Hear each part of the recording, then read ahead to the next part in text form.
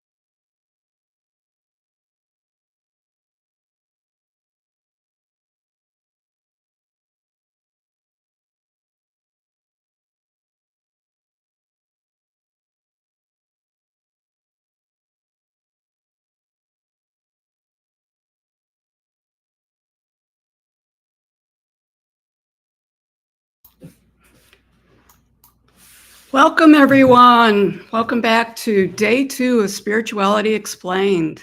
We are so grateful for all of you beautiful souls who joined us yesterday and are joining us today.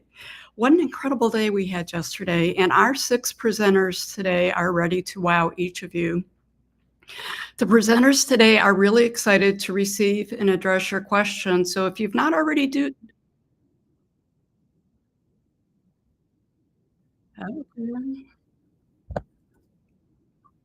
apparently we have a little echo here.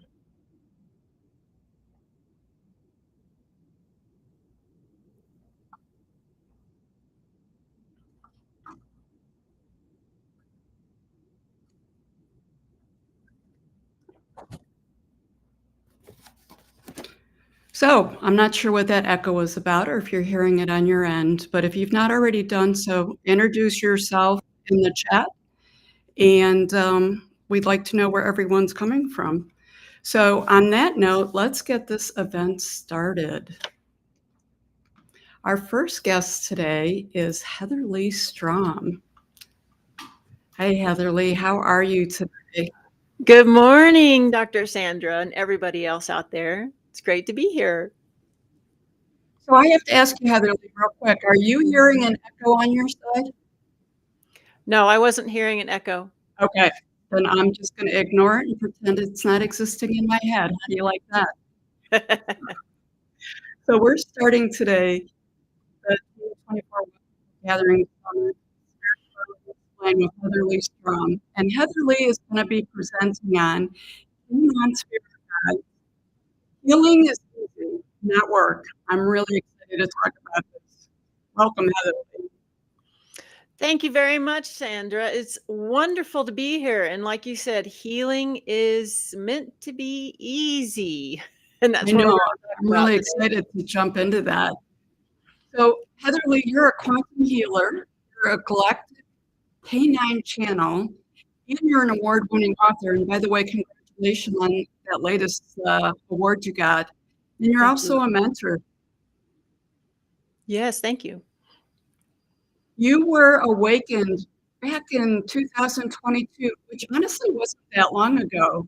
You received a calling to write a book with the canine spirit guides, and your channeling abilities and quantum connections were exposed on the canine guides that healed you and connected you to a higher timeline. That is like so cool.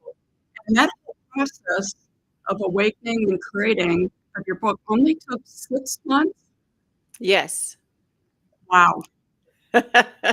Um, so now you are sharing that same healing that you received from the canine spirit guides with your clients through private one-on-one, through events similar to the summit, different programs in your free podcast, which I love, Howling at the Moon.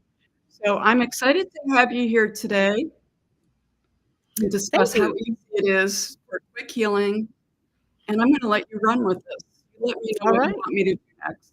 All right. We are ready. Um, Hello, beautiful souls. Thank you so much for joining us today. We're going to be talking about and connecting with the canine spirit guides.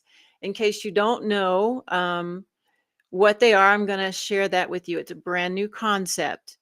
We don't quite need that slide yet. I think we're going to talk for a bit, Sandra. Um, let's see. Okay.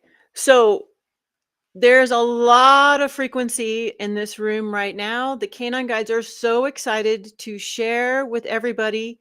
Their frequency is amped up. And so, for a moment before we start, I want us all to close our eyes, unless you're driving a car.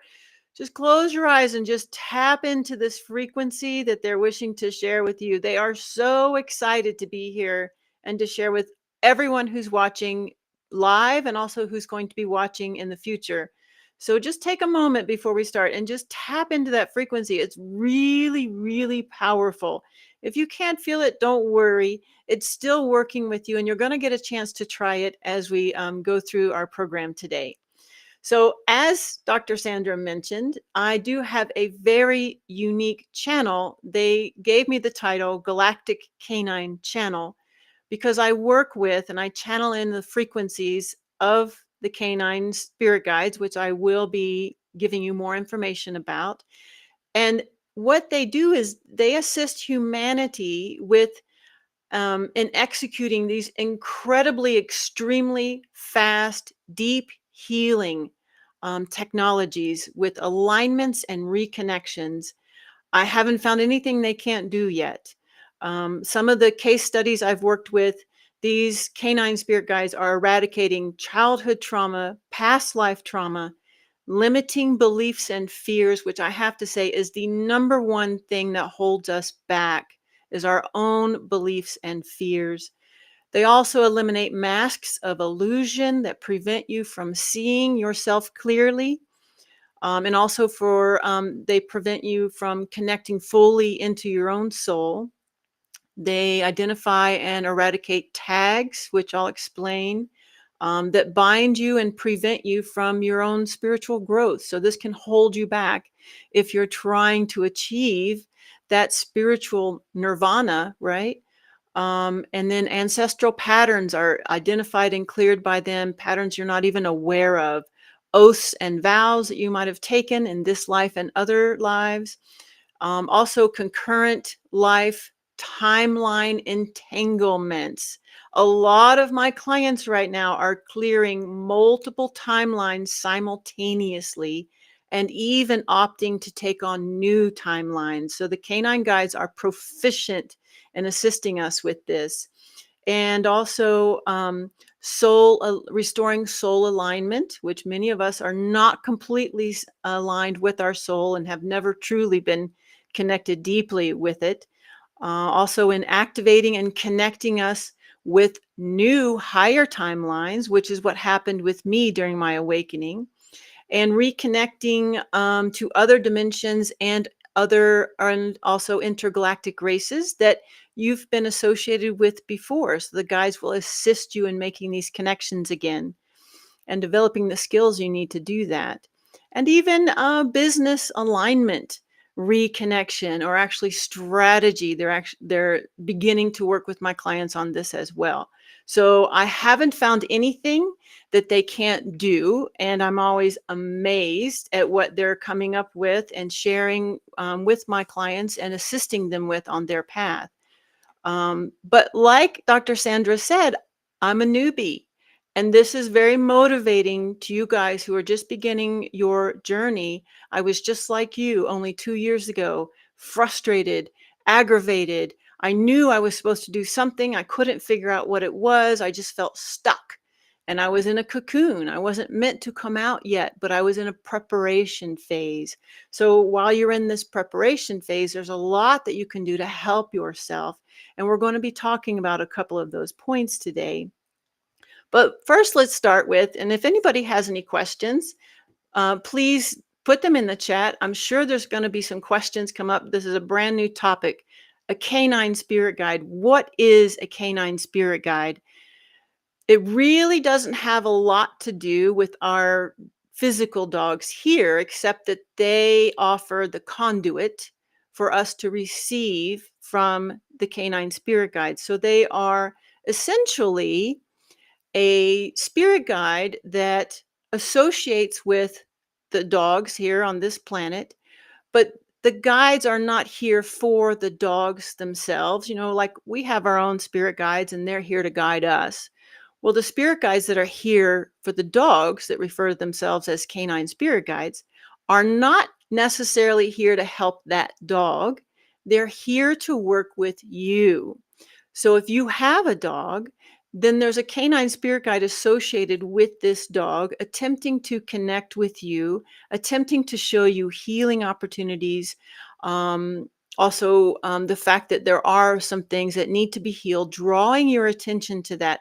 So everything the dog does is directed by this information from the canine spirit guide, whether it's a behavior, or maybe the dog gets sick, or maybe you just have a spontaneous dog show up, or a dog just unexpectedly leaves.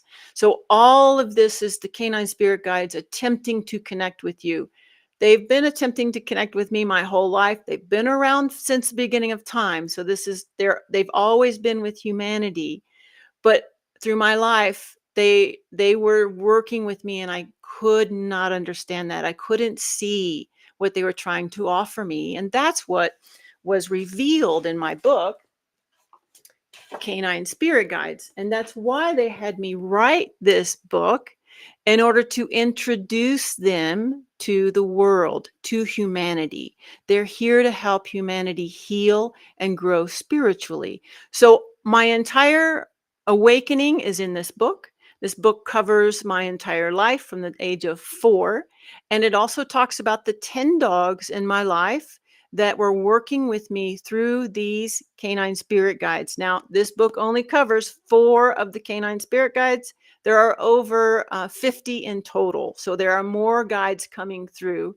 These guides are the what we consider the core 4. Is what they go by.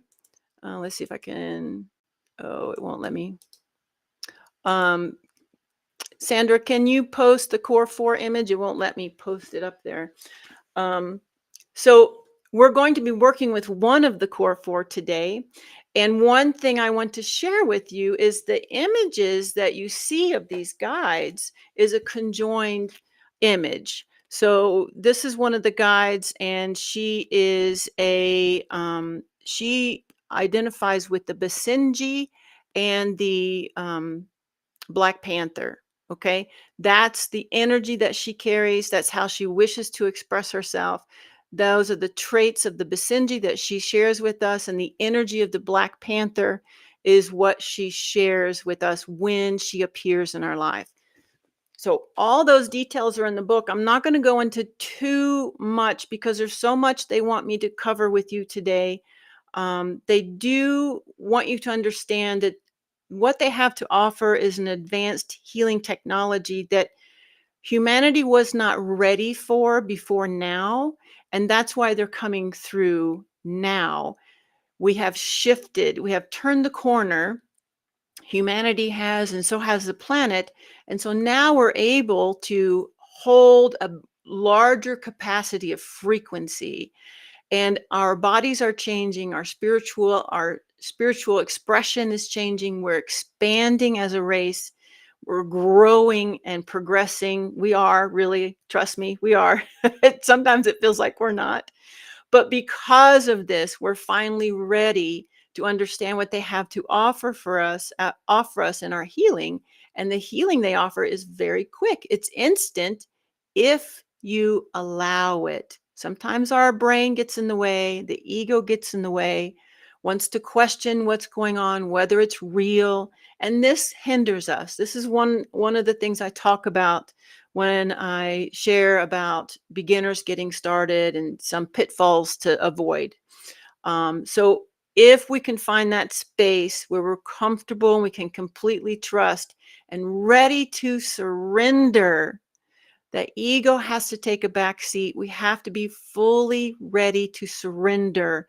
And these guys will come in and show you exactly what needs to be done, give you pertinent information about your soul's history, not just this life's history, but your entire history when you need to know it, what's applicable to the healing that needs to happen. And they'll share that with you, and then they'll tell you exactly what they're going to do for you. And we'll do a healing session right then and there. My session's about 90 minutes. So this is how they work.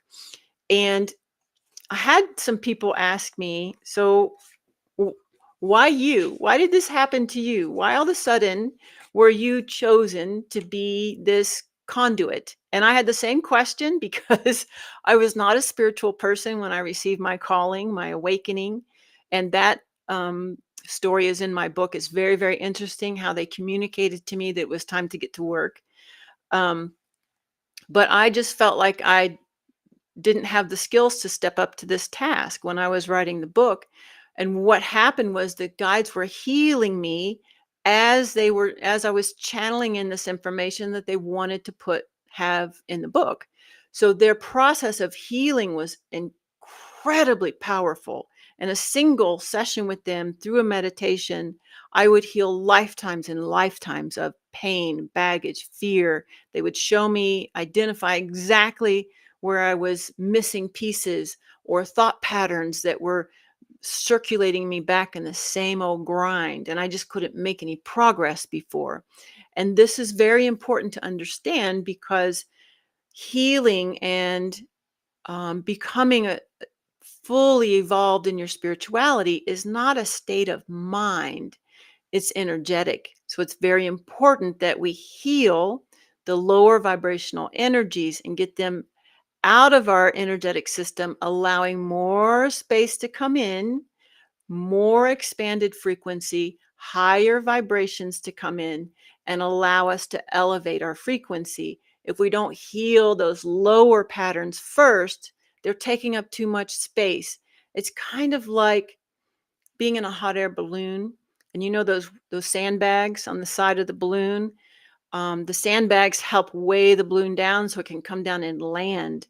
Well, if you have too much lower vibrational frequency, fear, negativity, anger, rage, insecurity, the ego just constantly banging your head about, you can't do it. These are all negative frequencies. And these need to be removed. So the sandbags have to be pulled off the basket in order for the balloon to rise, right? And spiritually, that's what we're trying to do. We're trying to energetically elevate our frequency so that we can become more of a collective society.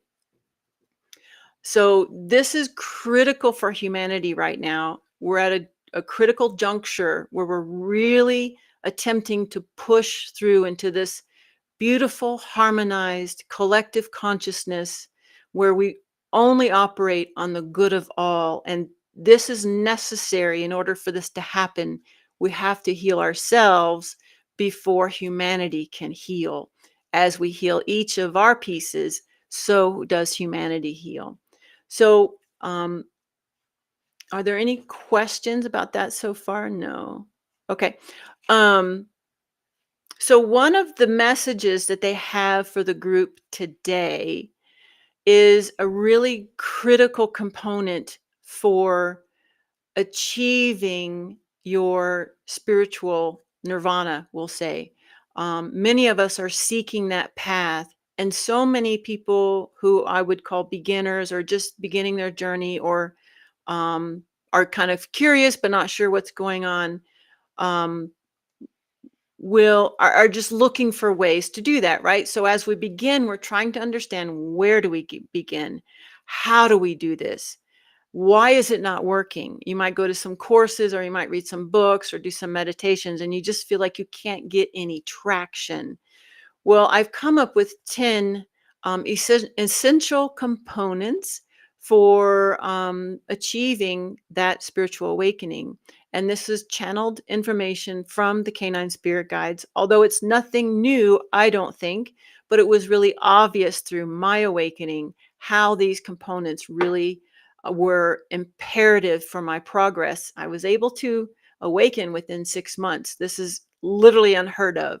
I was able to write a almost 400-page book in 6 months. That again is literally unheard of because of the frequency that was coming through, because of the healing that happened, because of the power of the canine spirit guides. And they want to offer this to humanity.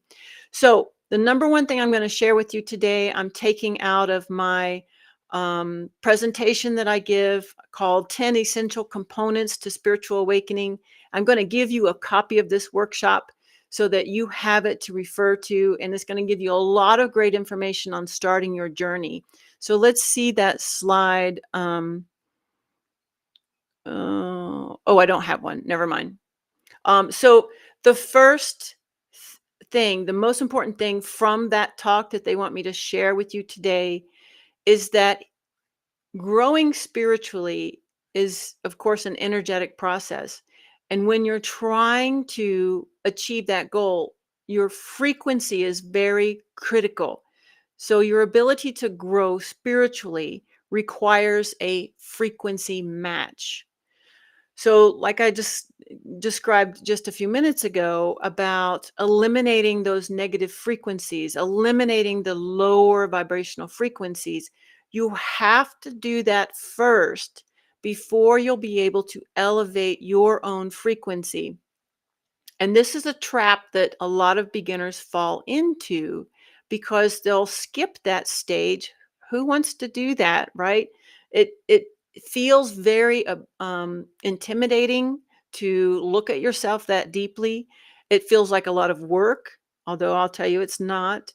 Um, so people shy away from it. They don't want to look behind the curtain. They don't want to look into the depths of their own soul. They're afraid what they're going to see there. So they avoid this step.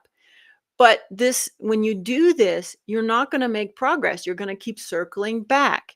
You'll have a healing session and you'll feel great. All of a sudden, 2, 3 weeks later, 6 months later, you're back where you started. Nothing's going to stick because you still have the lower vibrational frequencies that are inhabiting your energetic field, and they're infecting the higher frequencies you're trying to bring in. So it's important that we work from the ground up.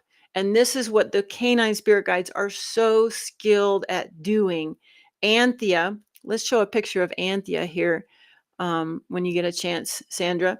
Anthea is going to be working with the group today. And one thing that she's like a grandmother energy. One thing she is so good at is identifying where you have tags this is her term, tags that prevent you from connecting to your own self-love. So a tag is an energy beacon that is placed in your energetic field when you experience your ego, basically when your ego experiences pain, trauma, fear. It will place a tag in your energetic field.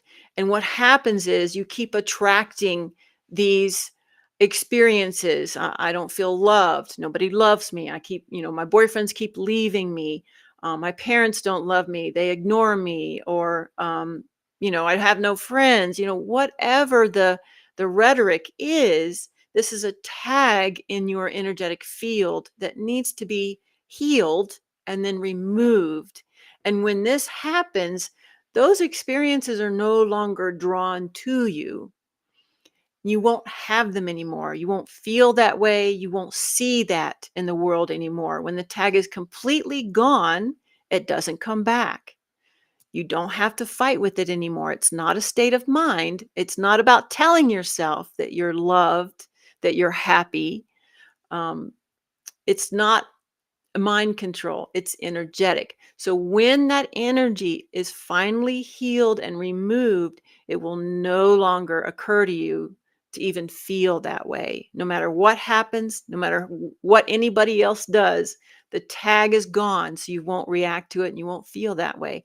And this is what Anthea specializes in, is your divine love and joy, reconnecting you with your divine love and joy by showing you what needs to be healed and removed from that energy field, allowing that connection to flow easily and readily. Okay? So frequency match is very important.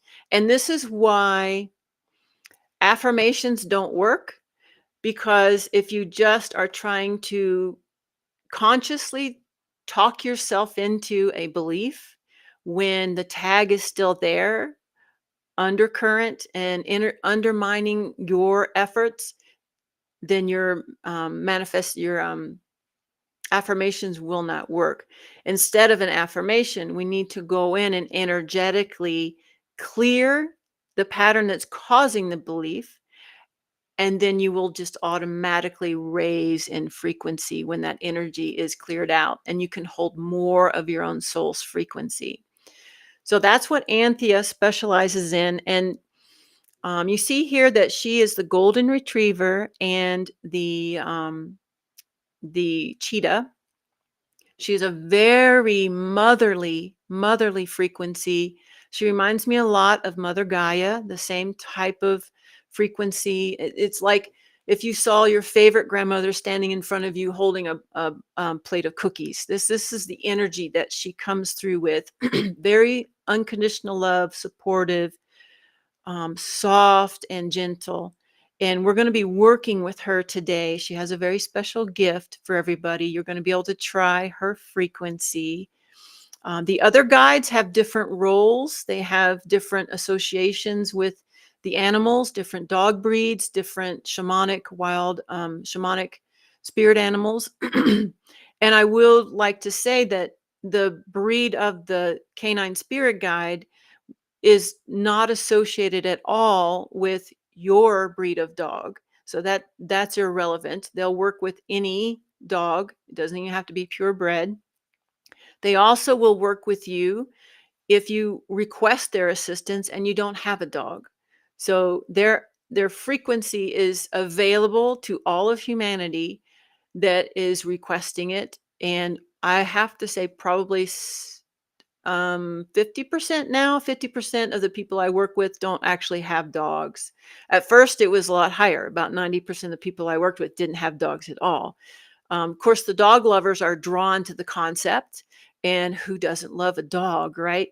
To imagine or to finally understand how magical the dogs really are is a gift, right? Because we always kind of thought that they were angelic, and now it was incredible for me to realize all of this, because I've been a dog person my whole life. So now to understand how much they're really caring for us, they're really here to assist us in our spiritual evolution. That's why all the animals are here on the planet.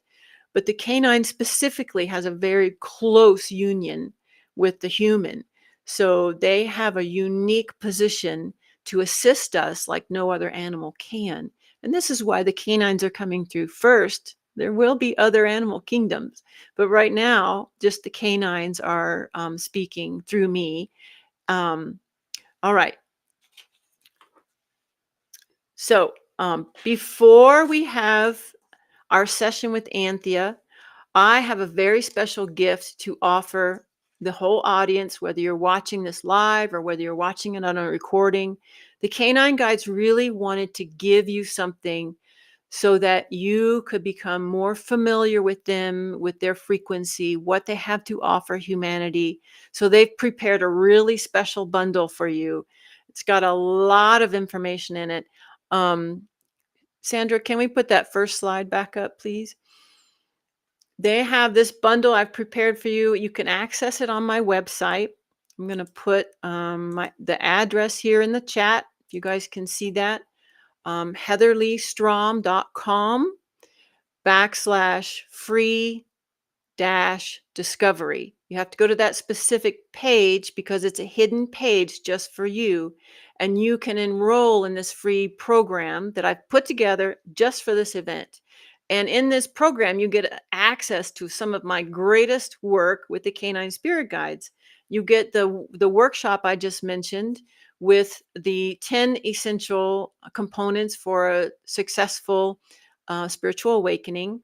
Plus, you get my mini meditation course, which is a channeled program from the canine guides, assisting you with frequency and being able to meditate and also learn what meditation is really for. It's not about sitting there zeroing out your mind. So it's a fascinating program. It's got lots of channeled frequency in there. There's also a meditation from Anthea in that program, which is powerful. They're also going to give you my masterclass with Anthea and Oregon, 2 feminine guides, where they will instantly connect you to your divine joy and your soul frequency. So that's a powerful presentation. And then Anthea is giving you her meditation, which is just beautiful. Reconnecting your divine joy. That will be included in your packet, as well as my handbook, 6 signs that the canine spirit guides are working with you through your dog. So all of this is packed into your bundle. It's almost a $400 value in your bundle. It's all for free, just for you, for this program. So be sure and go to this website, heatherleestrom.com/free-discovery, and enroll and get your free package. It's waiting for you. Okay. If I have any questions here, anybody? Hi, Lindsay. Okay. We're going to be receiving a gift, an energetic gift from Anthea today.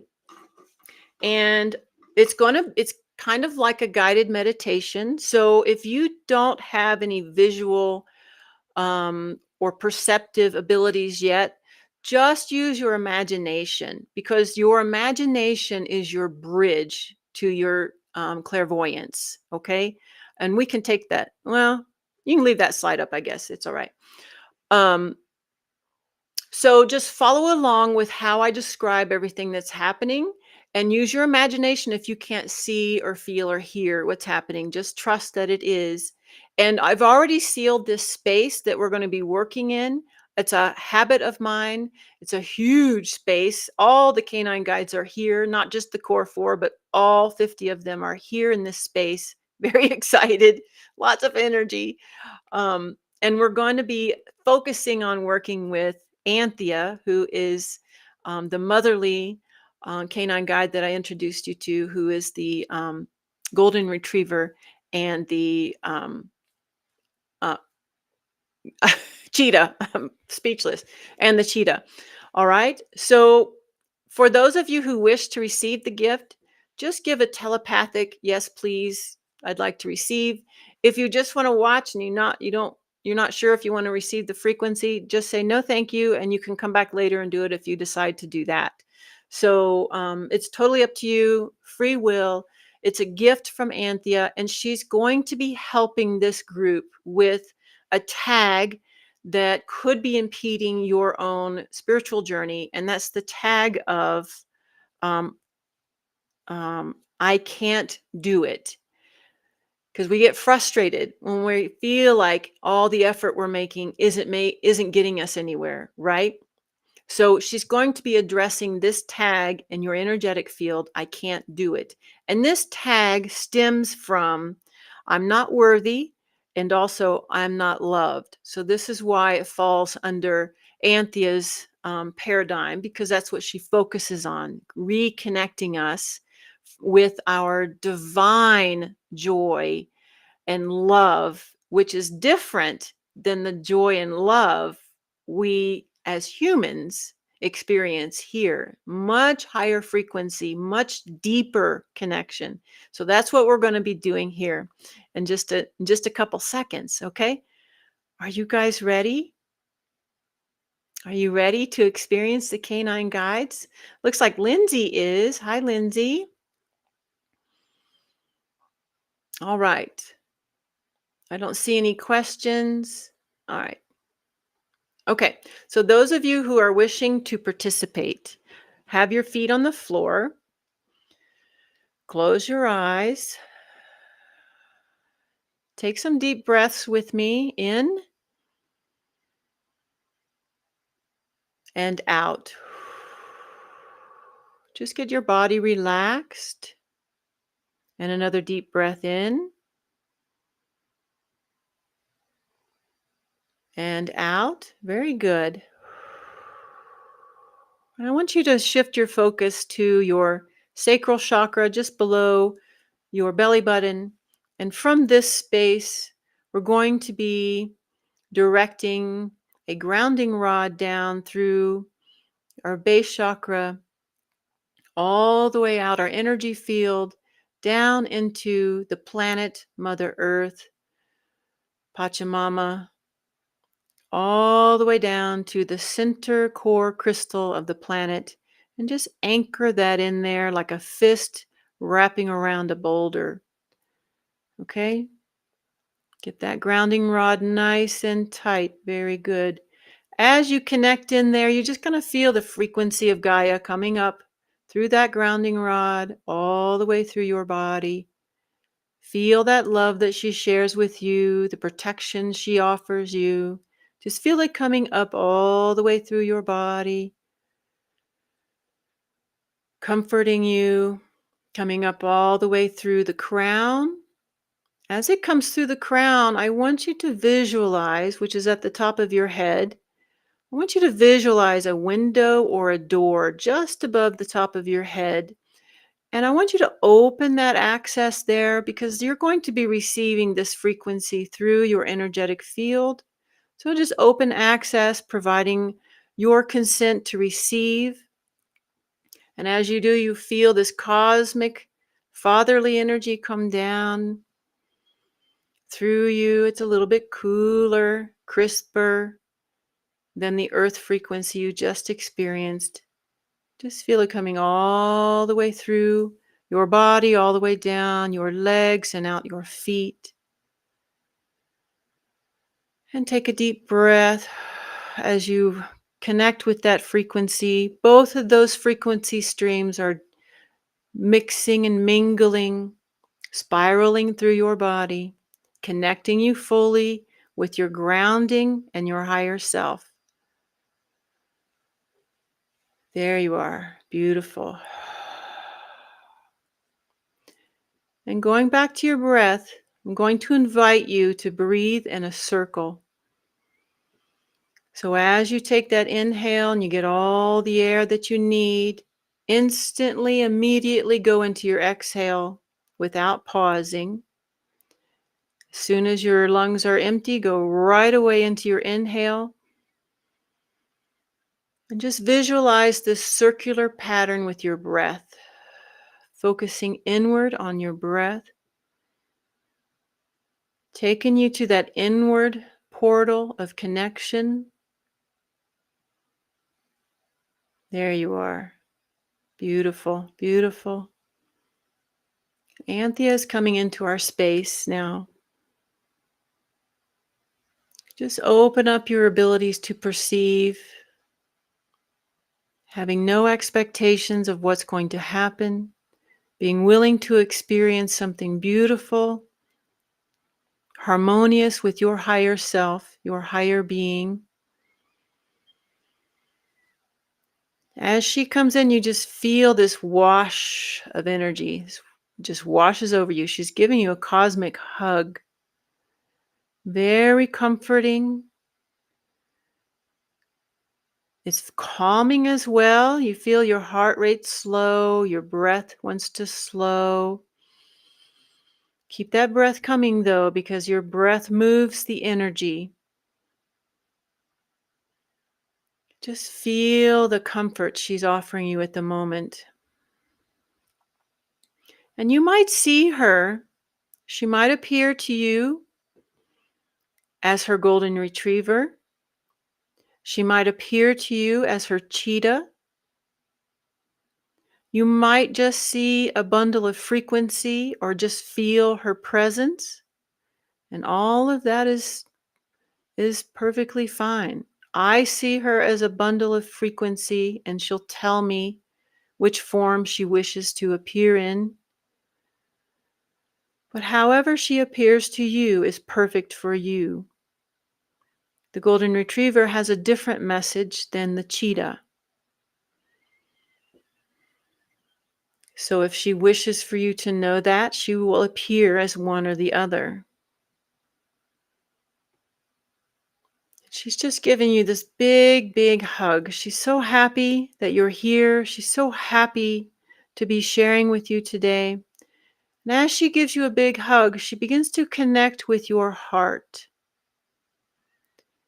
And you feel this connection here around your chest. It's a very comfortable connection. And through this connection, she's able to identify your tags around insecurity, feeling like you can't possibly achieve this goal of spirituality. All of your frustration is packed into this tag. Any jealousy you might have for other people who are well on their way is also packed into this tag. Any fear you have of not being able to match up, not being able to achieve your goal is all packed into this tag. Any pain you've had in the past that talked you into believing that you couldn't do it, whether it be something someone said to you, a bad experience you had when you gave 100% before, all of this is packed into this tag. And as I'm talking here, it's just collecting in your heart chakra. A big old ball. It's very, very thick. It's all coming from different aspects of your physical body, your energetic body. It's all resonating with the frequency she's sharing with you right now. Coming into collection here in the heart chakra, ready to be expunged. So just sit with that a moment. If it's meant for you to know the source of this tag, the emotions, the memories, the pain, the fear, could even be from a past life where this has followed you through. If it's meant for you to understand it, it will be revealed to you. However, I will tell you it's not necessary for you to understand it. The only thing that is necessary is for you to be willing to give it up, willing to surrender and let it go. So hold that intention in your focus right now. As you hold that intention, Anthea is applying this massive suction force to the heart chakra, and you just feel this big wad. It looks like taffy coming all the way out the heart chakra. She's just pulling it out, pulling it out. Keep going, keep going. Finally, the tail is coming out, and it kind of looks like a big fat serpent moving out into the atmosphere.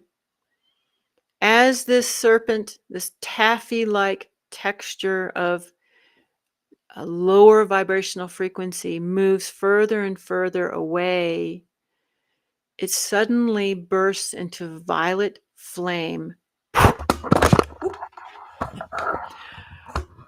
And you just see it disintegrate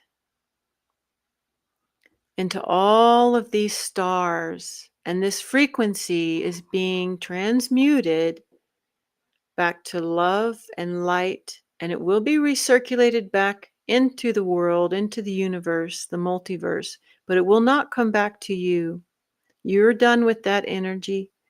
You now have space to draw in more frequency, more higher frequency, elevated frequency from your soul.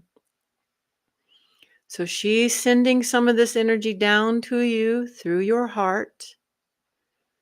You begin to feel the influx of your own pure source energy drawing in through your body. It occupies the space that's now empty from what we just removed, filling you back up. It keeps filling and keeps filling until it bubbles outside of you into your spiritual energetic field, out about and around you like a bubble. It just keeps filling. Take a deep breath, and I want you to feel how different your body feels as you breathe in, feeling that deeper connection with your higher self, feeling the weight lifted from where that lower vibrational energy was just hanging out. You don't feel that anymore. You feel this lightness about you. Beautiful frequency. Just sit in that moment. Sit in that space right now. Take a moment. I want you to be very familiar with how this feels. You want to sustain this for as long as you can. Remember this connection. You want to palpate it, be able to find it again. And what's helpful is if you go back every couple days and listen to this again, do this meditation again, and it will help you to hold this frequency, because now you're holding more frequency than you were before. This takes an adjustment. Your physical body won't adjust as fast as your spiritual body. So you'll need to flex it. Flex that muscle by repeating the exercise again. Even on the recording, the frequency of this healing will be retained. So make sure you revisit again.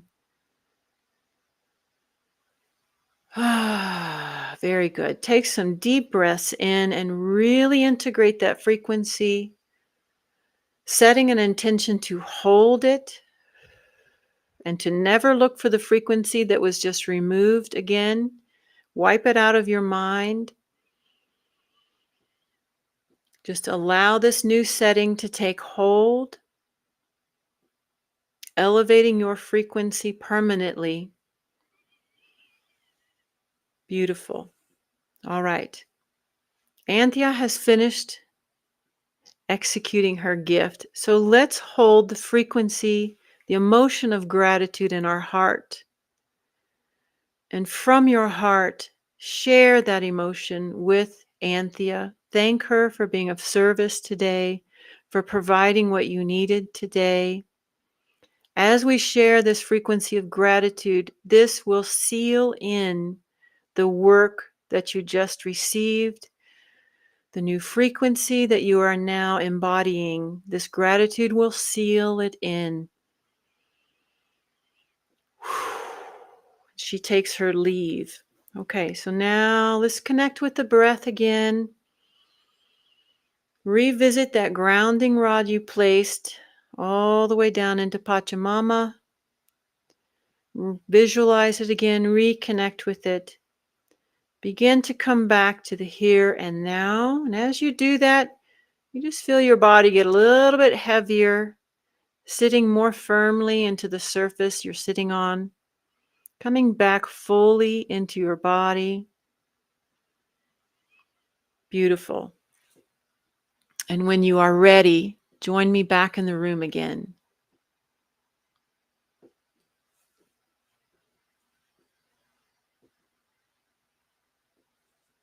All right. How was that for everyone who's doing this live? And do you have any questions? The chat is open. So that was an example. Oh, we have a question. Lindsay was ready before we start. Wow. Oh, okay. Are you going to share? Me? Yeah. Of course. You wrote wow. Did you have I did an experience write to share? wow. It was like, I was like, gosh, I've got a long day of a summit ahead of me. Like, I am like so mellow and melting into my chair right now. It was for me very powerful, and like my shoulders just dropped, I feel like 6 inches. So the stress that I was feeling before we got started was gone. And, it was relevant to me. One of the things I'll share, Heather Leigh, is we did a podcast together. You were a guest on the Happy Hour for the Spiritually Curious podcast. And when I was preparing for the podcast, I always go and, try and find out as much as I can about the guests to be able to prepare for that. And one of the stories I tell with preparing for you was I got so lost in your free work. Always someone has something, I'm going to sample it, and, it gives me a sense of direction of where to go with the show. Yeah. Was I sampled some of your work, and then I got into your podcast that had a lot of free other work. And like 3 or 4 days later, it was 2 or 3 hours before the show, and I realized I didn't have any questions because I just like got so into your work and it felt so good for me. It was almost like not a good way to describe it, but almost like a drug it just made me feel so good. And I can't explain it. I couldn't explain it at all, but it profoundly affected me. And this meditation honestly was no different. I see Lindsay added her feelings on there. Yeah, peaceful. Yeah. Yeah. And, they have all of the guides have different roles and purposes and different types of frequency. So each guide carries a different frequency. And when you begin to work with them, you begin to understand and be able to identify that frequency. I actually just set up a course with the Canine Spirit Guides. So anybody who's wishing to learn how to integrate their frequency, how to identify them, and eventually how to do what I'm doing, I've actually released the first stage in this process. They call it the base camp. So I think there's 6 modules where you'll learn all 4 of the Canine Spirit Guides, the core 4, learn everything about them, you'll have experiences where you learn to identify their frequency. They have some energetic upgrades for you to energetically assist you in this process. So there's at least 2, I think maybe 3 learning modules for each guide. So it's a really good base training for you to expand upon when I get the rest of the training created. But the goal is for other people to be able to work with the Canine Spirit Guides after some training and integration of their frequency. So this is stage 1, is the base camp. So if anybody who's watching wants to learn how to do that, that program is available on my website. It's a pop-up when you get to the main page, so you'll be able to get there pretty quickly if you're interested. Wow, that's awesome. And I love that they're integrating themselves more into this earth plane and into humanity to spread this around and get the work out there. I mean, I'm so excited about healing not being work and being easy. So as we're moving out of this old third dimensional paradigm and we're evolving on so many different levels, I think that it's really cool. And you called in an advanced healing technology. Yes. Is that just basic things like how we heal ourselves or what that looks like is going to change also? Because, we talked about it on one of your podcasts, is so many people have like their whole life gets consumed with healing themselves. And Yes. I feel like they miss out. And I mean, I myself, there's times that I've reached out to professionals to help me through a situation and those kinds of things. And it was beneficial. But boy, if you can get it done instantaneously and just move on, what a great gift as we're moving and upgrading through humanity. So Yeah. I love that. And the other thing I want to say, you mentioned it briefly in this meditation, or Anthea did, is you talked a little bit about ancestral work and healing that. I know you get into it more in that show we did with the podcast, and actually you share a very great personal story, and I do know that it's in your book. Yeah. So I would encourage people to, take a listen to that, because we did go a lot more in depth with your process and different things and how it worked. And it was humorous but serious and at the same time. Yeah. Yeah, ancestral work is really important. And the problem with it is that most of us don't know we need to do it. My ancestral pattern was revealed to me when my RV broke down. I mean, who would be looking for an ancestral pattern there, right? No, usually you're looking for a mechanic. Yeah. And it was quite a lesson, and it was Yeah. literally quite an aha moment. Yeah.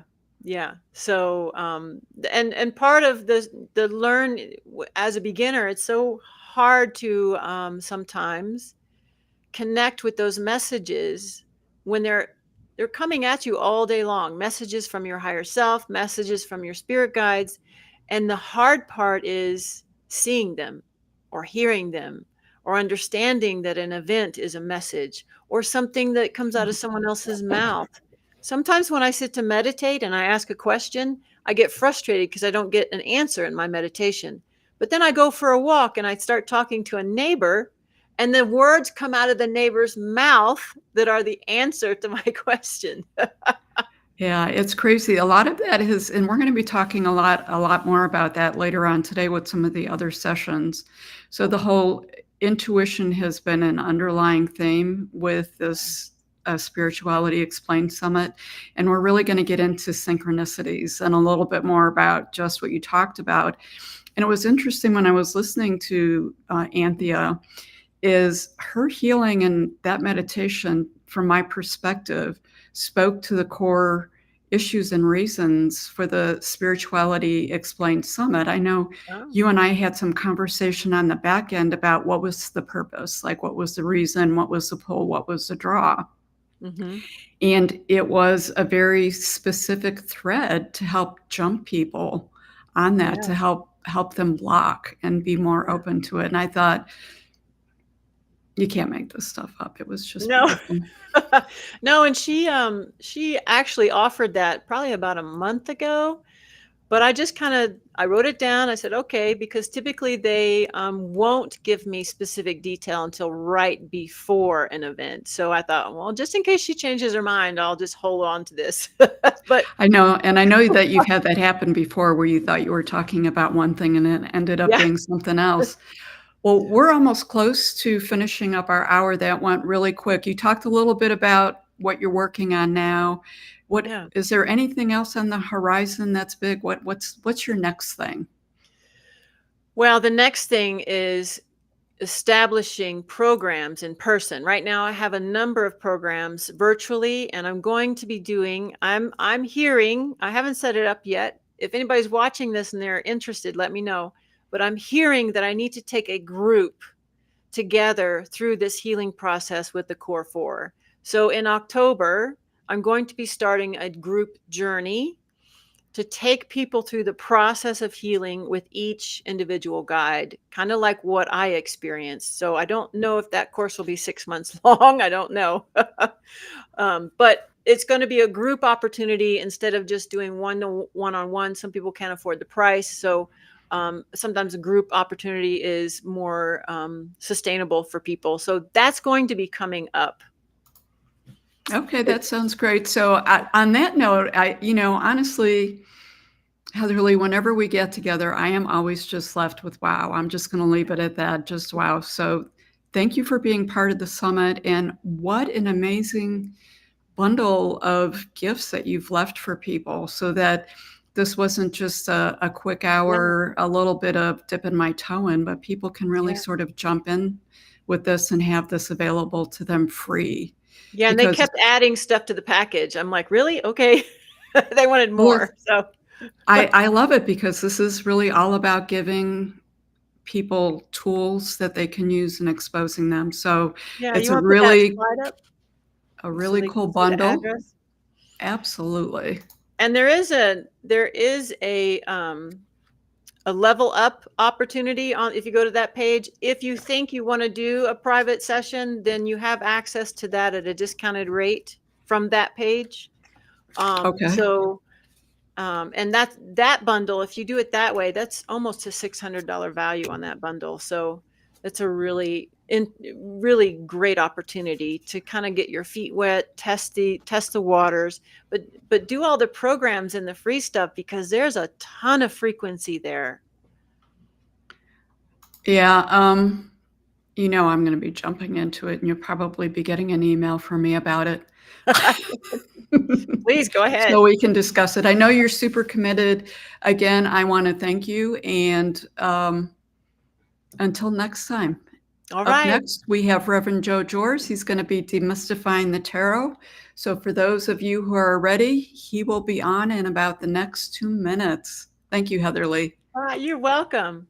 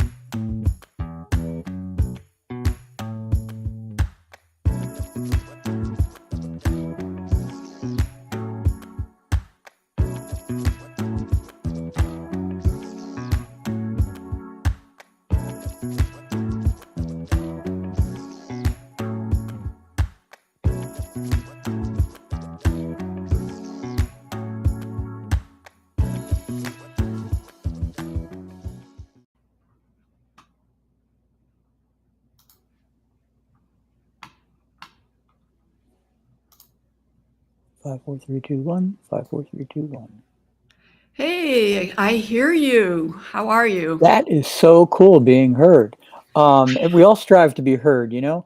Everybody's got a message, you know, everybody wants to know that people are paying attention. And that's great. It's great to be back and see you again. And I have to tell you, we're going to have a private conversation because you know what? That Heather was just so fabulous. I'm scared. I want to tell you that right now. I don't, you don't want to go out and follow James Earl Jones. And it's exactly what I feel like right now. Because I'm sitting in the green room and I'm listening to her presentation and it's wow is all I can say. She was great. She was great. Absolutely.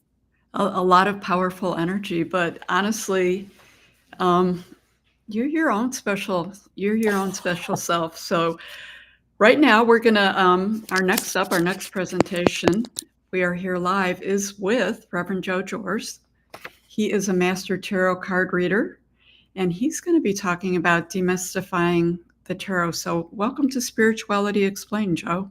Thank you. Thank you for having me back. Thank you for letting me be here. And thank you to everyone out there. Thank you.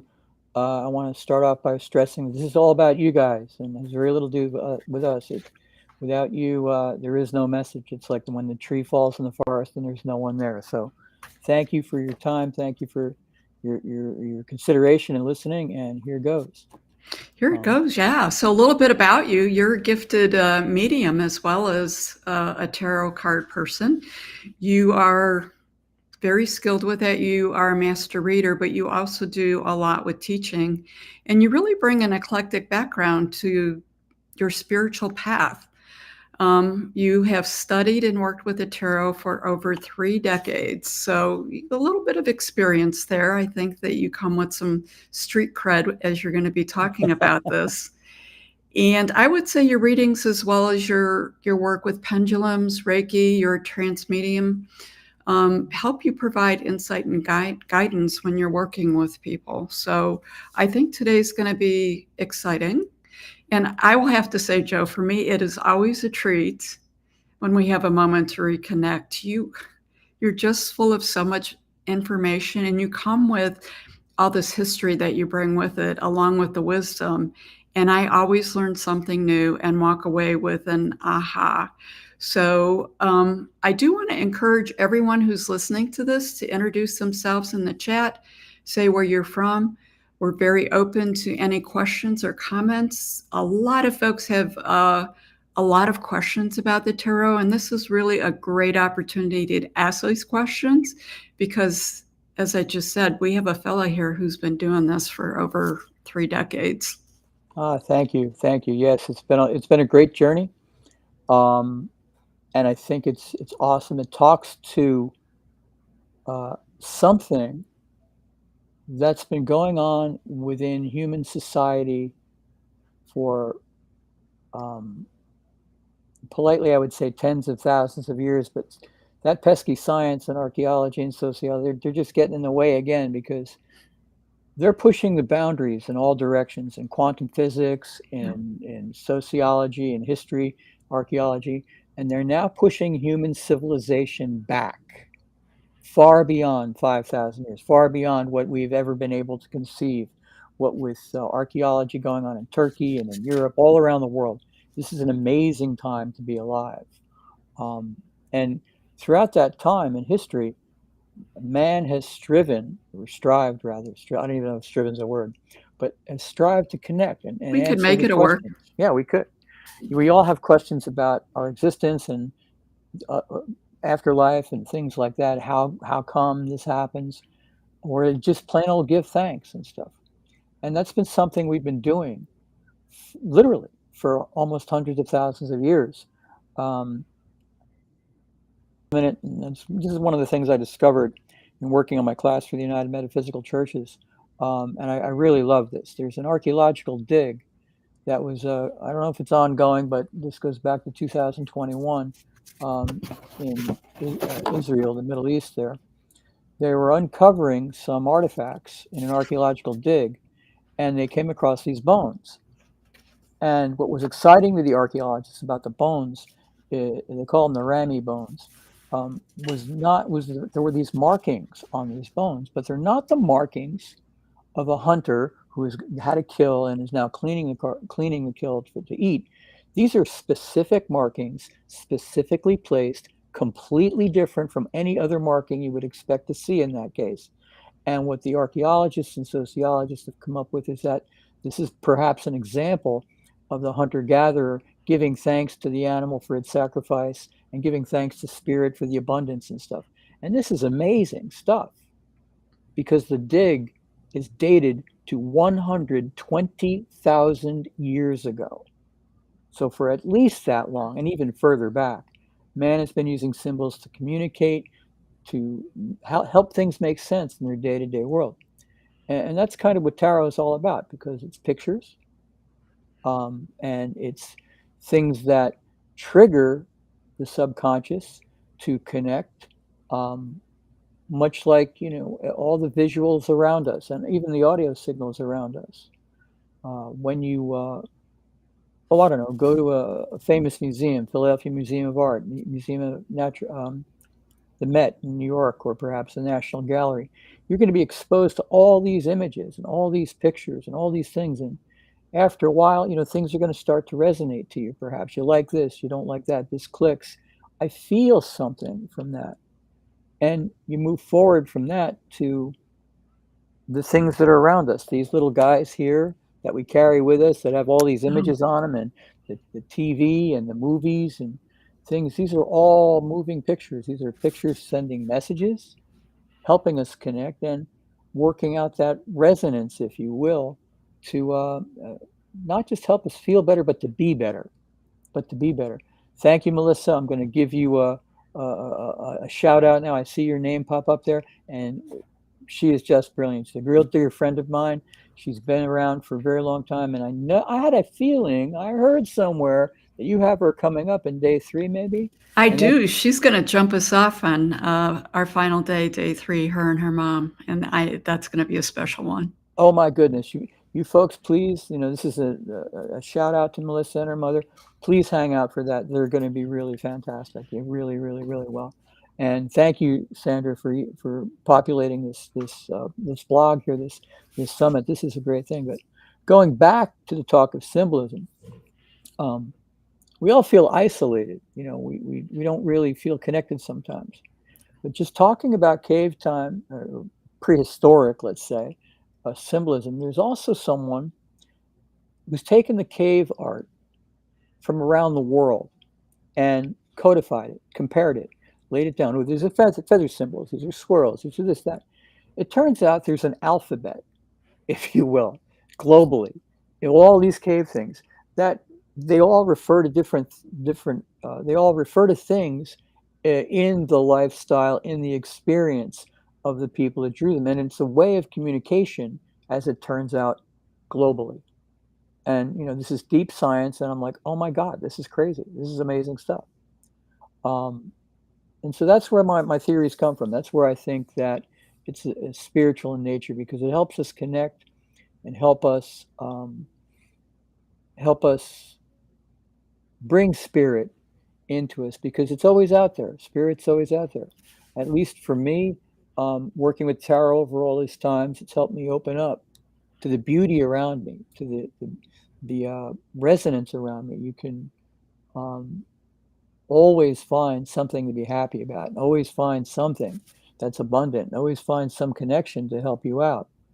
I remember walking my dog, walking down the street one morning, and all of a sudden I was completely stunned by the beauty of the sunlight coming across the lawn to my left, to my right. There's all these brilliant dots of light, and like there's a sea of pearls and diamonds, and I was like, wow, that's great. Now, how many of us really take the time to notice that? Do you know what I mean? Yeah. And something like that can happen to you all the time.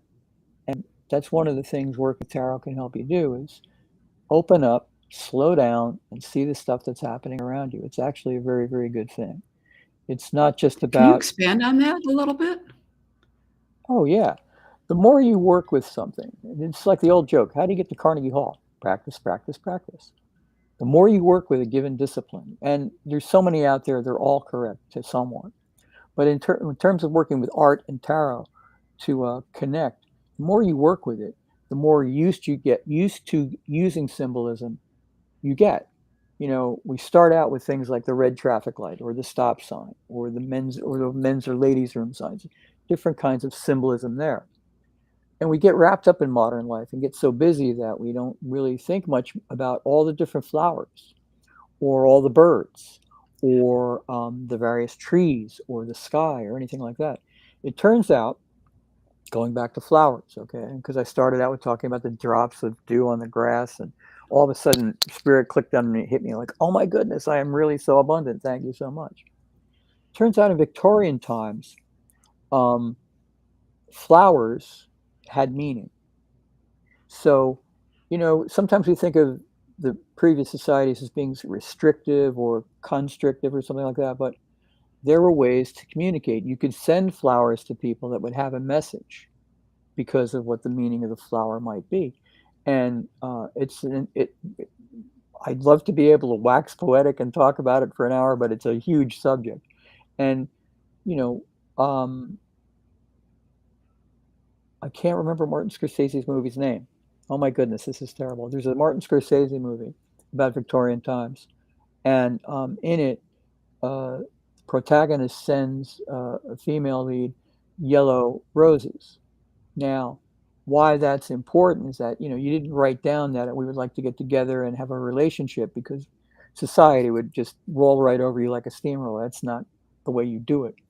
But you could send that message, because the yellow roses would say, gee, I'd love to get a relationship with you. I'd really like to, what have you.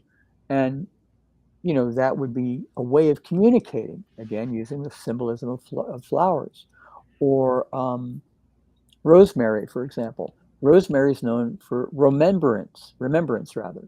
So you might send in a bouquet some rosemary to say, I do remember you fondly. I haven't forgotten you, or please remember me, or something like that there.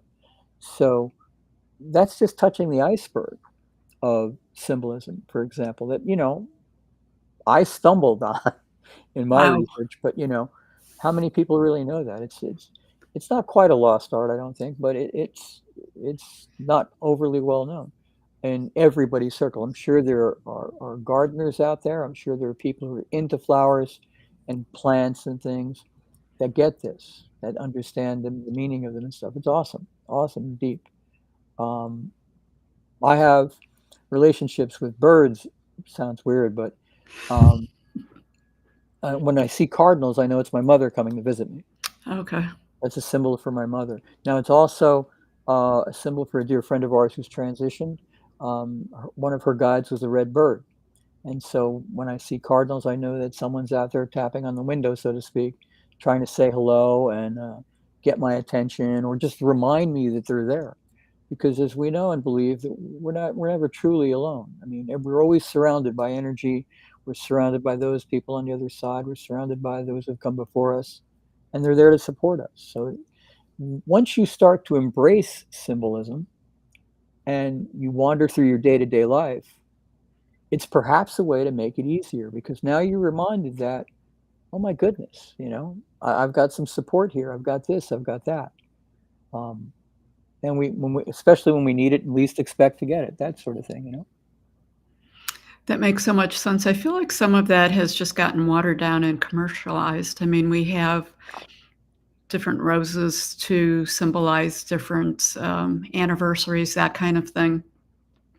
And I think it's what you said is a lot of it is the paying attention or being able to open ourselves up to a lot of these synchronicities, right? Because some of them are synchronicities. Most recently, I was down in Florida actually just last week, and I was walking along a condo aisle with my brother, and we went by, and there was literally a penny on this lower windowsill, and I looked at it, and we walked by again. I picked it up and I handed it to him, and I said, "This is Dad."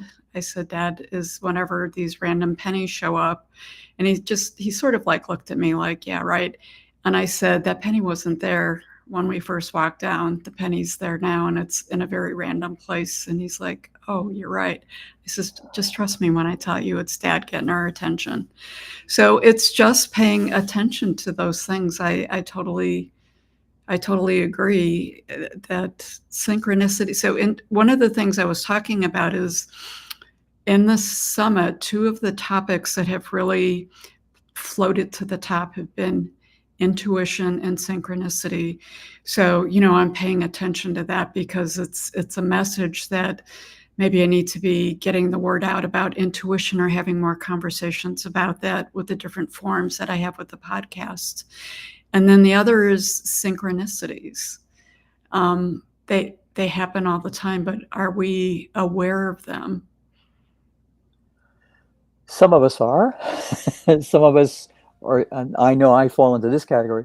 Some of us are still continually working on making sure you're in connection like that because we all slip up. There are times when we just don't get it. We try to micromanage our lives, and spirit just smiles calmly and goes, "Okay, but really," and we, to the best of our ability, just know that we have a plan and know it's going to work. And it's just not working. We just don't understand why. Um, and we butt heads with it. But in the end, when we finally just go, that's it. I'm putting it in the hands of spirit. It all comes together. It all just Right. flows. It all just flows. Yeah. So we've talked about the tarot as a spiritual tool, that it's, more than just asking a question. Can you just touch a little bit on reasons why people initially come a lot of times or are drawn to the tarot or a reading and sort of how that might transform into something a little bigger? Well, people tend to come because they need support, really. They need support and healing is the way to think of this. Um, they're troubled by events, by thoughts about things, upcoming maybe, or things that have passed, and they just need some guidance, really. And from there, it can move forward into a I think all my readings move forward into the spiritual realm.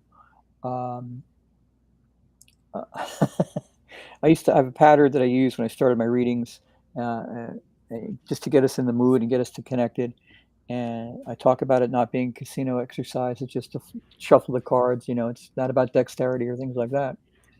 But occasionally, I've been known to say that um, we're going to try to get to the questions you've got here, and we can all. How do they used to phrase it about, unfortunately, they're not going to give me the lottery numbers, and everybody's looking for tall, dark, and handsome, and you're unfortunately going to have to pay taxes for the rest of the time. And everybody would jiggle and laugh and things like that, and we would break the ice, if you will, and get into a connective spirit kind of thing. I don't remember my readings, which is a pretty good deal. I, um, I believe in just being isolated from that. But I can say it's my feeling that so many people come for generally the same reason, not the specific reasons. Um, they are looking for assistance and help. They may feel to some ways. I used to phrase this as like a marble in a Cuisinart. You feel completely overwhelmed by life, let's say, or the subject at hand, and you're just looking to see if there's a way of um, getting some clarity, getting some feel for perhaps a way to move or some better understanding of the things around you. And that's um, what I do. That's what we do. It's non-judgmental, first of all. We take the cards and use those images to connect. And you can have you have a fairly universal agreement on what the cards mean. And I go through this in my classes. I have to caution us when we say cards mean, because it's much like the way we learn to read. Way back when, at least in the dark dawn of time, with the cave people, and when I was learning to read, we started out with things in these books called, there were readers, and I remember the word see Spot run, and there'd be a little dog there, or see Dick with a balloon, or something like that. And you start from these really rudimentary, single, very few word declarative sentences. But from that beginning, over time, of course, we get to things like what light upon yon window breaks, and Shakespeare, and incredible poetry and things like that. And tarot is the same way. It's great to have a fundamental basis from which to start. The cards mean this. The King of Swords means that. One of the 6 spooky tarot cards comes up, Death Tower, and I'm going to not touch on that. It's another lecture. But they come up, and there's a good meaning, perhaps, when you start out in the book or the chart. But as you go in time, the level gets deeper, and maybe that definition today of the 4 of Cups is not precisely what's going on, if you're open to that interpretation, because it'll trigger something in the channel, myself, whoever's doing this, and move you a little bit further, move you more into a zone that might resonate better to the client, and actually help with communication, help with clarity, help with hopefully help with the issue at hand. Now, I say it that way because I learned a long time ago that if I understand and get exactly what I'm saying in a reading, this is wrong, forget it, I'm on the wrong page, I have to go somewhere else. Because this is not about me, it's about the person. It's not about my judgment, it's not about anything. I'm merely like a little monkey looking for a banana. I'm sitting here saying what I hear, what my spirit guides are telling me, and relating that. And if I don't know the details of what these people are going through or the clients are going through, and I don't necessarily want to or need to. That's for you to deal with. That's your business. If you tell me, that's fine. If you don't, it's fine too. But they walk away telling me that I've gotten some clarity, and I'm like, great. And it happens again and again. And someday when I crack the code and figure out how it all works, maybe I'll stop doing this. But I haven't been able to do that since, yet. Um, it's truly a mystical experience that's been going on in what you can think of maybe as not maybe I'd call it the modern tarot since the 1400s when it appears in Italy. Um, but now there's some perhaps difference of opinion on the edge of thought. Some people are saying it could have happened earlier. It has a lot to do with playing cards, which tarot cards are a form of. Um, they're discovering the deeper they delve, archaeology and research and history, they're finding estate records much earlier than the 1400s showing playing cards available in Spain and in other cultures that, who knows, it's been going on for quite some time, and so. Wow, that's really interesting. That's interesting that it keeps going back further and further. So I did read something somewhere once where someone said the tarot was part of the New Age movement, and I was like, oh my goodness, it is so much more older. It's been around a much longer time, but of more recent. When you get into different tarot decks or a tarot deck, you get a little booklet that comes with it now that explains the card. So if you pull the cards, you can read the booklet. So your thought about using the booklet versus intuition? My thought about everybody's got intuition. It's something. I used to have this discussion about, is it environment or is it genetics? I mean, everybody in some form has a musical ability. Okay, you can hum, you can whistle, you can kind of sort of maybe carry a tune like I can. And I won't own that because I can't usually. But you can't. You can just go do re mi fa sol la ti do. I mean, man, that's music. Yeah. It's very humble, but it's music nonetheless. But, there are a few people out there that are more like Beethoven, and they maybe have more intuitive connection, but the possibility is there in all of us. When you start a spiritual journey, I'll reflect on this by talking about my parents. My parents were these crazy, wonderful people that were kind of out of time and space when I was growing up because they had these differing opinions, and one of which was that we really should be able and could do anything we wanted to do, just go out and try and be good at it, And I come from a Roman Catholic upbringing. I had to go to Catholic school and things like that because that's what they sent me. But there was a reason for it, and they were kind enough to sit us down and explain to us, listen, this is what we're going to do. You're going to get this, and you can continue to believe in it or use it as a baseline to go explore and find out what makes you you. But we want you to have a baseline because if you don't have one to build a frame of reference, you're just sort of wandering around. So please do this, and the rest is history. I work in the spiritualist church now. I still believe in everything I've found out. I've found out so much about religion that I don't know really what category I fit in. But without that baseline, I might not be able to do this. So the booklet that comes with the card deck, I think is important because you are getting a baseline for that particular universe created by that deck. I happen to like the Rider-Waite Coleman Smith deck. That's the deck I've been using in my professional work from the beginning. It really clues me in. But there's a deck that's out there that I like that is at least 180 degrees in a different direction, called the Voyager Tarot by James Wanless. Beautiful imagery, unbelievable, great guy. It's good to see his philosophy, if you will, and his baseline, if you will, when you use the deck, because Now you're opening yourself up to intuition. You're building the zone where intuition can start to work within you.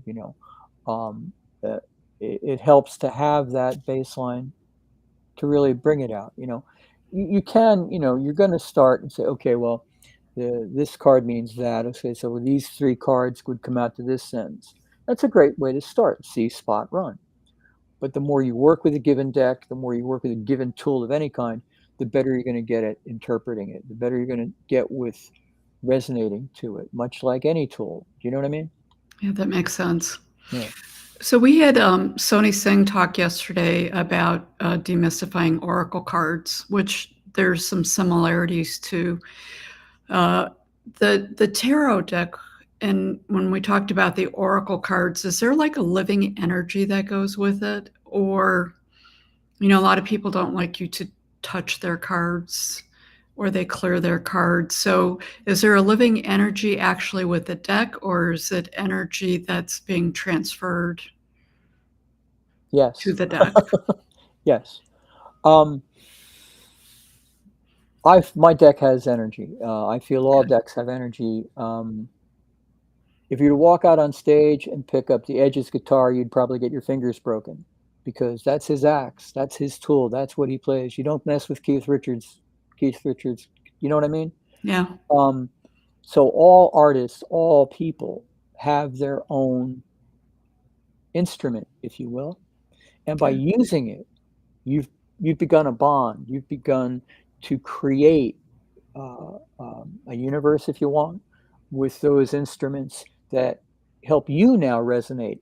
And this is interesting because, I'm gonna continue with this. I'm digging myself a hole here, boy, but I'm gonna continue with this because, you walk out there and you see them and they hit those chords and, it's jumping jack flash. You're not really expecting to say that, wow, Keith Richards is having a spiritual experience. And I would beg to differ, because he's been doing this a really long time. It's his practice. It's his life. It's one of the reasons he gets up in the morning.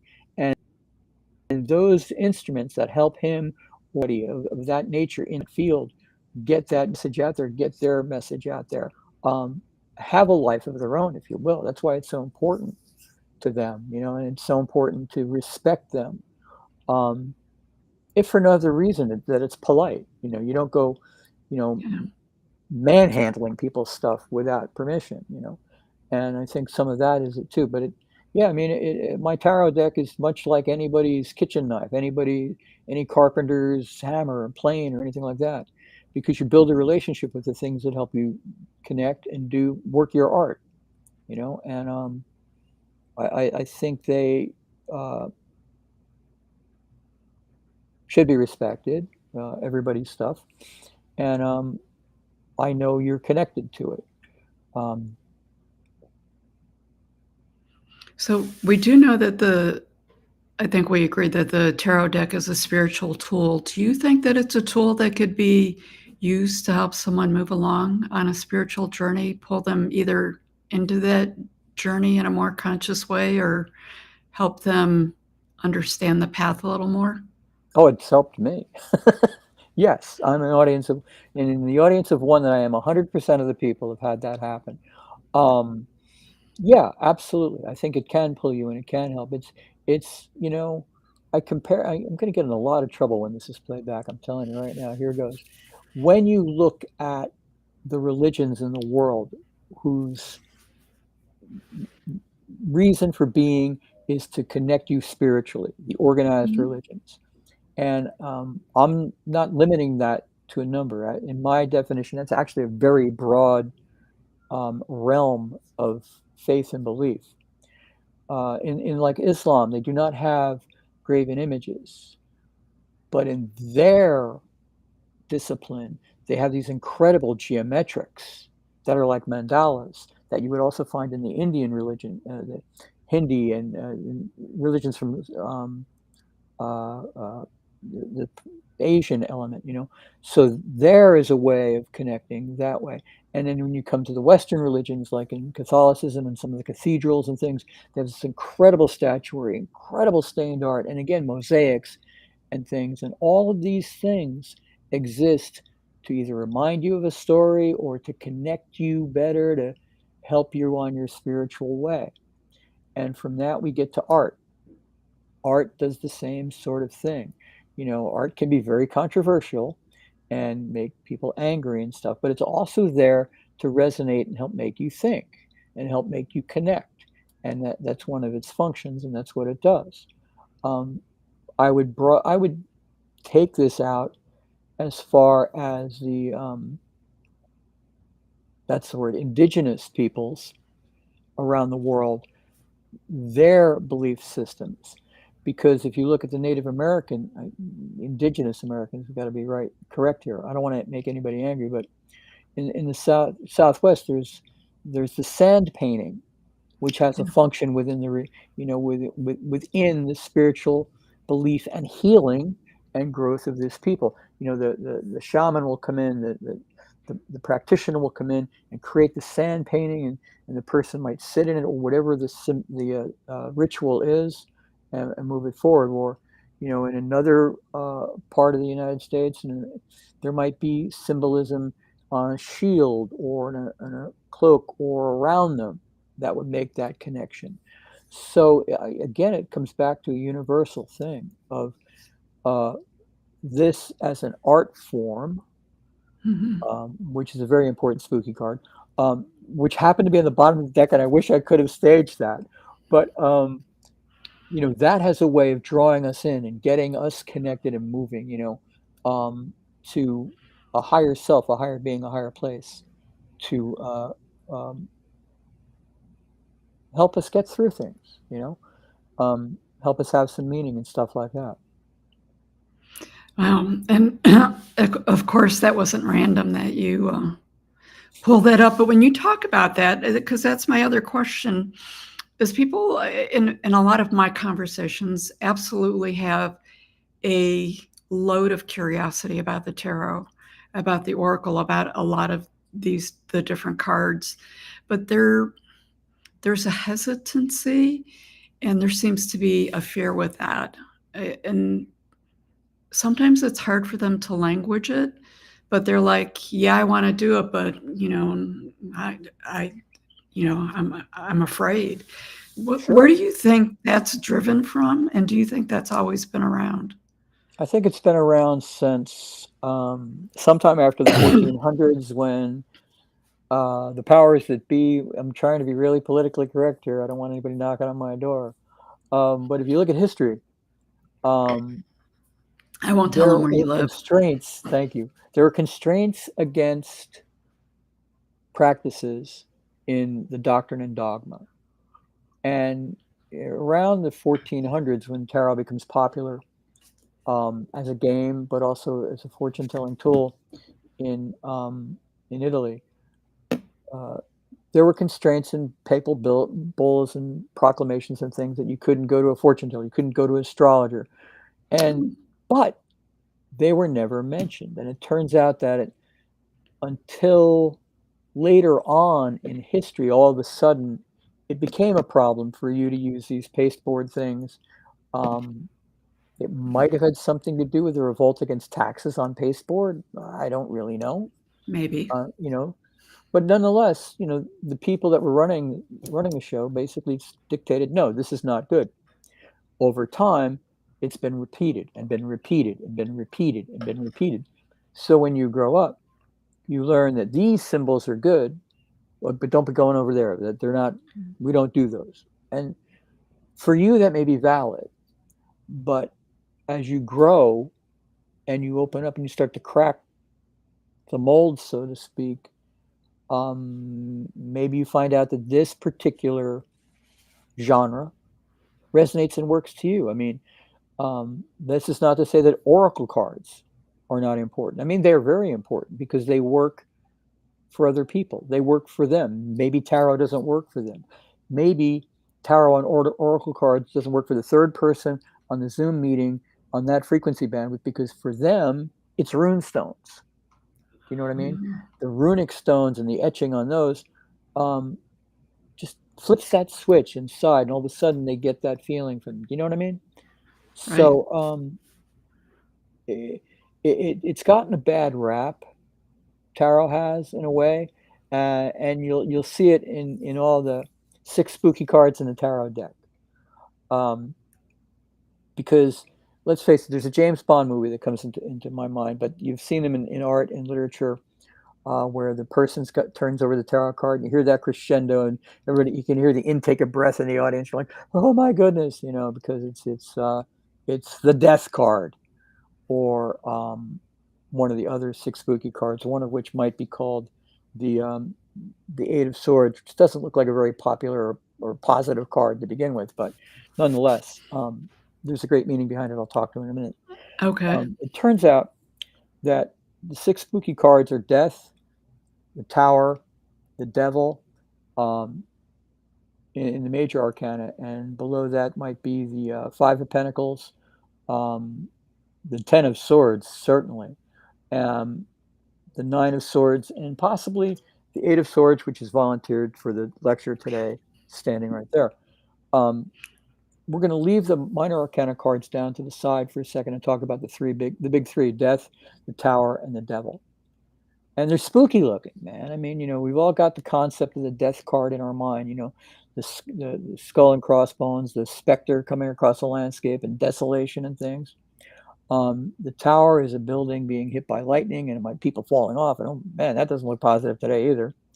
And the Devil is being held with this big ogre guy kind of standing there, or growly wally, not looking very positive, not working out for me today. But in reality, those 3 cards talk about change, the various phases of change and growth, from different perspectives. And again, I'm working with the Rider-Waite deck, a Coleman Smith deck there, but it occurs thanks to the universal messaging, the universal meanings of these cards in the various other tarot universes.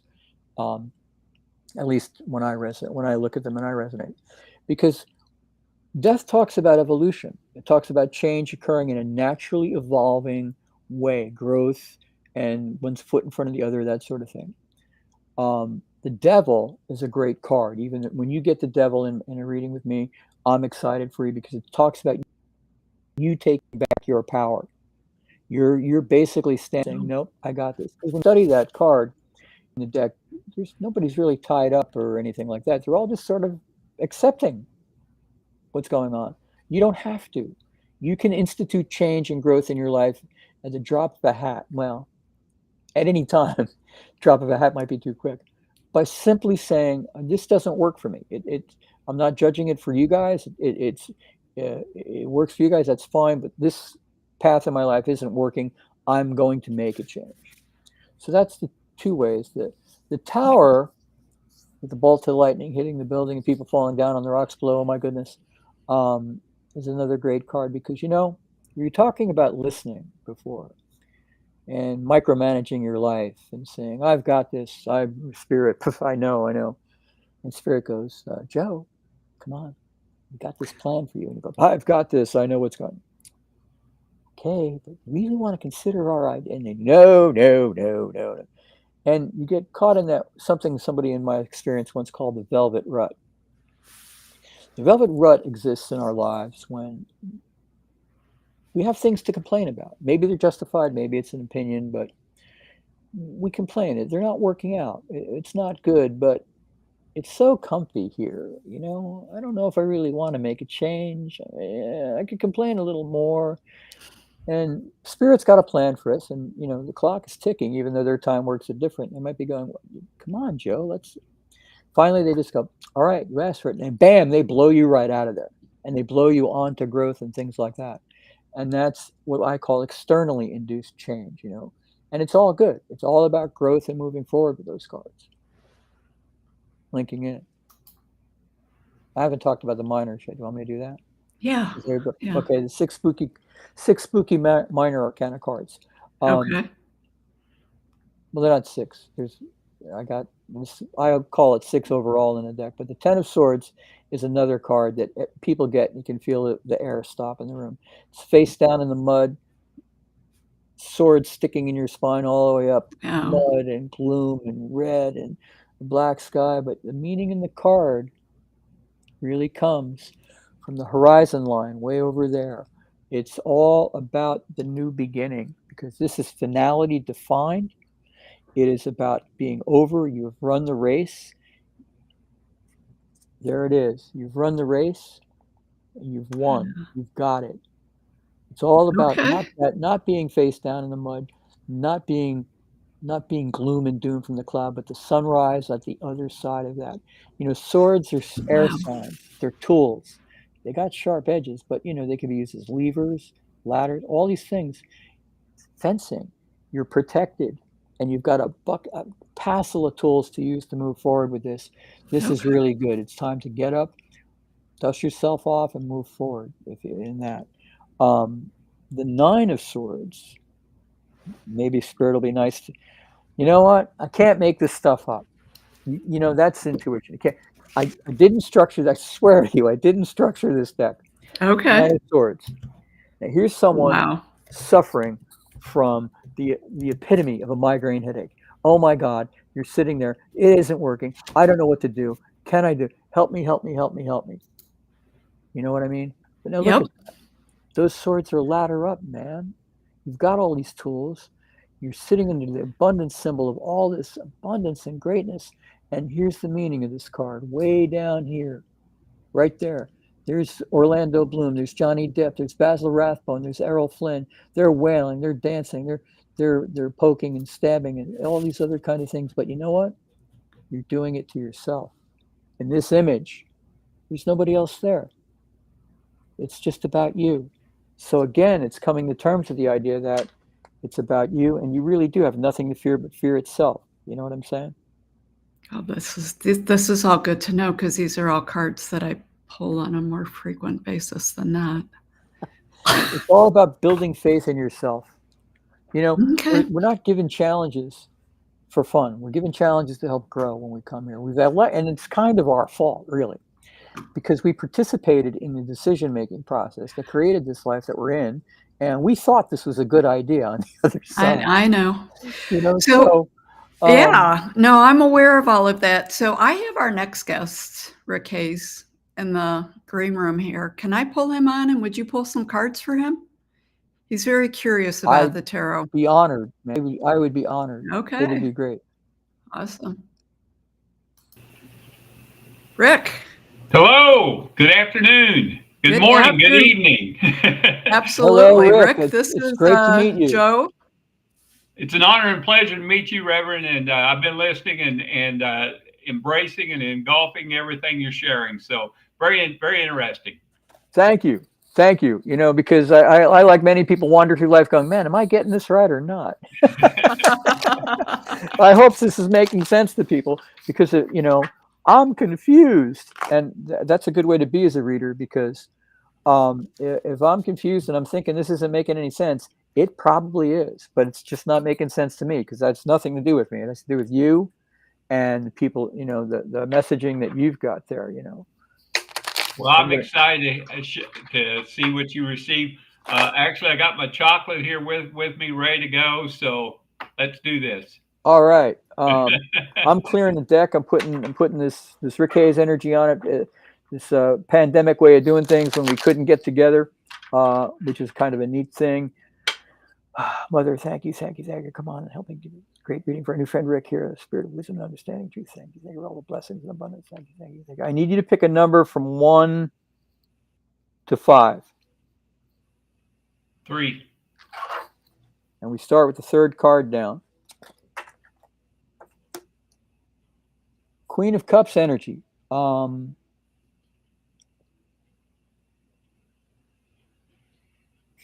Really intuitive, really, as a human being, you're not moved to use blunt trauma first as the way to get anything done. You've got a great sense of sensitivity, a great connection, especially with the water sign of cups. Hugely powerful in your own right, in your own right, but not necessarily, like I said,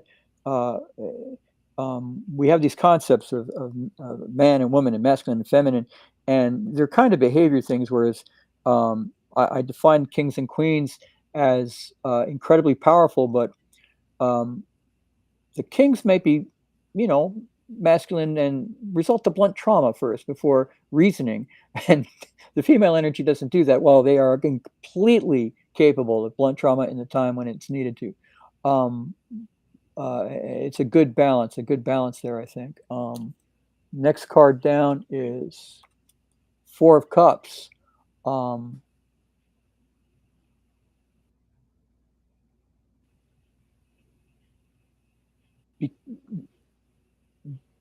Why? Got it. I got it. I'm working with the word focused on hyper focus is a good thing, but be careful of that. There's something going on that requires your attention, but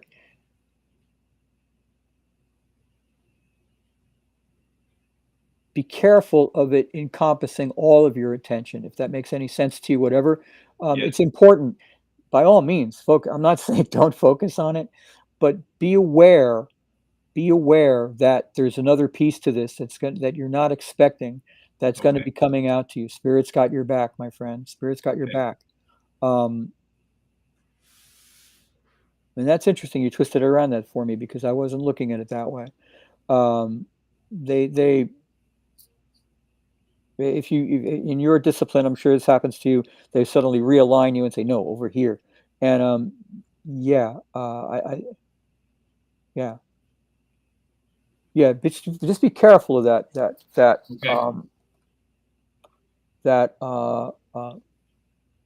focus.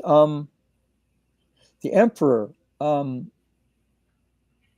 is important because it's a major arcana card. There's a statistic, a teaching, what have you, that says, without going into a long lecture about what your major arcana, what your minor arcana, and et cetera and so forth, fundamental archetypes, but the greater the number of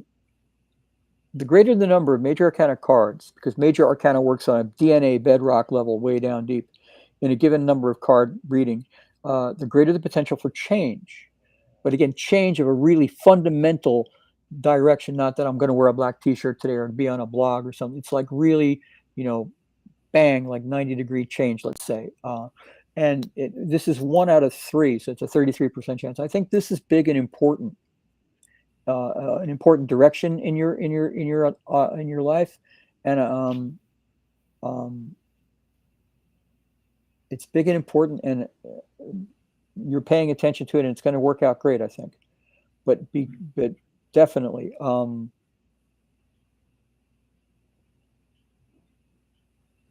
father figure, but be careful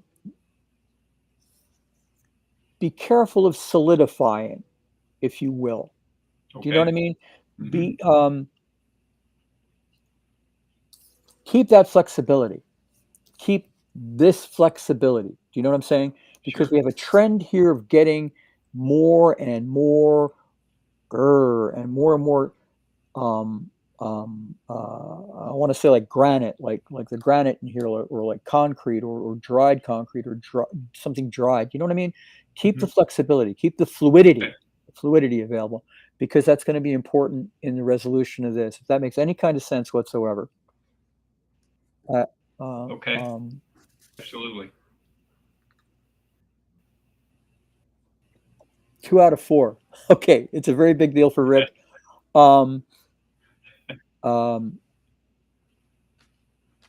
Yeah, I think this works out great for you. I mean, I got you, man, I got you guiding and leading is what I'm hearing. Guiding and leading. Okay.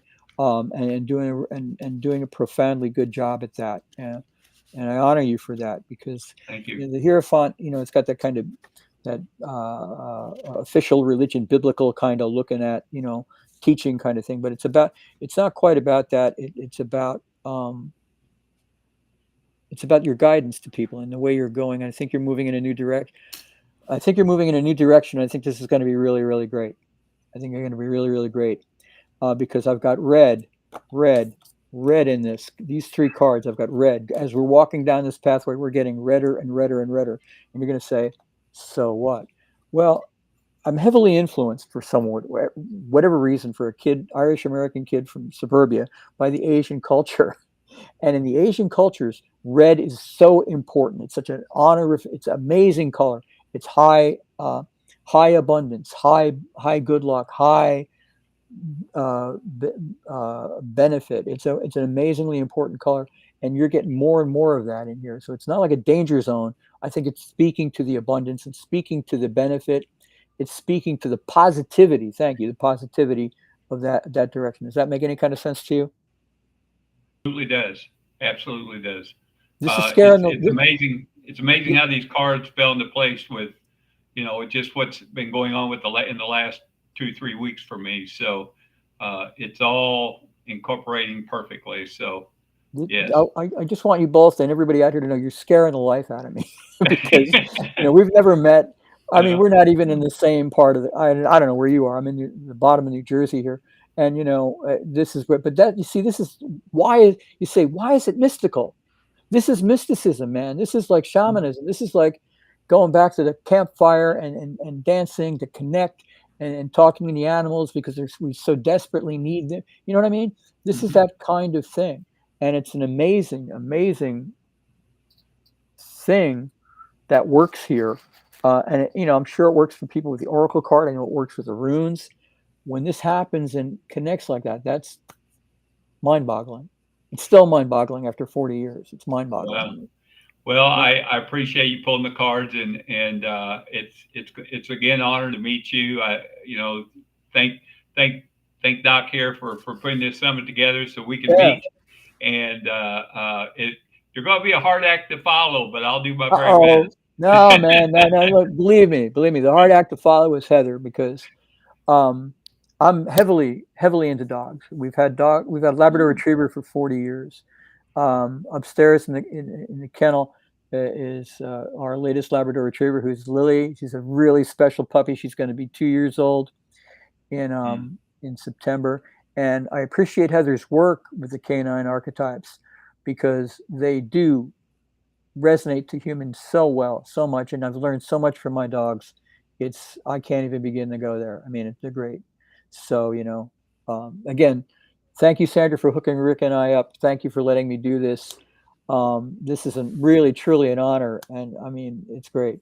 It's great. Oh, well, that's for me as well. And you just I want to just thank you for your service that you're giving to others as well on this world, and keep going forward, Joe. Thank you. You too, Rick. Thank you very much, man. All right. I'm gonna get myself ready to try to follow you. Okay. Okay. All I'm right. gonna put you back in that green room. See you in 5. You were spot on with those cards. Man, thank you. Thank you so very much. This guy knows what he's doing. This guy knows what he's doing, everyone. Thank you all. Blessings to all of you, man. Blessings. So just real quick as we're going to finish up here, Joe, that was super powerful. And I think actually I appreciate you doing that. Watching it in action, it's a whole different energy and explanation to it, right? Oh, yeah. So what do you got going now and what's coming down the road for you? Well, I'm told by the people around me that we're going to be doing more things like this. Okay. Currently, we might be hosting some things like that. We might be knocking on Dr. Sandra's door to see if she wants to. I'm here. Tap in and tune in with us. Working with the United Metaphysical Church, of course, in seminary programs. And I've been featured on, they have a little program every month called Thoughtful Thursday, which is an exploration of various forms of spirituality and thought. Happens once a month. And I understand from the powers that be that I'm slated to do the December one. Okay. But I'm going to be featured, instead of doing tarot, I'm going to be featured doing trance channeling, which is an interesting development. I'm working more with that. We're attempting to put together perhaps a monthly meeting, either a Zoom meeting type of thing, which would be speakers perhaps, or messaging, and perhaps different things every month. We're still exploring that sort of stuff. And if people, you see that little thing down there, Reverend Joe G at Comcast.net. If you want to contact me for readings or for classes or to see if I have one, if I can put one together for you, please do not hesitate to reach out, because I'm more than ready and willing to talk to you. Okay, that sounds really exciting. I'll make sure that I get that information out. I love that you're going through some changes and some different things are happening. It's really sort of interesting because I was really pulled to get the summit done on a bit of a short notice. And spirit, spirit, it's like talking to me again about September and January. January's not bad, right? You got a few months to take a deep breath, but September seems right around the corner. So I might be reaching out to you on your trance mediumship with that. And obviously there's a reason that it seems like there's more than one of us being nudged along this path. So the message clearly is a lot bigger than both of us, for sure. Oh, totally. And I honor you for doing this, because the world needs it, needs more of it. I mean, we're faced with times that look questionable, put it that way. And it's scary to people, but I reassure you that, and I'm not the greatest student of any kind of history, but if you look at human history over time, I mean, we've been here before, and we've managed to struggle our way through it. And oftentimes, a dear friend of mine hopefully he coined it, I'm going to credit with him. When we look in life and, we think it's not working out, we think like, the clue to be intuitive is that, you think you're being punished, you think you're being denied, and sometimes you're not being punished, but you're being protected. You know what I mean? And that's usually what it is. You're not being punished, you're being protected. So when you're running into that brick wall or the bump, and it's not, the bump is not beating to a tune that makes you want to dance, you're like, what's going on? You're being protected, maybe, so it's always a good idea to perhaps just say, thank you, Mother. I get it. I'm putting it in your hands and backing up. And usually you may find that it was a really good reason to back up. Well, that's really important words to leave everyone with. So I'm going to marinate in that message a little bit. And until next time, Joe, thank you so much. Thank you so much for letting me do this. Thank you for including me, and hopefully you'll continue to do that. I honor and bless all of you out there. Thank you for supporting Dr. Sandra and her great work here. The rest of the presenters, and look forward to that guy, Dr. Rick, coming up. I'm telling you right now, I can tell his energy is just off the charts, and it's going to be it's just going to be another step in a great day. Thank you all. Thank you all, and blessings. Okay. Till next time. Bye-bye.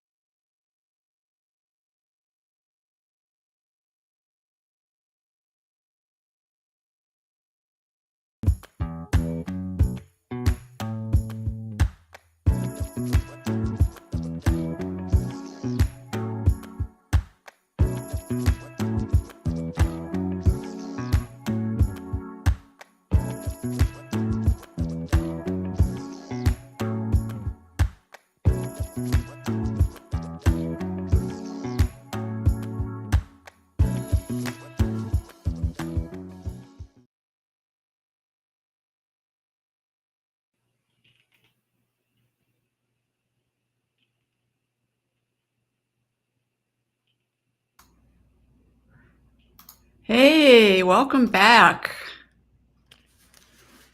Can you hear me okay? I can hear you great. I'm still kind of recovering from Reverend Joe. I just those cards were just very powerful. I just and his energy is phenomenal as well. I heard him share about my energy, but his energy is so amazing as well. I want to share this. I don't know if he's still listening. As we were talking, he's talking about his dogs. I got a brother-like energy coming forward with him, and I was being told something about a dog that he had when he was like a young teenager, and then there's another dog besides that I feel like he was very connected with. So, Reverend, if you're listening, if that makes any resonance to you, just let us know. Hey, Joe, you're back on screen. So I didn't know if you were listening to Rick or not, and you wanted to share that. That actually was sort of cool. And I thought, well, he is still sitting in there in the background. Maybe there's a reason. Yeah, because I just got a great comment from somebody on the comment side over here, and I couldn't figure out how to answer them, so I had to stop and text them. But run through that again real quick. Dogs from my past. Yeah, you were talking about your dogs just a bit ago, and as you were talking, I felt there was a male energy coming forward. I don't want to say I don't want to say a father figure. It's almost like a brotherly like figure, and it could be a brother like as a good friend. But I was to bring up something about a dog that you had when you were in your early teens, maybe 12, 13 years old. And then also another dog later on in your life. They both have transited in the past. And I'm supposed to bring up, what was the name of the little dog that you had when you were like young, when you were like 10, 12? It wasn't our dog. His name was Duke, and he lived across the street. Okay. And it's a funny bit. My dad was a single parent, and he didn't want to bring pets into the house because he didn't want to wind up being the one that had to care for it. You know, you want to have the 3 kids, be disciplined and do it. And, you know, you're not going to do that. So when you grow up, you can have dogs, which I did, but not yet. But Duke lived across the street, and Duke was like this, not a universal dog, but he had his own, he knew his people. And here's the guy who didn't want pets, my dad, putting food out for, it's Duke's, it's food. And he was a great dog. You know, he would come and hang with us. You know, we'd go play ball or whatever, right. And he'd follow us around. And when he's bored with us, he'd leave and come back. So that was a dog from about that time period. And then after that time period, it was actually my uncle's dog, like my cousin's dog, his daughter's dog, was named Misty, which was a collie. And I would get to walk her on the beach and stuff at sometimes, you know, and play. She was a great dog. Beginning my kind of education and learning about hanging around with dogs. So, wow. Yeah, well, it's so cool. That is so cool. And I'm sure that when you figure out how all this works, you're gonna be as amazed as me, because I don't know how. No, I haven't spoken about Duke or Misty in decades, or even pretty much thought about them, you know, because my life has moved past that so far. And this is an example. We were talking in my session about intuition and connection, and here's an example of that right now. I mean, awesome. Yes. Awesome. And when I receive messages like that, it's for us to reflect on, to think of the good memories that they shared with us. So I just wanted to share that with you, Reverend, and thank you again for the cards. I was going to share. You were spot on with those cards. I mean, like I shared, the last 3 weeks, there's been a lot of productive things for me, and more positive things for me coming up. So your cards today really helped me as well. Great. Well, thank you so much. Thank and you. I mean, you know, you're right. It's about reflecting on the positive and the memories. And there's a lot of great memories, you know, playing through that slideshow in my head there. Not that we're crazy, but it's the slideshow. And I thank you for that. That's good. Great energy. Great energy. Thank you so much. Thank you. Okay. Thanks, Joe. I promise I won't just pop you back on live that's again. Okay. Spirit. I'm used to being kicked like a football. Spirit has a sense of humor. Thank you guys again. That he Thank does. you. Oh, okay. So let's start over with this. Actually, Hi, that was. How are you? I'm doing great. For everyone who's out there in the studio, I have Rick Hayes, who is going to be discussing being spiritual in today's world, which may not, it's an interesting time. Rick, I know that you're really excited to answer questions. So for those who have joined, just introduce yourself in the chat if you would like, and where you're at. And Rick will be more than, Rick is very excited to be able to respond to any kind of questions or thoughts you have. But a little bit about you. You are one of the top 25 psychic mediums in the US. You have incorporated your special gifts into life coaching program, and you've really supported hundreds of people on their unique journeys. And Rick, you believe being a spiritual being in today's world has never been easier, even though the landscape may look really daunting at times. So I'm grateful to have you here, and I'm really grateful for you to share your wisdom. Well, it's a pleasure to be back, and you know, I've watched you grow and watch you evolve, and these last several years, and I just want to just share with you how proud I am of you and how much you've evolved and the journey that you're creating and what you're creating for others, and you're serving others in a phenomenal way. You know, the retreat center that you're putting together, that's all been a vision for several years, and you're making it happen. So congratulations. Oh, I'm very excited. And I think during some of your presentation and maybe a little bit later as we're moving through this, you know, we could talk a little bit about that life coaching that you did with me, and sort of how life threw me some curveballs and it ended up being super positive. So it looks like you've got a fan club here in the chat. Yeah, watching, and I want to say hello to all my friends and that are listening today. I know it's kind of difficult for you know, the time, and you're doing your work day, but hopefully you went to a break room or something to sneaked in and listened to this phenomenal summit that Sandra is having for us today and yesterday, today and tomorrow. Absolutely, so, yes. So I want to thank you for that. Yeah. I wanted to talk about everything going on the last few years, and I want to talk a little bit about yourself. I don't want to say sticking your head in the sand, and I'll say that probably later on, but more importantly, how you can elevate yourself spiritually, where these things going on in the world won't really affect you as much as you are maybe allowing them to be. So that's what I wanted to share today, and I'm ready to get started. Okay, go for it. And I told Reverend Joe that I was going to do my very best to follow him, so I'm going to do my very best. So, well, you know, do you want the screen, and I'll sit in the background until you're ready? That'd be fine. That'd be fine. Yeah, you got my back. So, well, you know, I want to thank you all for being here this afternoon. Again, thank Dr. Sandra for putting this together. Things like this today in our world is a blessing, because we get to share, and we get to interact, and we get to bring in positive action and reaction. So share about living in this world today. And I was trying to put my notes together. I had some notes right behind me on the wall, so if I have to look up, it's my notes to kind of follow. But I thought about how I wanted to begin this, and I think what I'm going to do is I'm going to share with you an experience I had just a few weeks ago, and I got to meet this gentleman, and this gentleman was a very interesting gentleman, and he was a very interesting man to have a conversation with, partly because he was older in age. In fact, he bragged to me that he was 20th birthday in just a few weeks. And so, but I really enjoyed spending time with him and having a conversation with him and talking about his life.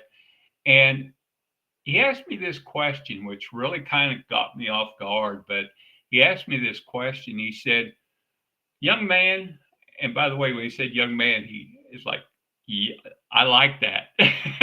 He said, "Young man, how do you see the world as it is today? How do you see the world as it is today? And I thought about it, and before I gave him an answer, I thought, I need to think about that. How do I really see the world? And so I looked at him and I said, you know, sir, my world is filled with happiness, and it's filled with peace, and it's filled with a purpose. And he actually had a little twinkle in his eye, and he looked at me and he said, not like a lot of people today. Okay. He said, you know, in this world they're filled with chaos and worry and fear and anger, and even some look at the world as not having a future. And what they don't realize, he went on to tell me, he said, what they don't realize is that back when I was a young boy in the 1930s, my dad was expressing the same about the world. He said, we were still in the time of depression. We was getting through that time. And he said, and most felt the world was done. It's over. And he said, he looked at me and he said, but you know what? Funny. He said, we're still here. I thought about what he shared, and you know what? He was right. What we're experiencing today is just an advancement of the same as it was in the past. Nothing's really changed. Because just as in the 1930s, we had the choice to live in the world of chaos. We ended to have the choice to live in the world of doom and gloom, and just assume that's the way it's always going to be. Or we can choose, because we do have choices in life. That's a gift we were given. We can choose to say, I'm going to be my very best in my own little world. That conversation really resonated with me for that, but also I think because I've really seen this, like we shared, Dr. Sandra and I just shared earlier. I've seen everything being elevated, and so I thought about that, and actually for the past 20 plus years of it's been about 24 of serving, what I call serving and sharing my given spiritual abilities, because it was given to me to share and to serve. I've also shared, by the way, to be connected with your own spiritual abilities, to connect with your own spiritual self. I've been teaching and sharing that, to connect with your own spiritual self, especially right now, so that you can elevate yourself above all the chaos and all the things that's going on in the world today. You know, this world is a great place. It's created for us. And we create the chaos. We create the gloom. We create the doom and gloom. We create the negative energies that may be even happening right now in your life in some form, maybe in your personal life. But we all actually have the choice to continue to create that, or to continue to change and make a different creations. You know, I love this one that this life coach shares, and I've heard it for years. He said, you know, that you can't, if you keep doing the same thing over and over, you're going to get the same thing over and over. But if you choose to make a choice to change, then you can create a change in what's going on today. So that's what I want to share with you today. I'm going to share with you some tools, what I call nuggets, and share with you how maybe you can elevate yourself spiritually, where you can get yourself in a position where, again, you're not separating yourself from the world, but you're elevating yourself from everything that's going on right now. I want to start just sharing with you a little bit about me. You know, I was born with these abilities. I feel like we're all born with spiritual gifts and abilities and talents and skills in some form. If you recognize them, if you're a musician, if you're an artist, if you have spiritual gifts, recognize them. If you haven't done so right now, because it was given to you for a reason and a purpose in your life. So, and for myself, I recognize them. I as a little kid, because I was born with these abilities to see, hear, feel, and acknowledge those in the next part of life, to acknowledge the next part of life. And I grew up with them, and just to share with you, it wasn't easy for me because, give you an example, going through school in my elementary school years, I was bullied. I was bullied at school. There were several reasons for that. The first was that I was sent. I was first of all, I was one of the smallest in the class. Gets till freshman year of college is like grew up all that at that moment is like, here we go. I'm 6 foot now. But as a little kid, I was actually one of the smallest in class. So I was bullied for that. I was also bullied and teased because I've just always has been me. I've never been tried to follow, follow the followers, and I just followed what I just felt within me and just followed myself. And good example of that is, giving an example, is as a kid, the boys in my class were wearing the jeans and they were wearing the flannel shirts. Not me. I'm talking third, fourth grade here, but I was in bell-bottom jeans and patches on my pants because I put them on there. I wore the hippie shirts and the Nehru jackets and the necklaces, and I was just I was just me. That's who I was. And so I was bullied for that. And I struggled as well because I was struggling with my confidence. I was struggling with my insecurities because of these abilities I was given. I was kind of being taught that what I was given was not of the Creator. And so I struggled with who I was. My confidence level even continued to fall even farther down, and my insecurities started rising up. And so I really struggled through especially my elementary years of school. I just said, I got what I got. So, but as I went on through life and I became some 24 years ago, I realized one of the things I realized during this path and this purpose the last several years is that I realized individuals were living life with uncertainty. They was uncertain what is to come. They was uncertain what life will bring to us next. They were uncertain what's going to break them down even more, and how they can get through all this. I that's what kind of guided me into life coaching. I was a psychic and medium for several years and serving others with my abilities. But I've really been pulled with the life coaching in because I was recognizing a lot of individuals were coming to me and they were sharing with me, Rick, you helped us and brought us so much comfort and validation of the next part of life. But what about life here? And so it really began pulling me that I need to go into life coaching, and I always like to share. I learned from the very best, and then I created my own program. But the main reason I got pulled into life coaching along with my psychic medium abilities is that I was finding these many individuals that were basically, finding that the world appeared to throw us chaos, and each one with that I met was insecure feelings, and they were even afraid to leave the house. You remember a few years ago when this COVID was going around, people were even afraid to leave the house.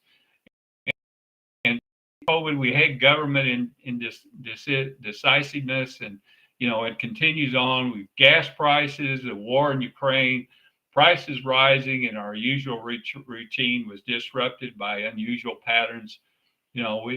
There was no employees in the restaurant, for example, and even the food supply was low at times. And I was seeing individuals that were also wondering about their own spiritual direction.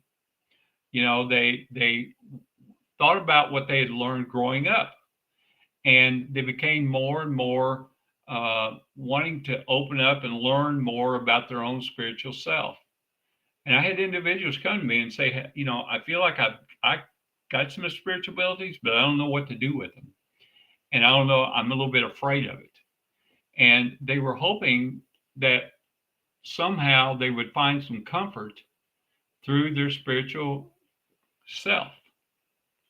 So for these past few years, I have found that, that I found myself feeling like I needed to serve and I needed to share. And so I began adding that to my day and helping those with their own spiritual abilities.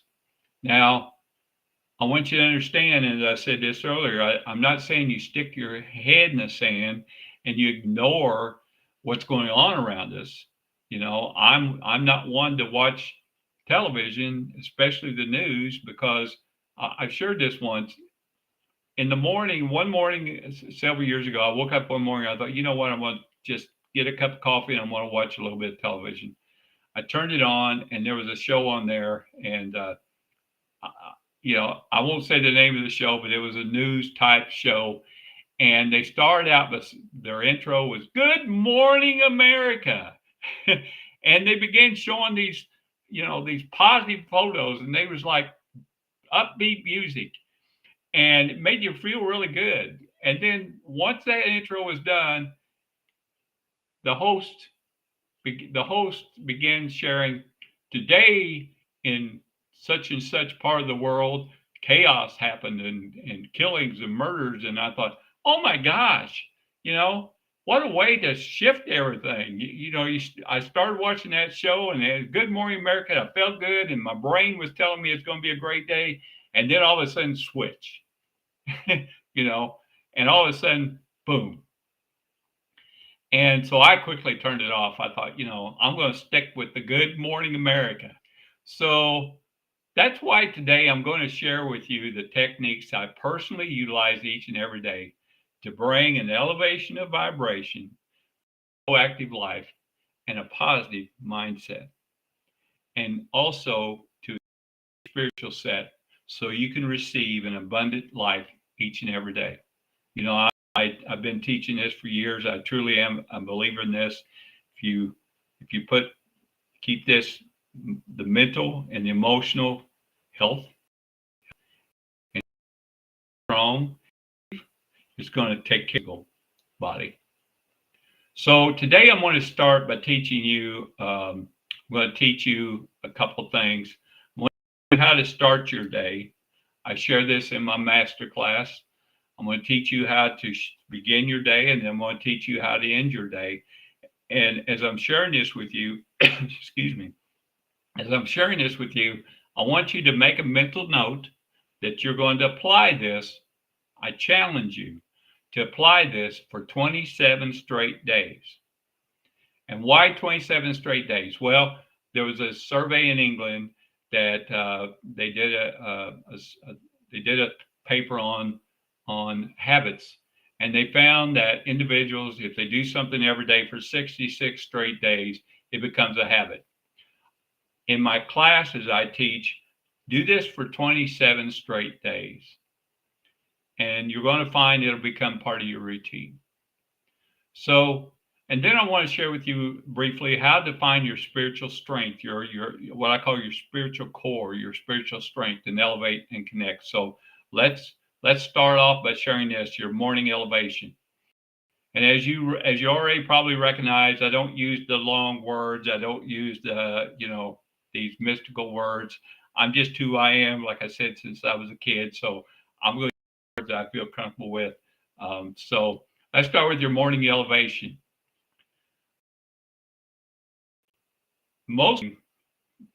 See if this sounds like you. Most of us will wake up in the morning, and we'll wake up, and especially on Monday mornings, like, oh, I got to go to work. Oh, I got to get the kids to school. And our mindset starts thinking, oh, I got to get down and get me a cup of coffee, or I'm not going to be able to get through the day. And all this feeding our file cabinet in our brain of this right away, saying pressure, stress, lack of confidence, insecurities. So you want to change that. When you wake up in your morning, is when you wake up, when your eyes open up, first thing you do is say thank you. Say thank you. And here's the reason why. Because You've been given a day like no one else. Think about that. No one else in this world is going to have a day exactly like you. You've been given this day just for you. So you should be grateful for that. Say thank you. So say thank you. Those two words are very powerful. It starts changing the neurotransmitters in our brains, and it starts readjusting our brains to start thinking in a positive way. So say thank you. And then while you're still laying, before you get out of bed, think of 3 blessings you received in your life. 3 blessings you received in your life. It may be blessings from yesterday. It may be blessings that's been in your life for some time, but just put your mindset on those 3 blessings and just take a couple minutes to think of those. Why are you doing that? Again, because it's found that the brain is like a file cabinet, and it's stuffed because of the world, because of everything around us, where it's stuffed with negative files. And so by bringing in the positive thoughts, it's going to create a change and adjustment in your brain. It's going to create those fluids and those brain functions that will bring a change in your day and a more positive day for you. And then the next thing you do is energy bar. So let me share with you what that is. Get out of bed. Oh, do this too. Smile. Just put a smile on your face. Do you know that a smile, the muscles in the smile actually creates some kind of something in your brain that again readjusted? A smile changes the brain structure and will actually make you feel better. So smile. And then get up out of bed and then stand by your bed and raise the energy bar. And this is what you do for that. First of all, stand there and close your eyes. Do this right now. Stand up. Everybody stand up. I'm not going to stand up because you won't see me, but stand up. And I want you to close your eyes, and I want you to visualize, because visualization is a great tool to reprogram your brain. Visualize a place that you feel serene and you feel peaceful and you feel comfortable and you feel happy. You know, for example, me, when I do this every morning, I'm always at the beach. I love the beach. I love the ocean. So I visualize my feet in the sand, walking on the warm sand, and the waves crashing into the shore, and the seagulls flying overhead, and the sun. You feel very happy and then once you got that in your mind, I want you to just bring your hand. You can't see my hands right now, but bring your hand. Imagine, just visualize a metal bar going across above you, and it's filled with electrical energy. Hold on to that bar, and then as you're holding on the bar, visualize your place of peace and serenity. And as you bring it down to your chest level, to your heart chakra, exhale through your mouth. And then as you bring it back up, inhale through your nose, and do that 7 times. Let's do that right now together, okay? Let's do this real quick.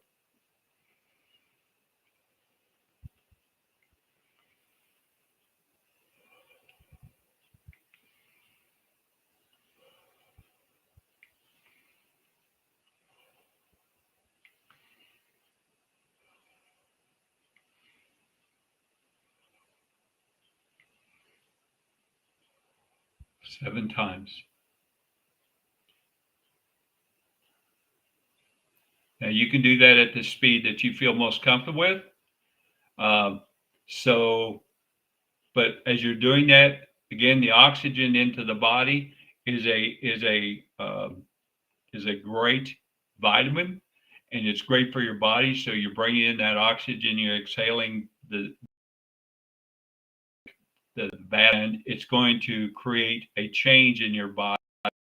And so when you get done with that, just put your hands to the side, visualize yourself at that place for a couple more seconds, and then start your day. And you're going to do that for 27 straight days, and I think you're going to find there's going to be changes happening in your days. So that's how you begin your day. Now let's talk about how you end your day, because you've been through your day, of your environment. So you want to begin by preparing before you go to sleep, because a lot of us will go, or watch TV and watch something negative until it's time to go to bed. And we're tired, we go to bed, and then we start a routine the next day. So change this up a little bit. At the end of your day, prepare yourself for some what I call sleep guidance. And what that is before you go to sleep, ask for connections while you're sleeping. Because I truly feel our loved ones in the next part of life, our loved ones in spirit, are always around us. It's just that we don't pay attention because we're so focused on our own day, on our own routine, our own day. But when do they have our fullest attention? Is when we're asleep, when we're re-nourishing our physical bodies and connecting with our own spiritual bodies. So they will connect with us through dreams and through sleep state messages. And so before you go to sleep, just ask for connections. Ask them while you're sleeping to come to your direction or guidance for you. And then again, at the end of your day, well, just give thanks for the day you've been given, because everything that you learn from that day, what we're doing, that's what life's all about. It's about learning and evolving and growing, even in the next evolving. So give thanks for those lessons that you learned for those days. The last thing is, before I get into the spiritual techniques, is take control. Know that you have control. You know, this world and environment around us, and even some of the individuals around us want us to feel like we're in a state of fear, where we're not in control of our life, and we're not in control of how our life is going to be. Absolutely, you have the control to create and manifest how your life wants to be. I'm a great example of that. Like I shared, I struggled for years and years and years with my abilities. And about 20 some years ago, I recognized the message I received. And for the last 20 plus years, it's been a phenomenal life. And part of that is because I took control of acknowledging that I had my spiritual abilities. It's time for me to quit being selfish with them and start sharing them with others. So just know that you have control. Now let's go into the spiritual techniques. I want to save enough time for any questions you all have. So I wanted to share with you just a few minutes of techniques, because you're sitting there right now and you're saying, well, Rick, I may have ability, some spiritual, I don't know what they are, and I'm not quite sure, and I may be even a little bit afraid of them, of what ifs. And so, like I said, we're all given spiritual ability at birth, and it's to guide us to have a purpose here in life. And so, of these is what I'm going to share with you, what I call the spiritual cores, the spiritual strengths. And what you're going to find is you may find that you might be an empathic. You might find that you're a psychic, or you might find you're a medium. For me personally, I found that my core strength is a medium. I can connect with those next part of life, but I'm also have been given psychic abilities and some other, what I call other abilities in my umbrella of life. So I want to begin. Just people ask me, how do you begin your day, Rick? I begin with the things I shared with you, but before every session, before every connection, prepare for my day, I will do what I call just asking for guidance. Some in this industry likes to call it meditation, praying. I just ask for guidance. And what I do is, and this is what if you feel comfortable with this, now what I'm sharing with you is what I do, so it doesn't mean you have to do this. But I began by just putting my hands in this position, the two fingers like this. You got the thumbs connecting down like that. I put them right in the heart chakra, and here's like this. And then what I do is I breathe in and breathe out, and I do that. And then I do tapping. I don't know if you're familiar with tapping, but I started incorporating this for the last couple of years. But I do some chakra tapping, and what that is I do the third eye chakra. I just breathe and take your two fingers and just tap in that area. I do that 3 times, And then I do again right below the heart chakra 3 times. Now I do that to bring a calmness, to bring a connection with me. And you can do that if you choose to. And then from there, what I do is I just begin asking for guidance, and I ask for those who want to come forward and share any messages with me to help me to connect with my own body of spirit and connect with those in the body of spirit as well. So that's the steps that I take several times. I actually do that several times a day. So like I shared, there's certain core strengths. I want to ask you this question. You can take a note, but as I'm asking this, I want you to ask yourself, is this me? Ask yourself, do I have this very often? Do I have this every so often? Do I have this not happening at all? So the first is feeling the energy.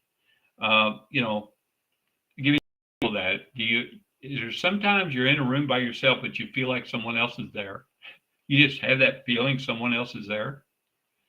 Or you might be, in a place where you feel like that the place has got, you're getting things about, you just start feeling about the place. You feel like you've been there before.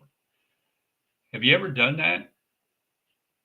If you haven't, that's fine. But if you have, what you want to do with that is when you feel there's a presence, most times there are a presence, acknowledge them, acknowledge that. Don't second guess it, just acknowledge it.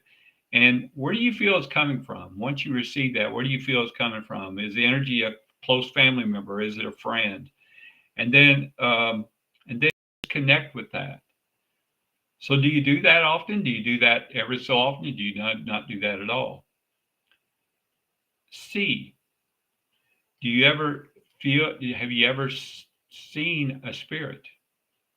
In other words, for me, most often I will see them as an elongated light, very, very colorful in the center. This way, it's been with me those in spirit most often. People have asked me, is that their bodies now? I know they're not in an earthly body, so it could be we're of energy. But when I see that, I know there's an acknowledgement of a presence with us. Sometimes I will see them in the forms of a shadow, and not very often, but most of the times when I'm in historic locations, they will show me what they look like in their physical body, and they're doing that to help me to understand the time period they were there, or when they maybe they worked there or was a resident there. So, and again, they're doing all this to help me. They're not doing this to scare you. They're doing this to help you to get the messages to understand. So, hey, do you often see them? Do you see them often in that type of form? Do you not ever, maybe just ever so often, or do you not see it at all? It's okay if you don't. And then here, have you had this happen where sometimes you felt like you actually heard your voice? You heard a voice, or you heard someone say your name, or you just heard a whisper? Well, again, acknowledge that. As soon as you hear that, again, I say this a lot, don't second guess what you're receiving, acknowledge that. And then the last I wanted to share with is empath. Being empathic. Here's a great example of this. Just the other day, I had an individual sharing with me that she was talking to a friend and she was sharing how life was great and everything was going great. She was feeling like she was absorbing this different type of energy. She was thinking, yeah, you're telling me these things, but I'm feeling like you're sad for some reason, and I'm just feeling that. Well, that is what they call empathic, and that is where you're feeling, you're absorbing, you're getting what that energy from that person is within them. And if you do that often, here's a quick thing I want to share with you. If this happens to you quite often, is you got to look at yourself as a sponge. If you're an empath, you got to look at yourself as a sponge. If you take a sponge and you put it over the faucet and you put water in it, and if you just lay it there on the counter, that sponge is going to, without squeezing it out, the sponge is that water in there is going to get, moldy. It's going to get smelly. It's going to start deteriorating the sponge where it won't be at its full capacity. So just as an empath, when you're embracing these energies that you're feeling, these feelings,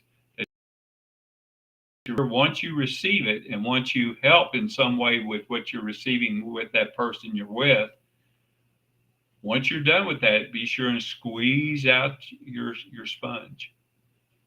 In other words, let it go. And there's some steps that you can take to learn how to share that with, at another time. But be sure to squeeze out that energy you receive within yourself, because if you don't, it will drain you. It will create a lower level for you. So what I'm saying here is it's all about connection. It's all about connecting with those in the next part of life. It's all about elevating yourself and adjusting yourself to a level that is above everything that's going on. Very good tips I've shared with you that you can do to start this is doing these tools that I've shared with you today to elevate yourself, to bring your mindset, your emotion set, your physical set, and most importantly, your spiritual set to a higher level where all these things going on around you will not affect you as like you're allowing them possibly to be right now. You can also eliminate some of the negative things that may be around you right now. You get up in the morning and first thing you do is turn on the news and, turn that off. Find something positive instead to do. If you're around someone, I love when someone shares this with me, because I'll say, if you're around someone that is constantly negative and constantly bringing negative into your conversation and constantly, Facebook's really good at that, by the way, but talking about the things in their life that they're just feel like they're hopeless and they have so much fear. Work to find individuals that's going to bring good this today. If you're here today, energy to us, positive energy to you. And this is what that's all about. But create a circle around you that will create that positive energy. Now, when I say that, sometimes individuals will say, do you know my family? Have you ever been around my family? I can't get rid of my family. Well, I understand that. But what you can do is when they start sharing with you these negative conversations, just kind of step yourself away from it. Kind of put yourself in a mindset where you're not going to be a part of it. And because if you want to elevate your spiritual self, you got to maintain your positive energy. Think about this.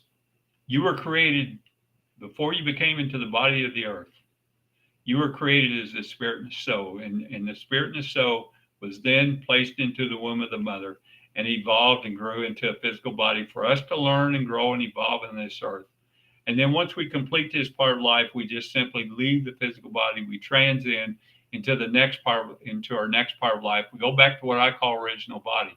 But that spirit and soul that you have within yourself that you started with is filled with joy, love, happiness, peace, positive energy, because that's what it's all about.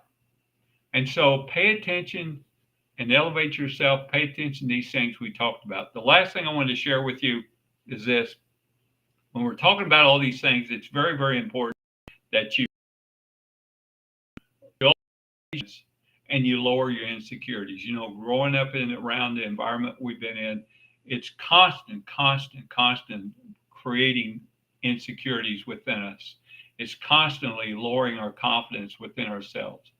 So these are two critical elements that you want to start growing and start evolving, and that's bringing up your confidence. And when I say confidence, I'm sharing humble confidence. Don't be into a confidence level where you become feeling like you're better than everyone else. I've been in this industry for many, many years, and I've seen psychic mediums come and I've seen psychic mediums go. The ones that are no longer with us, around us, are no longer in this field are the ones that got into it for the wrong reasons. They got into it for the limelight. They got in. Sorry, I'm ranting here a little bit, but they got into it for limelight. And they got into it for this. And you're going to find that when you're in your true spiritual self, your only focus is to serve others. And so by doing so, what I call humble confidence, you remain humble with who you are, and understanding that your spirit is, as all have a spirit within ourselves. And so you want to understand, to create that confidence within yourself. You have it. There's some tools you can do that I teach in my life coaching classes to create yourself. And by doing so, you'll lower the insecurities within yourself. Confidence, and you want to build your spiritual security. Those are two essential things. And then the last thing I want to share with you is give yourself an unplugged moment. Each day, give yourself an unplugged moment. Okay. And what I mean by that is, you're in your day, you may have a hustle and bustle day. My schedule is unbelievable. I literally just got into my office just an hour or so ago, but schedule and the world around you can be chaotic, and like we talked about. But you, at the end of your day or sometime in your day, find yourself an unplugged moment, and from everything, from your work, from your environment, from the family, from just connect with yourself, and give yourself that time to renew yourself spiritually. One of the things that I do is I've got a nice comfortable chair up in my master bedroom, and at the end of the day, I will go up there in that chair and I will sit comfortably, and sometimes I will do this, but I will just release all that I received in that day that I was carrying me on my shoulders. I release all that and I focus on myself, and I start thinking about the positive things in my day, and I start building that up. So give yourself that time each day. For the business owners that I coach, I share with them, find yourself a breakaway day or breakaway afternoon, sometime in your schedule. Find that day to get off the grid and go for a walk, or just to have a nice afternoon with family or spouse or loved one, and just spend the day just enjoying it. You create your schedule, make yourself a breakaway day as well, because it will rejuvenate you and renew you, and you'll be ready to get up and get going. So, and the last thing I wanted to share with you is this: be a friend to who you are. There again, as I shared earlier, there is no one else in this world like you. You've been created unique like no one else. You're a masterpiece. And so recognize that, and recognize that you have a life and a purpose like no one else, and you're like no one else, and make the most of that. And I hope this has all helped you in some way. If you want to know more, if I can help you more, you can go to my you can go to my website and check out or email us about the life coaching services I can help you with. I also have a program for just spiritual focus that we work on as well. So, and the last thing, Dr. Sandra, I'm going to say this: believe.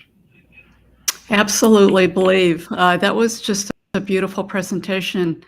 Thank you, Rick. There was a lot of really positive comments in the chat, but I don't see any questions. So if anyone does come up with some questions, please throw them out. But after that tarot card reading from Geores, I have to ask you, what are you working on now, and what's on the horizon? I feel like there's something coming up. Well, I've got a few things going on. I got some events. We just signed another one. Actually, yesterday. I'll be near the Atlanta, Georgia area in November. So, but I'll be up in the Iowa area. So we got events going on. I share with everyone. I share all the times to my team that I'm going to slow down, because I got my Medicare card last year, but it doesn't seem to be happening. So, but one of the things I've been working on for the last 2 or 3 weeks is, and what we've been talking about today, is the spiritual, some type of spiritual advisement course, and that we've been working on that. We actually have had it in place for the last couple of years, but we incorporated some some fun, exciting new stuff into the program, and more interactive, and it's more online actually, and it's a lot of fun. We can, I just had a couple of my life coaching clients this morning. I got a little ding on my phone that said that they had sent me a chat on this program, so I was able to respond quickly to their chats and help them with something they was going through this morning. So I got that going on. For the last few weeks now, I've been working on something. You and I talked about this. I've done television. I've been on television for several times, through the last in my career. But I've actually turned several down. Last year at the beginning, I am, and show on it. They don't want me to be who I am, and so I've turned a lot of those down because I don't want to be somebody I'm not. So I turned those down, but I'm working on a project right now. It's a television project. It'll probably be about another year, but we're working right now. Maybe A&E. We don't know yet, but we'll see. So his cards were spot on. I've got several other projects going on. So I just saw in the chat room, someone's asking me if their surgery is going to go okay on the 31st. Well, first of all, I want you to say to yourself, Tabitha, I want you to just say to yourself, my surgery is going to be successful. My surgery is going to make me heal. My surgery is going to make me feel much better. It's going to be a positive. Say that, put that out there, because I'm one of those that feel that if you put it out there in the universe, it can be manifested. So put that out there. I feel like the 31st is a good date for you. I feel there's good positive energy for this. I also feel I'm going into readings now, Doc. But I also feel like there's something about the 4th and the 5th after that. So I feel like what that is sharing with me is that after the 31st, you need to really, really rest and really, really not do much for the next 4 or 5 days after that. So you'll be fine. Say it. Say that say the surgery is going to make you feel great. That was beautiful. Thanks, Rick. Any other questions out there before we get you to sign off? Next up, we have Musica, who is going to talk about intuition. So intuition and synchronicities, big topic for today. Okay. Well, I've enjoyed this time here. I want to put in a little plug for you. You've got some fantastic things coming up yourself. I'm looking forward to the retreat center. Hint, hint. And just keep going forward. I'm very, very proud of you. We have a session tomorrow with Catherine Troyer where we're going to be talking about spiritual ceremonies and spiritual altars. And we had a couple sort of dry run kind of events over this past full moon solstice kind of thing. So we'll be sharing with people some events that did happen on the farm here during that time. So it really was a snapshot of things to come. So on that note, Rick, I want to thank you. And until next time. Thank you. Thank you. Later.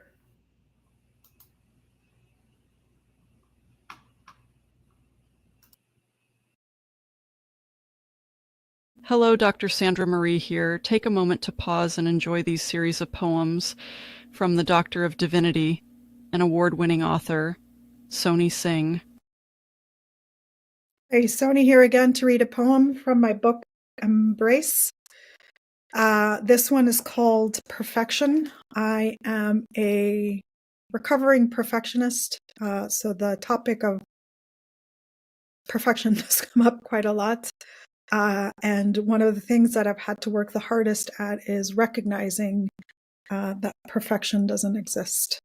So this is a short poem that explores that idea. Perfection.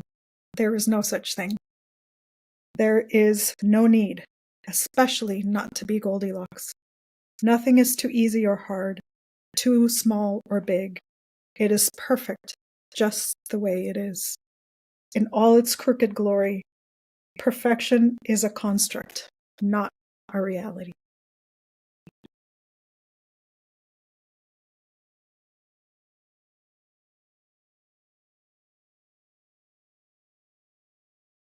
Hey, welcome to the Wild Soul Gathering 2024 Summit, Spirituality Explode.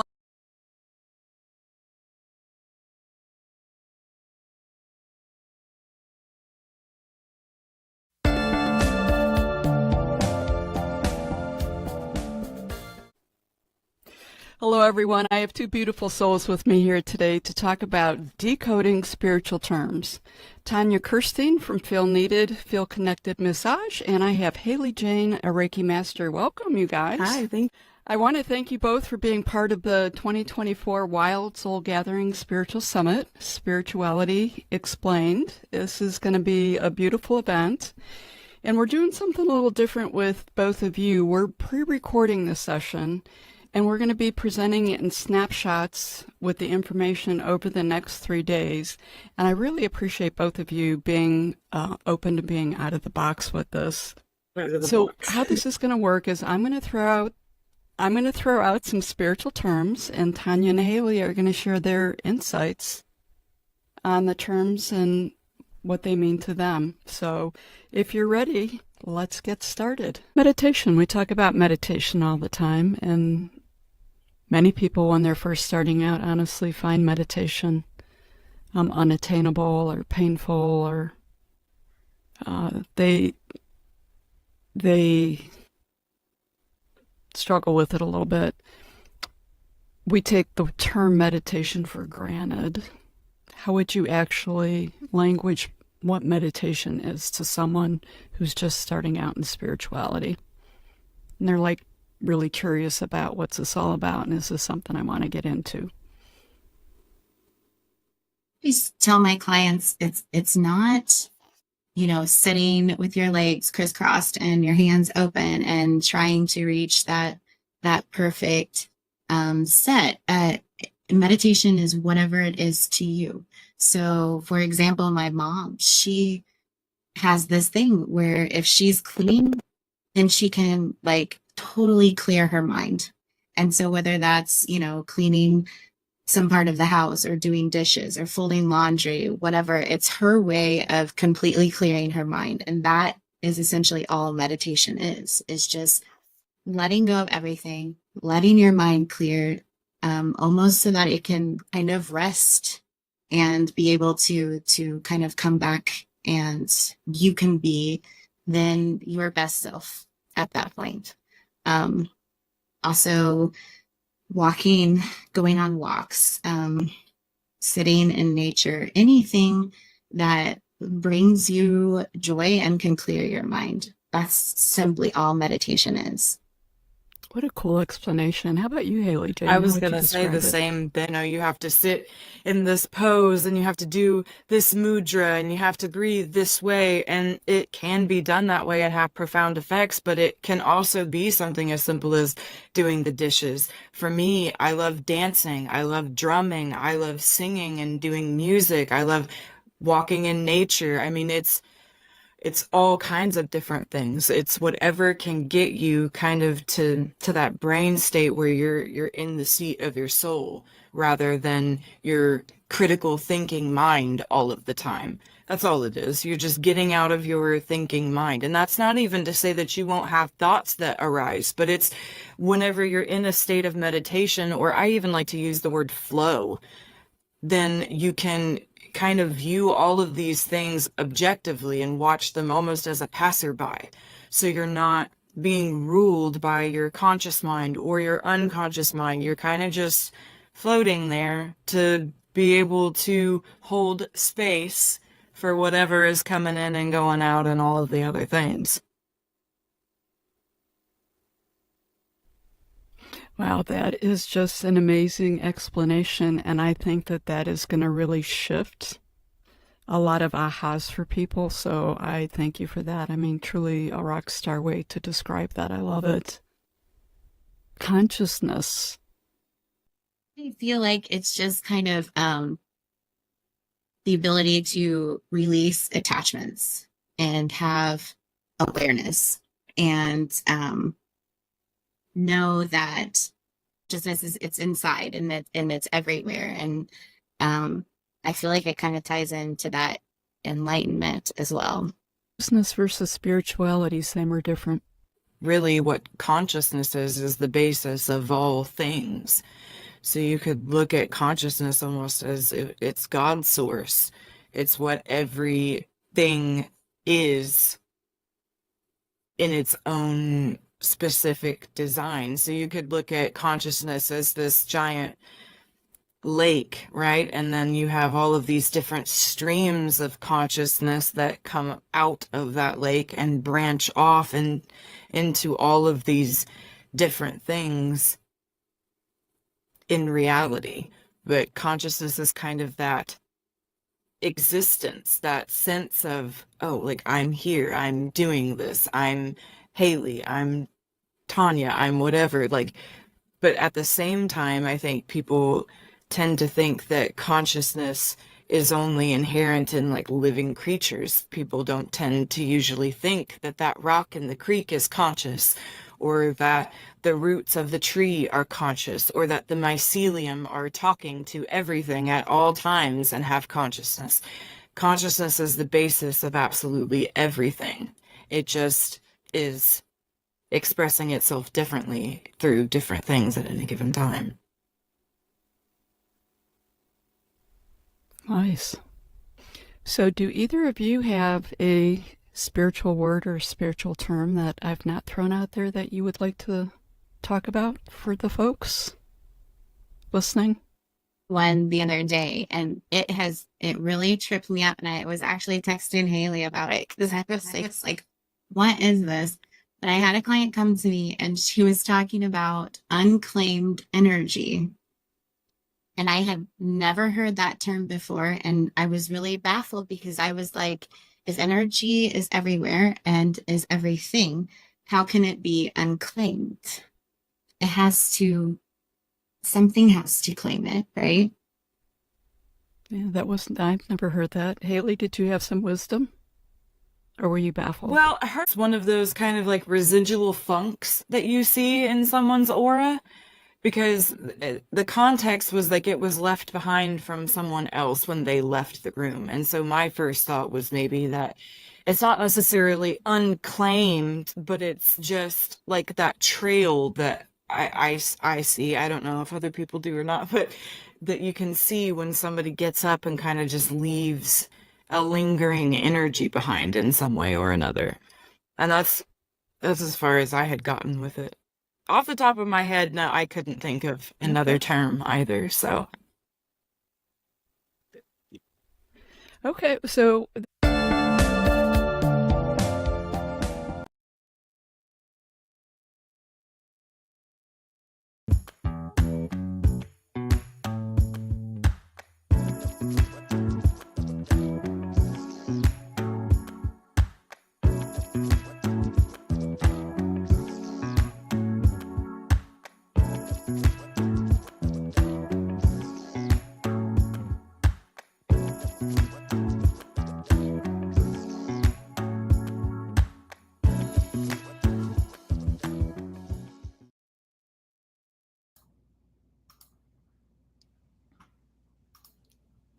Nick, Sandra, how are you? how are you? Good. Good to see you again.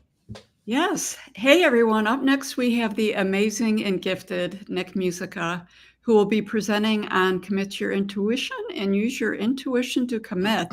That's a pretty big statement. Welcome to the summit. It's good to be here. Nick, I would say you've been on the conscious journey and completed studies to develop and grow your intuition for a while, and you've committed to this work, and you've committed to helping others on this journey.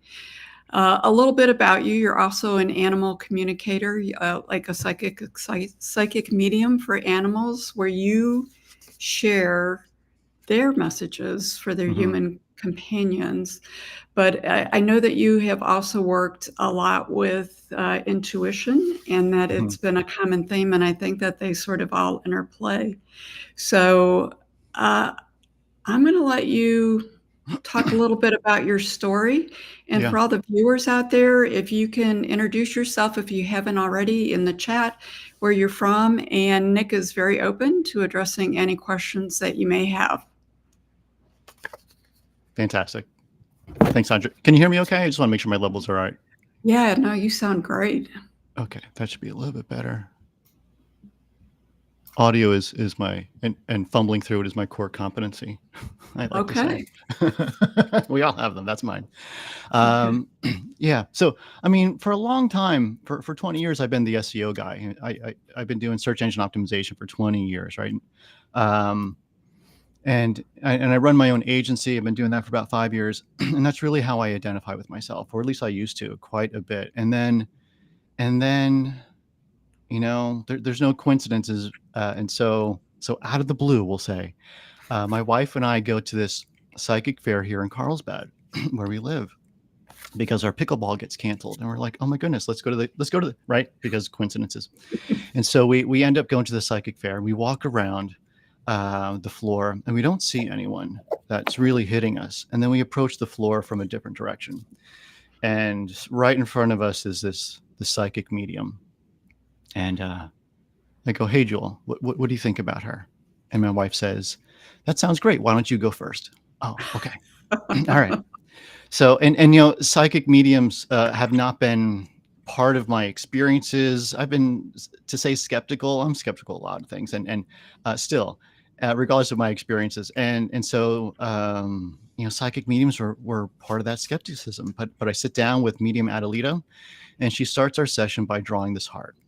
And she says, it's either a former romantic relationship or it's an animal.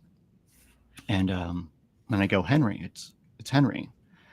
And Henry was my cat that lived to be 22. And the last 2 years of his life were spent going back and forth to the vet. You know, we're looking to, you know, trying to make all the symptoms of old age for an animal to be comfortable, right? So we're checking the food, we're doing blood work. What can we do? He's walking out of the vet multiple times, like Quasimodo, because he's got a big lump of liquid on his body because he's dehydrated. And so I'm going through, I'm reliving the past couple of years of our time together when he was on the planet. And then she says, the message is you did too much, right? Which completely maps to what I'm thinking. And I'm sitting there thinking, I don't get it. Like, I don't get what's going on, Henry. Like, you're telling me none of that was necessary. I shouldn't have done any of that. And as I'm trying to really fully understand that I'm having a conversation with my cat, who's not been on the planet for years at this point, she says, they're now showing me, she's talking about her guides, they're now showing me Dr. Dolittle. They're showing me that you can talk to animals and it's going to be easy for you. At the end of 15 minutes, she says, how did all this land? And I told her, you know, I haven't heard anything more truthful in my life. I couldn't tell you why, but truthful is the word I would use to describe the past 15 minutes. And so I go home and I sit down to do my meditation that I've been doing since 2017, inconsistently since 2017. And I sit down, do my meditation. I tune into my living cat, Chucky. And suddenly I see this bright light. And it's the type of light that I've read about that's associated with higher level beings, spirit guides, or angels, or something like that. And I think, absolutely not. This is not my cat. You know, he shits in a box. Sometimes he shits on the floor. He is not a higher level being. He's just not. And so I call up Adelita and I say, this isn't working. Never mind being easy. It's like, it's just not working. And she says, look, you can't expect things to show up in a very specific way. And that's what you're doing. You just got to be the channel, let the information come, and whatever comes is what you get. Okay. So I decided to give it a second shot. And I buy animal communication books. There's a ton of them out there. And I get a few sessions with animal communicators to really understand anything I can about how this whole thing works. It's animal communication thing. It has a name. I didn't even know the name when she told me I was going to talk to animals. And as I'm about to go to one of these animal communication sessions, which is on Zoom, just like this, I stand up from my living room table. It was all remote. And that's how I do all my work. I get up from the dining room table and I see this flash. It's a flash of a scene in Return of the Jedi where Obi-Wan is standing next to Yoda, the ghost of Obi-Wan and Yoda. And I know that I'm being shown this student-teacher relationship. And then I know it's coming from Chucky. And I know that, right. And now I'm going, oh my goodness. So maybe there was something to that white light, right? Yeah. And it's really clear that I'm not the teacher here. I'm the student, right? Can you imagine like that? This is the epiphany that's happening. And now I get on the line with this animal communicator, and she validates my name, and you hear her talk about Chucky. Mm-hmm. And then sometimes when you're talking to a psychic, a medium, or even an animal communicator, like there's this switch between the person having the conversation and then the information starts to come through, right? And there's a gaze that happens, and like her gaze changes, and she goes, "Do you know who he is? Do you know who he is to you?" I do. And then we talk about Return of the Jedi, and she says, "Yeah, that's what he showed me, not how he showed it to me, because I don't know that movie, but that was the essential communication that he gave me." And then we spent the next 15, 20, whatever it was, minutes talking about it. And he has been a wonderful teacher. I joke and I say my therapist is a psychedelic cactus and my cat, and it's true. It's not everyone's reality, but it's certainly mine, and so go ahead, please. Is that how you got your website title? My Cat Schooled Me? Yeah, it is. I mean, it caught my attention, but now it all makes sense. Yeah, I mean he's been amazing, and he is such all animals are such straight shooters, and he is a straight shooter, and he doesn't accept steering away from the path. Like I've done it, not intentionally, but he's like, we're coming back to the path. Like we're here to do some work here, and that's what you were doing is just it's a distraction. You're wasting time. Come back to the path. It's amazing. Wow, that's interesting. Yeah. So then, how did you get on the path? Because I know that you did a lot of work with intuition. You took classes, and I think at one point you were doing a podcast with that. So you've incorporated both of these skill sets or gifts, or yeah. I mean, I think about it as sort of one good time, and that includes however you want, whatever the language you want to use. Be it intuition, consciousness, animal communication, psychic, mediumship, even plant medicine, psychedelics. And some folks use it for PTSD. And there's a lot of research and a lot of great case studies around trauma and PTSD. And that has not been my experience within that context. It's been more of a growth thing for me. And so I attribute it all to one thing. And here's how I think about it is, if you were to take this concept and equate it to the Empire State Building, when you do meditation, like you could, if you're new to it, you could walk into like the lobby, the equivalent of the lobby of the Empire State Building. Like as you get better at it, maybe you're going to the third, fourth floor. When you're talking to animals, you're a medium or something. When you have a higher vibration, when you get to a place where you're channeling information through a different source, then maybe you're up to floor 10. And with psychedelics, it's you get into the elevator and they shoot you up to the observation deck, right? And that's what you see up there. Yeah, they're in control, and you said yes, so you better be ready. But they're showing you what they want to show you when you get up there. And so for me, it all makes sense to me. All the things that have come to my doorstep. And so, so what I do in addition to the animal communication is I work with people on developing their intuition. Because, I can't promise you that you will talk to animals, will communicate with animals, but you may. But I think learning a couple, and I call them 3 critical steps, which are, and they're called 3, I call them the 3 C's. If you learn the 3 C's, it's going to open up something for you. And trust that it's the right thing to open up right now, is my take on it. Okay. Can you talk a little bit about these 3 C's? Yeah, absolutely. Yeah. So the first C is coincidence. And so Einstein has a great quote. It's something like this.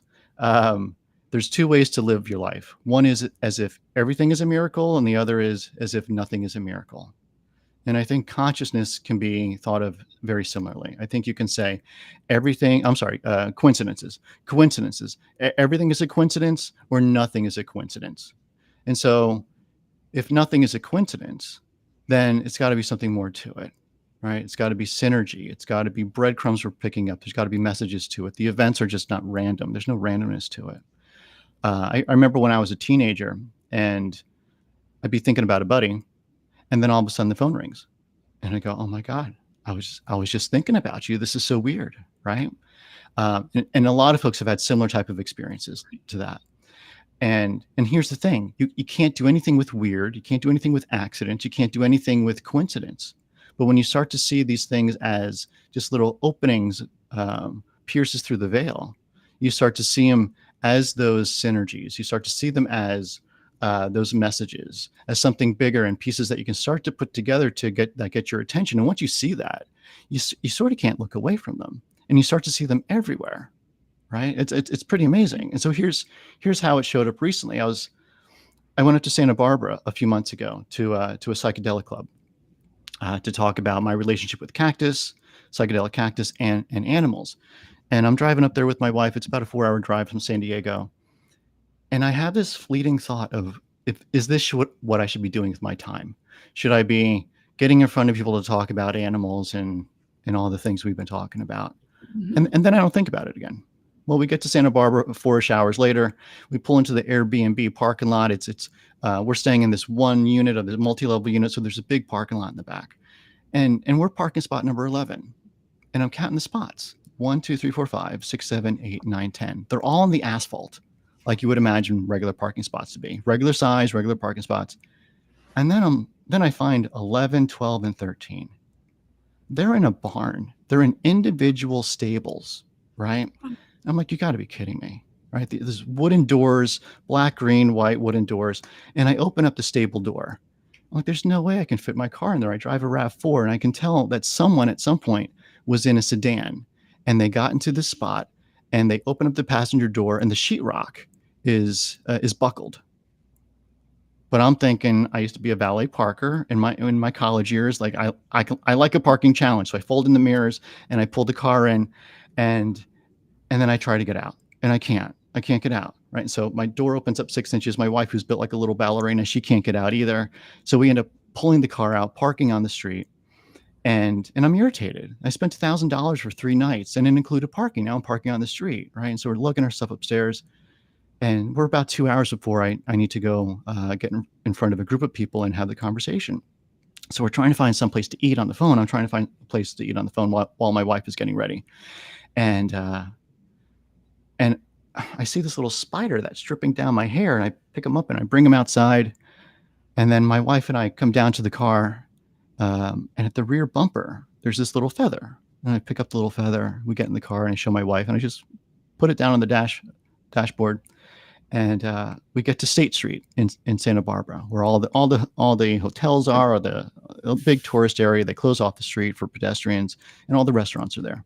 So we have to park a couple blocks away, and we're walking to the restaurant, and we pass the sign on the sidewalk that says cat therapy, and it's an advertisement for a little cat cafe down the alley. And so now I'm thinking, we've been in Santa Barbara for a couple hours. And it was only 3 hours ago, whatever it was, 4 hours, that I was thinking, is this the right place to go to have a conversation about animal communication? Well, within about an hour, I'm parking in a barn. I'm pulling a spider off me. I'm picking up a feather. I walk by a sign that says cat cafe or cat therapy. I'm pretty sure I'm in the right place to have this conversation, right? And so if I missed the breadcrumbs, if I got stuck in my irritation of $1,000 and 3 nights and I stayed there, at best I would have seen them as weird coincidences.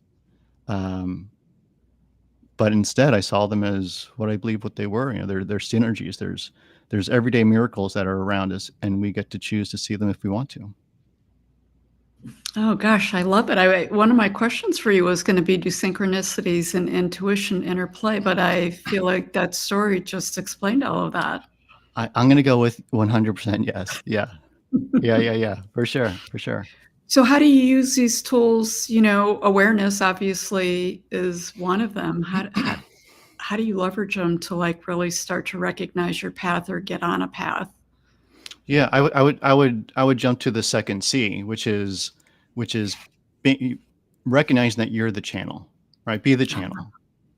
Second C is channel. And so what our job is, whether we're getting information for someone else or for ourselves, or regardless of the source, my source happens to be animals quite a bit, is that we are just a clean path, a clean delivery mechanism. We're the translator of the information that we're getting and delivering that information, right? We're not bringing in our biases. We're not bringing in our narrative.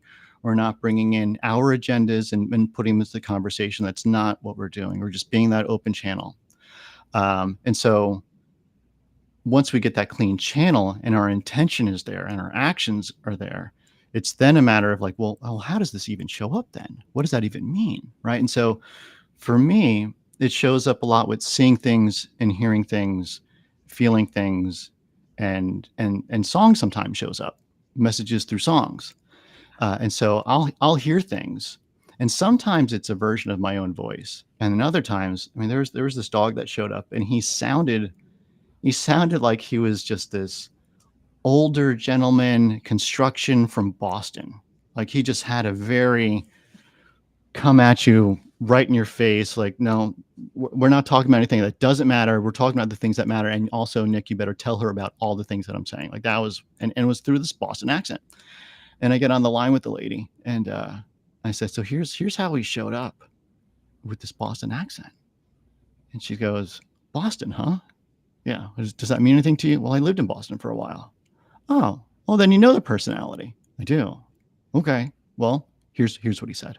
And we started to have that conversation. You may see things in a quick snapshot. There's sort of a screen that's in your mind's eye. It could be a picture, it could be a quick video, something like that shows up. And then there's feelings that come through. You know, sometimes when I'm sitting with someone who has a lot of emotion tied to something, I can get emotional about it. Like it comes up super quick and then it goes away quickly, but it's a signal of, and specifically when I'm tuned in, this is not mine. This is part of the conversation. This is part of the information that's coming through. And then there's the songs that come through. You know, I was sitting with a young lady, and for about 45 minutes, we're talking about her and her health and how to take care of herself, and the dog's perception of when she comes home hot from work and she doesn't go to the gym and burn that off, like how that shows up to the dog, right? And so part of the conversation was, well, maybe you should go to the gym first and then come home, or when you come home, tell the dog you're going to the gym, because the dog recognizes that you're hot, you know, emotionally hot coming in from work. And then at the end of the session, I said, so what does Bruce Springsteen mean to you? What does Born in the USA mean to you? And she goes, well, Born in the USA, nothing. But, you know, when I was married, I'm divorced now, but when I was married, my husband, for whatever reason, treated me like his little brother, and we would wrestle, and it got to be a little too much sometimes. And the safe word was Springsteen. Oh, Okay. interesting. Right. Okay. So let's review. For the past 45 minutes to an hour, it was about health, and here's all what it looked like, right? All very thematic how it showed up. And so it shows up in those, you know, seeing, hearing, feeling, and there's, if you look for psychic clairs online, you'll see it's basically the five senses plus a little bit more around. There's physical senses, but then have this intuitive twist to it, and that's how information shows up. But it could show up in very specific ways for very specific people. Like for me, songs show up in addition to that. And I'm working with a young lady who showed up because she saw me on Instagram. And so she saw me on Instagram in Santa Barbara. I was giving a little talk, and she sees the snippet, and she says, I saw the talk in Santa Barbara and I had to reach out to you. Well, what's going on? Well, you know that I'm doing furniture restoration. Yeah, I do. Well, but what's happening with it? Well, I've been hearing this voice. I get this tap on the shoulder. And every time I hear the voice and I get the tap on the shoulder, it tells me to go down a specific alleyway to look for furniture. And every time I do that, every time I hear it and I go down the alleyway, I find furniture. I take it out of the garbage, I bring it home, refurbish it, and I sell it. And so she gets private clients, but she also grabs stuff out of the, you know, that's sitting on the side of the road. And I said, that's super cool. And she goes, well, here's what's happening though. You know, I pick up that furniture and I start to glean the conversations from the coffee table, the dinner at grandma's. Like there's stories behind it. There's a certain life force, life energy that sticks around things, and she starts to interpret that. And so the furniture psychic, maybe, I don't know, but like things can show up in very specific ways, right? Sure, absolutely. So it's super cool how, like people sometimes come to me and they're like, man, like you make me feel normal. And for a while I was like, I don't really know how to interpret that. But the way that I finally have come to a conclusion on it is I'm sharing these odd things that I've experienced or what other people have come to me and shared with me. And then they go, man, like the weird shit that happens to me, it's not weird anymore. It's just sort of how it played out. Yeah, it is. 100%. So you're normalizing this for everyone. Which is super cool. Yeah, super fun. Because I was the guy years ago, for 20, 30, I mess up the math. I think I'm in denial of how old I am and how long it's been happening. But it's really 30 years. It's been 30 years since I've had these clairvoyant dreams, right? Having a dream about seeing a random thing. I equate it to a random dog on a random corner in a random city. And, that's the dream. That's all it is. And it was never anything material for me. However, at some point, a day, a week, a month, a year later, I would drive by that dog on that corner in that city. And I go, man, like have I been here before? No, I haven't. And that type of thing showed up for about 30 years. And now for me, that was the, hey, you better pay attention. Something else is going on here. But, there was no one to talk to 30 years ago. There wasn't a crystal store on every corner like Starbucks like is today, right? Or like crystal stores are today. And these events didn't exist then. There was no internet. There was no events like this that you can go to in person or online. It just wasn't a thing. So it stayed weird for a long time. That has been one of the big gifts of the internet. And it's exactly what you said. People are looking for like-minded people. I've heard people who said, I lived in a rural community, significant spiritual teachers out there, and they'll say, I was so excited to move to, Portland, thinking that, gosh, I'm going to meet some people like me. And I get there and yeah, not so much. And what they find is on the internet, their clientele are from all over the world. Yeah. It's a small niche. And it's because it's such a small niche, that's how everyone is finding each other now. Even though I like you said, crystal stores, those kinds of things weren't there before, and it's growing, it's out there. I mean, even having this conversation feels very normal to me. Perhaps years ago, not so much, maybe not the interest in it, but now people are interested. They want to be part of it. They want to either utilize it or they want to be that person. So what's the third C? Yeah. The third C is commitment, right? So we're talking about how to commit, and it's the hardest C of them all to really do well, because it's a relationship that we're building here, right? With your intuition, right? You need to show up every day for it. It's not a checkbox. You don't go, I ate my vegetables, I called my mom, I'm healthy, and I have a good relationship. That's not how it works. So you need to commit to it every day. So what I'm doing for myself every day is I have a little cushion that I sit on. I do a 5 to 10 to 15 minute meditation every day, and I have a little journal that I have by me, and that's it. That is largely what I'm doing as a practice, as a baseline practice.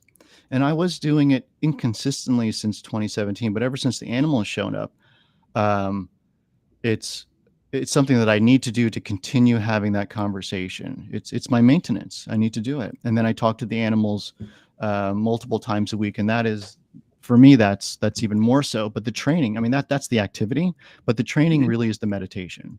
And the goal is to get that vibration up, right? So wherever we're going, we try to go up. We try to meet source, animals, spirit, whatever, however you want to call it, whatever your definition is, whatever word you want to use. We're trying to go up there and not have them squeeze down so much. And so that's the intention behind it. The other thing is, there's a list of things that you shouldn't be doing, that I can't be doing. Getting stuck in aggravation, getting stuck in arguments, getting stuck in, human drama. It causes static. It makes the communication way less clear. And so all of those things bring down the vibration. So you can't be doing meditation and then balancing out by negative emotions and being stuck in them. We didn't go anywhere. We just stayed right here.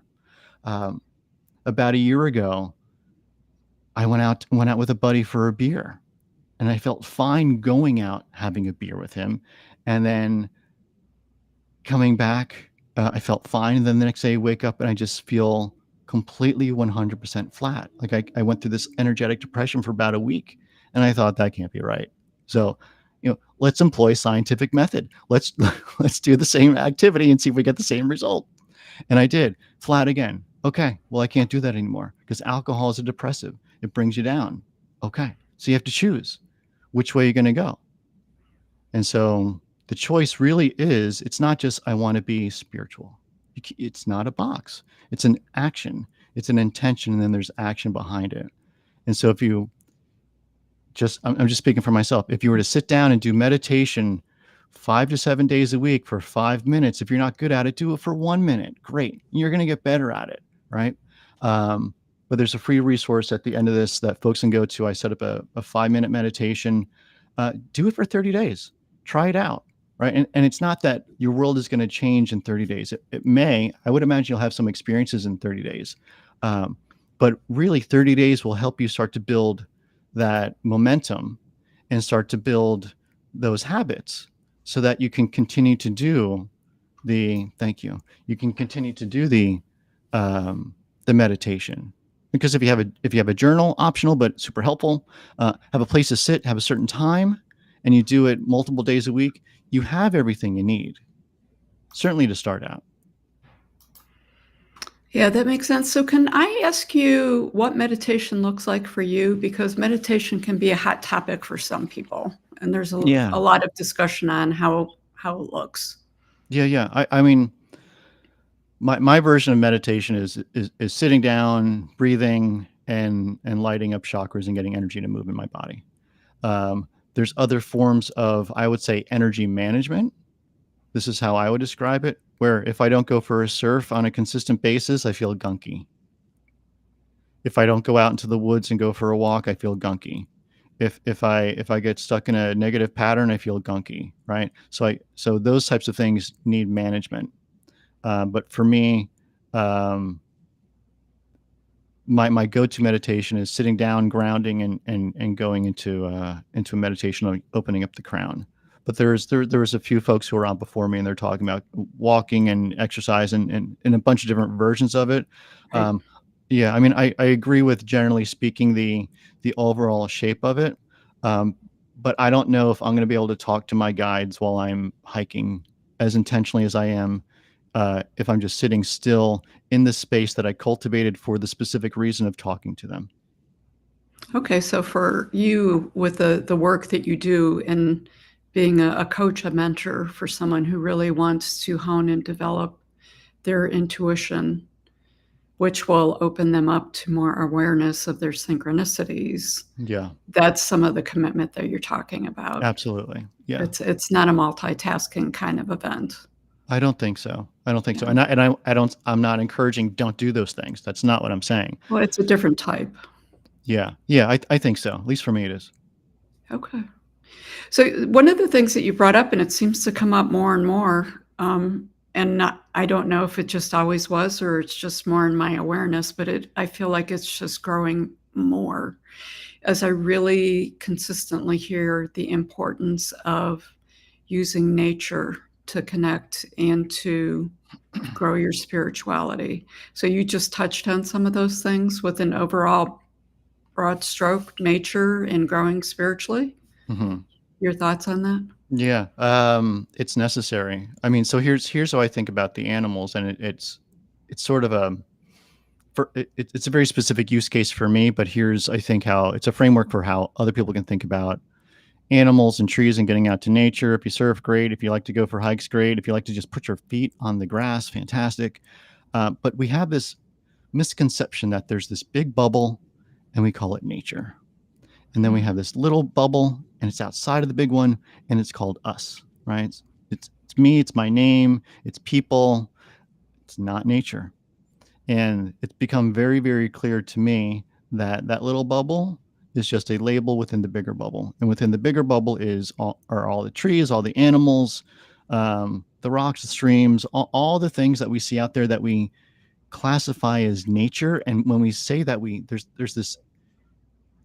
there's this inherent separation between us and it. And that's a problem. It's a problem because then it becomes, if that's your perspective, then with the wrong motivation, extraction is really easy, right? There's taking from, not stewarding of, not protecting of, right? There's the Native American saying that goes, I'm terrible with remembering quotes and sayings, but it goes something like take care of the planet like it's like, so in seven generations that it's going to be there for those people. And it'll be in a healthy state for those people. I mean, that's a long years away, seventh generation, versus, hey, where's the next place we can drill? Oh, it's in their backyard. Oh, well, nature is separate. Also, economic class is separate, and I'm okay drilling in their backyard. Right?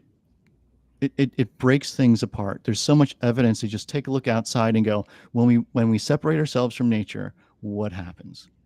When we make it part of us, when we see that we are part of it, more specifically, now what happens? Very different relationship. That makes so much sense. Those are important words. So what else do you have going, and what do you see down the road for yourself? What is Nick got going down the road? What's your big vision here? Yeah, I mean, animals, talking as many animals as I possibly can, because I think that normalizes the conversation we just had. Like, did my cat really say X, Y, and Z? It did. My dog really wanted to talk about my job because it's not good for me? Yes, right. And so it starts to shift how we perceive the thing next to us, the animal, the tree, it changes things. It changes perception. I also work with folks around developing their intuition. So if you're interested in starting a conversation, that QR code on the right-hand side, take a picture of it, send me an email. And so I work with folks in three general aspects there. And it's anchored around intuitions, right? Using your intuition to navigate. But I work with folks with a tool called the Harrison Assessment. It's a personality tool or behavioral assessment tool. 175 characteristics, and folks will rank them in most preferred to least preferred. And then you get a snapshot of your operating system. Here are the things I like to do. Here are the things that I avoid. And when I'm under stress, here's how I behave. And when you use those types of reports for someone who's an individual or folks who are in leadership roles as a group, you can start to see the dynamics of group, and you can start to see how individuals in the group play in that group, or individuals just as a whole, how they operate. So that Harrison is a nice 3D tool we can use to help guide us through what we're looking to accomplish, employ that intuition to do it, and then we set up systems in order to do that. Nice. We actually have a question here in the chat. I'll throw it up here. And I'm guessing a lot of people have this question. If you have a pet, go ahead, you read. Sure. If you have a pet that crosses over, can they come back to you as a different pet? I have never had experience with this personally. I've heard that is true. And it seems pretty darn easy to imagine that would be true. I mean, we're basically talking about a reincarnation. And so if you believe in reincarnation, then this is absolutely a possibility. And I'm a believer in it. And so I'm going to go with 100%. Yeah, I would say that makes sense. Thank you, Tanya, for asking that question. So we talked a lot about coincidences not. This is what I'll tell you, Nick, is today's first presentation with Leigh Strom was all about dogs. And she channels canine spirit guides. And, she has written a book, and it was about her relationship with dogs and energetically working with them, and some incredible energy work that she did with that. What was fascinating was the next guest, Reverend Joe Geores, who was talking about the tarot, caught the last half of her, or even maybe more, presentation. So the conversation, when he started, talked about dogs. And he was very focused on her presentation with the dogs, and there was a little focus with that.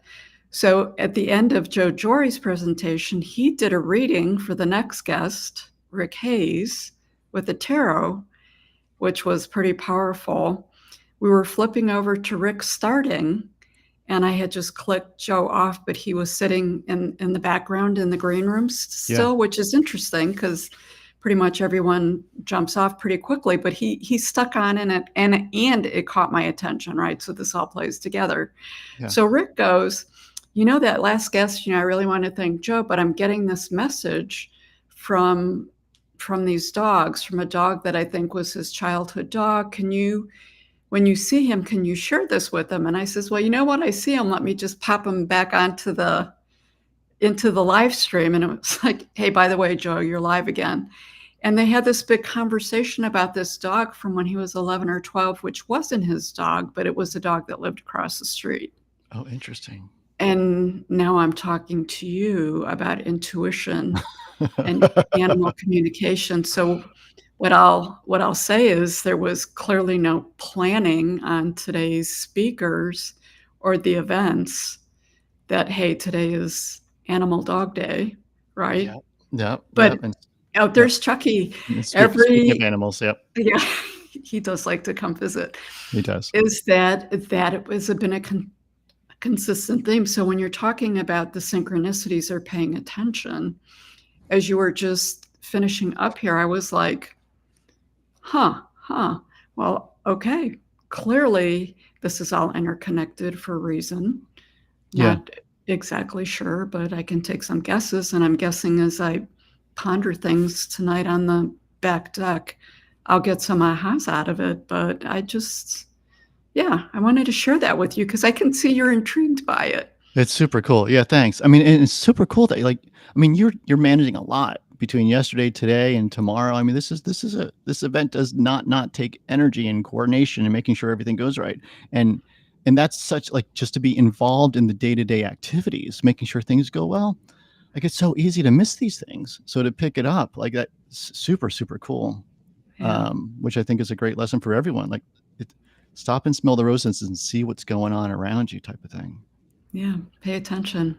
Totally. Well, I absolutely want to thank you. Thank you for taking time out of your day. I know that you're busy because you also juggle multiple balls, and I'm still always amazed that you do the SOE work and you do this work because they're just at such opposite ends of the spectrum, and I'm sure that there's lessons and reasons for all of that for you. But yeah, fascinating. And I'll make sure I get your information out there. I'll get it added to the YouTube. Fantastic. And until next time, thank you so much. Sandra, thank you so much. Take care. Bye. Bye.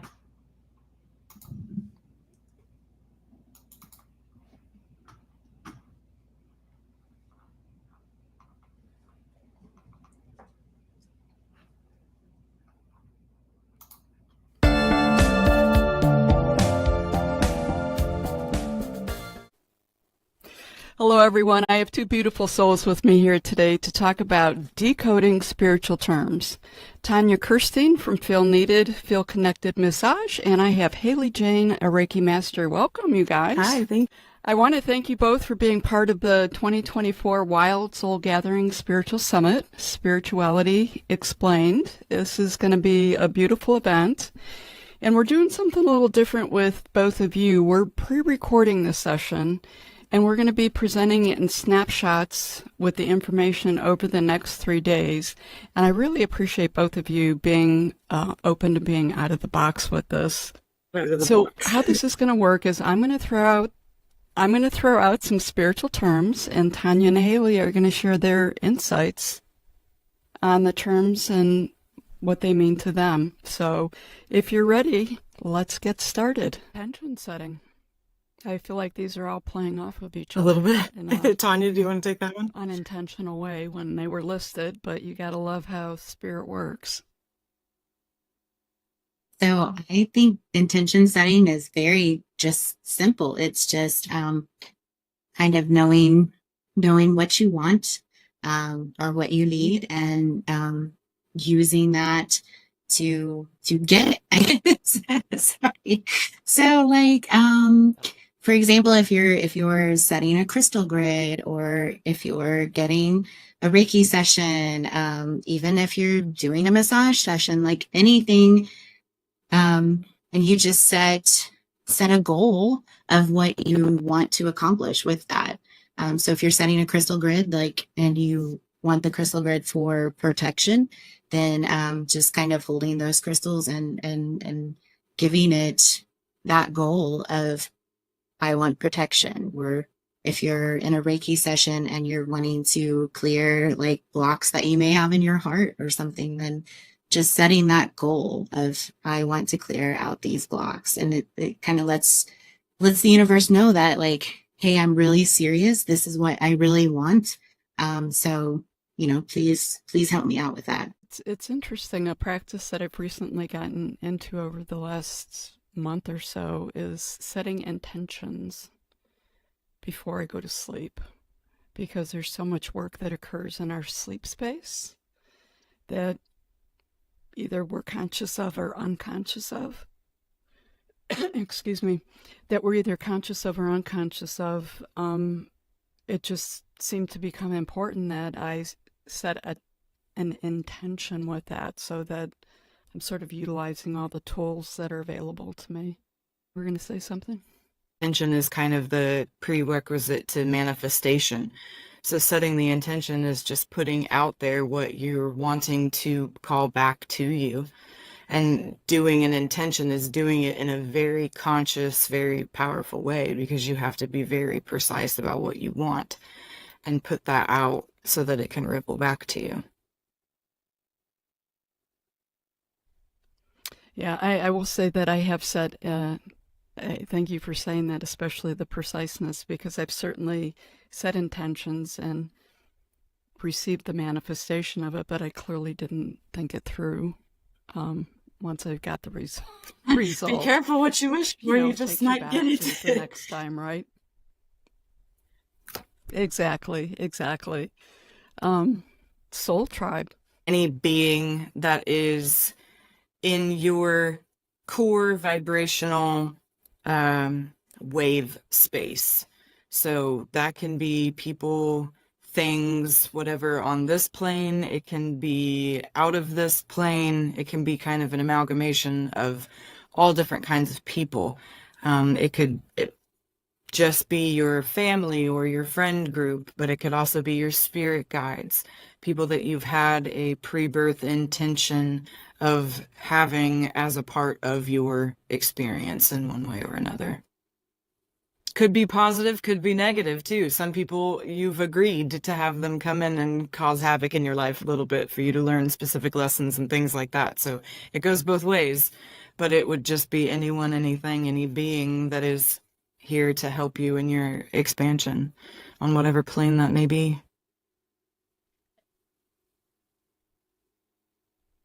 Nice, I agree. Manifestation versus flow, are they the same or are they different? And because when you are in the flow, you more easily manifest. Because everything that is supposed to be yours is like vibrationally going to be yours no matter what. The matter of you actually reaching it is being a vibrational match to it. So a lot of times where people get bogged up in manifestation is that they are blocking themselves in some way or another from the thing that it is that they want. But when you're in the flow and when you're in that state of allowing and surrender and all of those things and in perfect trust, then manifestation happens for you more easily.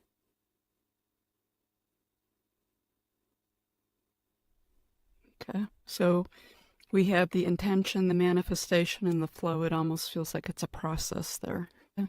Soul contracts. Ties in together with the soul tribe and the soul path and all those things. Like Kaylee said, at pre-birth, you make these conversations with people or beings that, sit down and determine what lessons you need to learn and how they're going to help you and what their role is going to be. And then you sign these contracts and fulfill these contracts. And I've heard things about getting rid of contracts or tearing up contracts. I don't know much about that in general.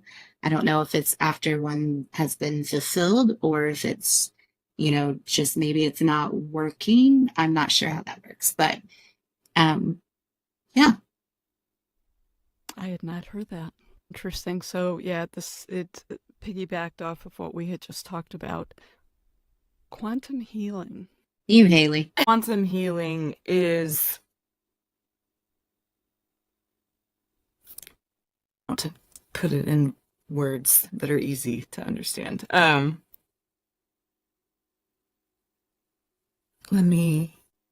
That quantum healing is something that you are doing on a grander basis. So it kind of represents that ripple effect that happens when you're healing something for yourself. You're not just healing something for yourself, you're healing something for all of the generations that have come before you. You are making it easier for generations after you to heal. You are creating a ripple effect in the collective consciousness. So you are quantumly affecting everything that is around you. So would you consider, we're all Reiki people, would you consider Reiki healing a version of quantum healing? Oh. I was going to say, just that's sort of a core thing with the three of us. And I think it's when you say the word quantum or physics, either or, it sends people off in this, like, it's beyond my comprehension. I can't understand that. So when I think we bring it back to where Reiki has become a lot more mainstream now than it was 10 or 20 years ago, that Reiki is a nice, understandable example of quantum healing. Sacred geometry. Sacred geometry's come into the forefront a lot. Geometry makes up this entire dimension, really. The organization of energy and matter to project forth the manifestations that are inherent in the 3D construct. It's kind of the building. So I've heard it described as the mechanics of spirituality. What do you think about that? Yep. Yeah. I've always heard it as the building blocks of the universe that's found everywhere. Yeah, I feel like there's this whole thing in the unseen that is just sacred geometry is part of that mechanical process of how this all works, especially bringing us down as spiritual beings, as humans. Should be connected to higher self. Quite a few secrets as to how sacred geometry and the higher self are even connected. We see, in the Vitruvian Man and in the Fibonacci spirals and things like that, that humans are also sacred geometry. So it's basically giving you the answer that you are the oversoul and creator of your universe in this perfect geometric sequence of whatever it is that's manifesting.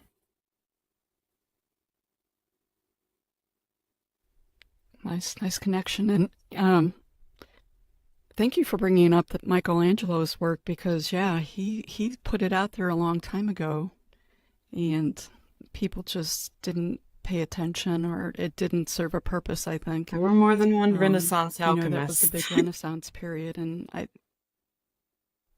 exactly.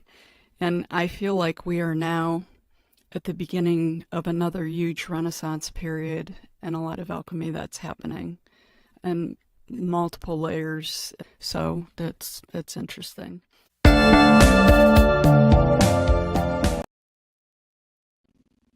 Hi, beautiful souls. Dr. Sandra Marie here.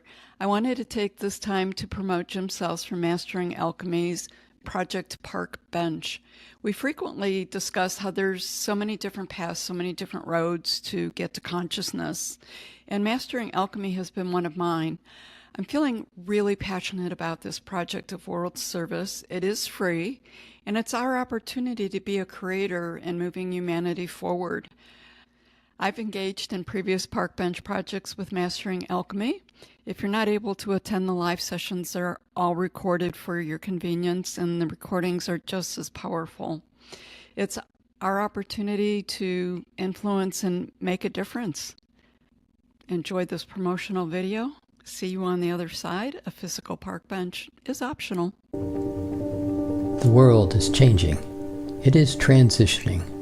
The game of domination and greed of the few, creating isolation, loneliness, fear, and lack for the many, is coming to an end. It appears to be getting worse, but it is coming to a completion. And simultaneously, a new light, a new realm of consciousness, a realm unlike that which is falling away, is now appearing.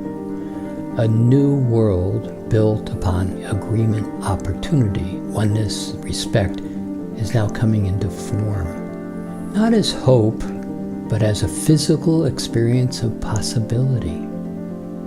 This creation is about you, about each of us. This is why we came here. This is why you are here at this time. We as spiritual beings came to bring into physical consciousness a new architecture. One without fear, one that has been dreamt for many, many eons of time. A landscape that is built upon respect, appreciation, laughter, co-creation, and well-being. We're inviting you to join us to sit with thousands of others once again on the park bench, all in agreement, not as a hopeful meditation, but as an intentional, conscious co-creation. No longer as just a thought, but as a tangible experience that we all have always known is possible. So please, come create with us in this project, where two or more are gathered in service to humanity and the earth.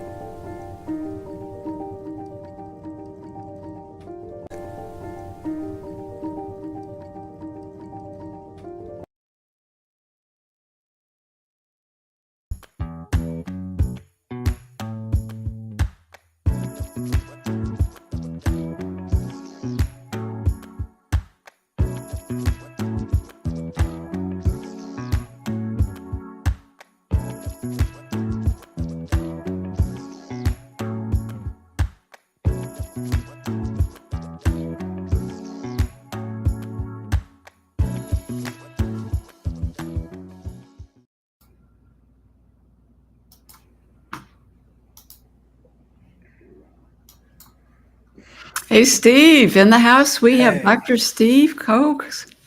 How are Hi, you? Good, Dr. Sandra. How are you? Good. Steve's going to be talking about the journey of self-discovery, spirituality, and cosmic relationships. I'm super pumped for this conversation, so welcome to the summit. Thank you.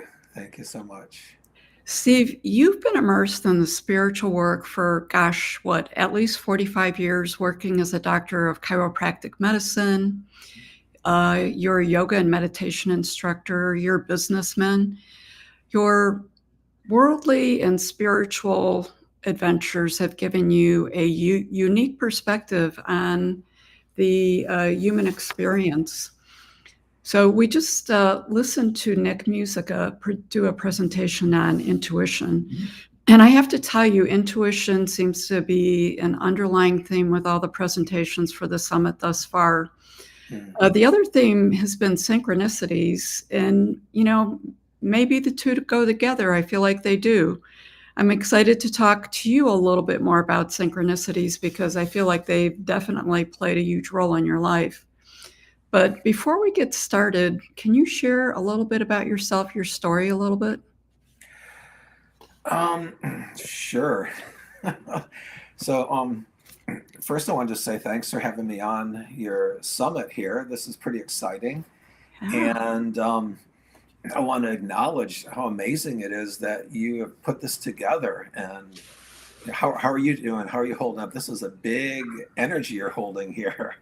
It is. It's I'm doing well. It's you know what? I'm doing well. So that you know how it is when you get in the middle of these things where the energy's flowing and you just get really jazzed, and then it's like midnight, 1 a.m, and I'm thinking, oh gosh, I'm like not gonna feel so energized in the morning. And you drag yourself up and you take care of it, and then you feel tired and you get the coffee. But once I get pumped up and getting all the different pieces together to go live again, I'm re-energized. So I appreciate you asking. Sure. Yeah. Well, I've been on the side of putting on events like this, multiple day events, and it does kind of have its own energy that carries you through.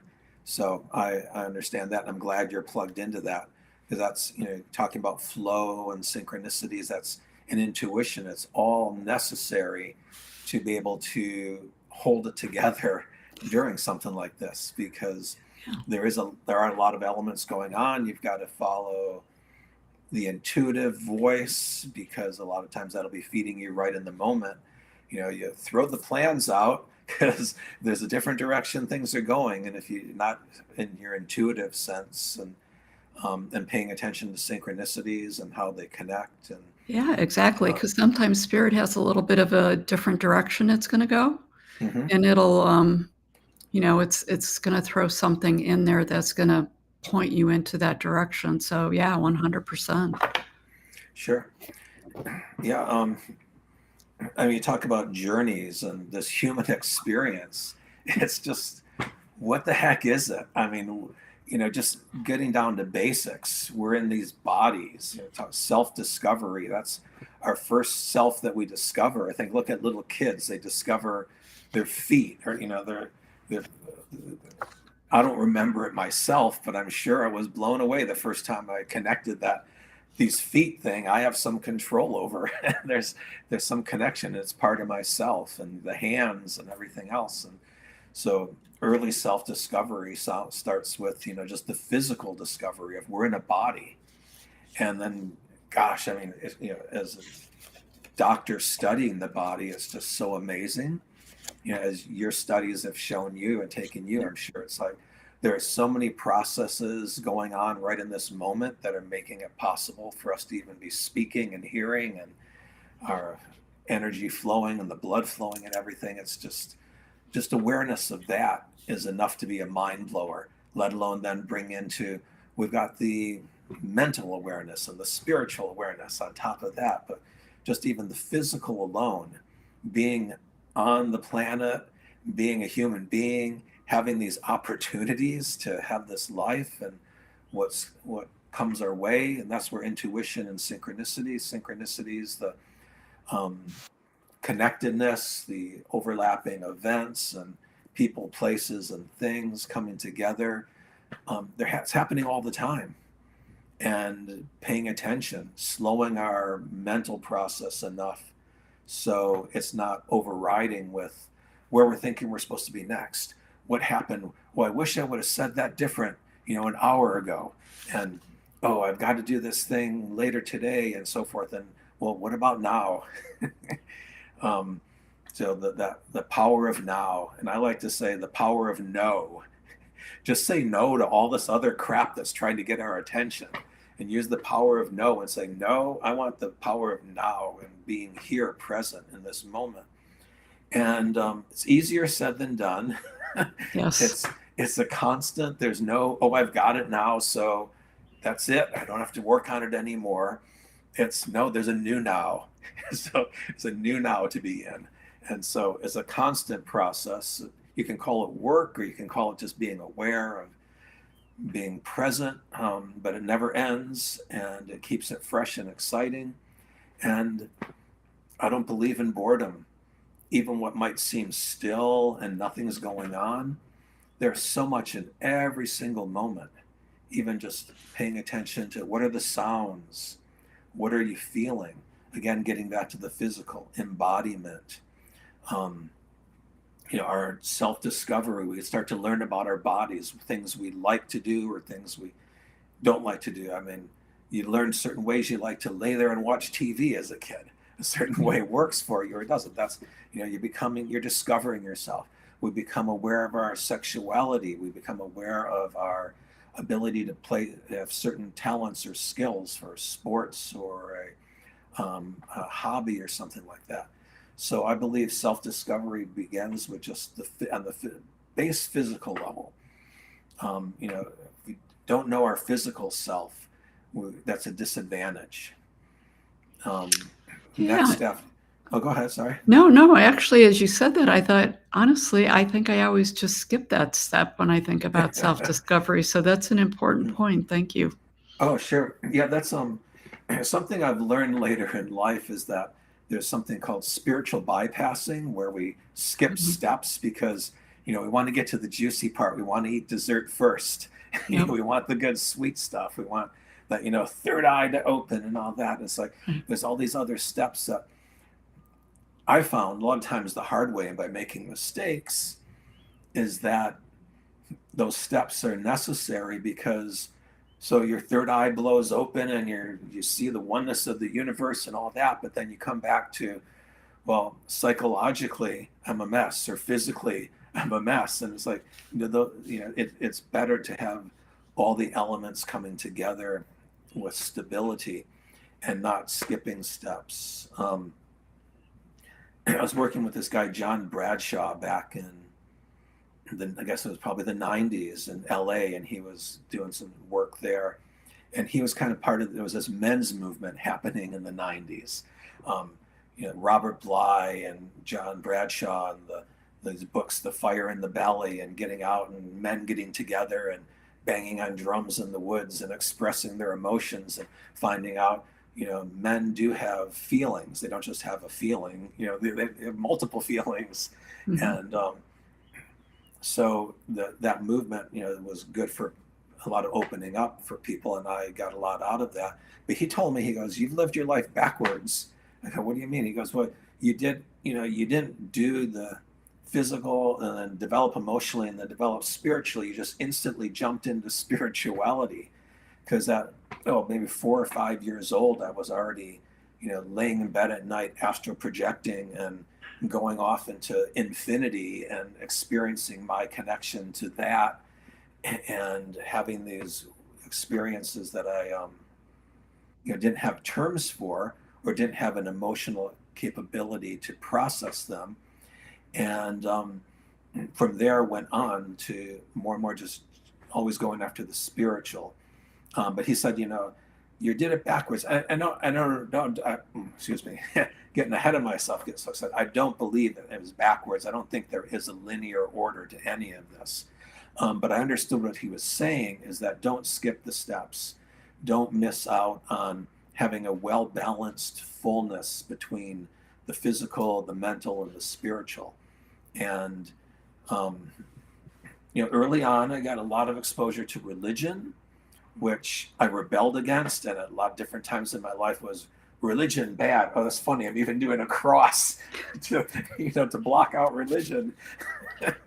That's just for vampires. But so I, rebelled against it. But I look back now and I think that religious, I was baptized in 2 different religions, one by birth and one by choice, as later on in life. And I felt those were, looking back, important steps of learning basics, learning principles, learning, there's a lot of controversy now about people forcing the 10 Commandments in schools and stuff like that. And I'm not for forcing anything on anyone, but I appreciate that I was taught early on, hey, here's a list of some things. If you follow, maybe it'll help your life.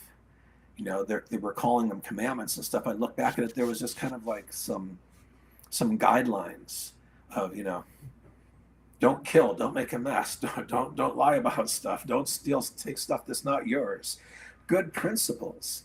It's got wrapped up in centuries of a lot of crap and people controlling people and manipulating people. But I do appreciate the influence I got from my parents and the religious training I got. And like I say, I rebelled against that. but I didn't know where to go next. There wasn't a lot of offering in the public in, like, say, the mid 70s, like what you're doing now. There wasn't anything to tune into and just hear about all this stuff. The only thing I had was they'd play some Alan Watts on the local FM radio station in the morning, and I would listen to him on Saturday mornings and get, these mind-blowing ideas from things he was talking about. But I rebelled against traditional Western religion and sought out Eastern religion, and found a lot of depth and wonderful stuff in that. I also found that it's still humans doing the human trip and running the same games on people, and I needed to step away from that. And found by that time, we're looking at, 20 years later, we're in the mid 90s, and I'm looking for something else. And there was all these opportunities, especially being in LA at that time.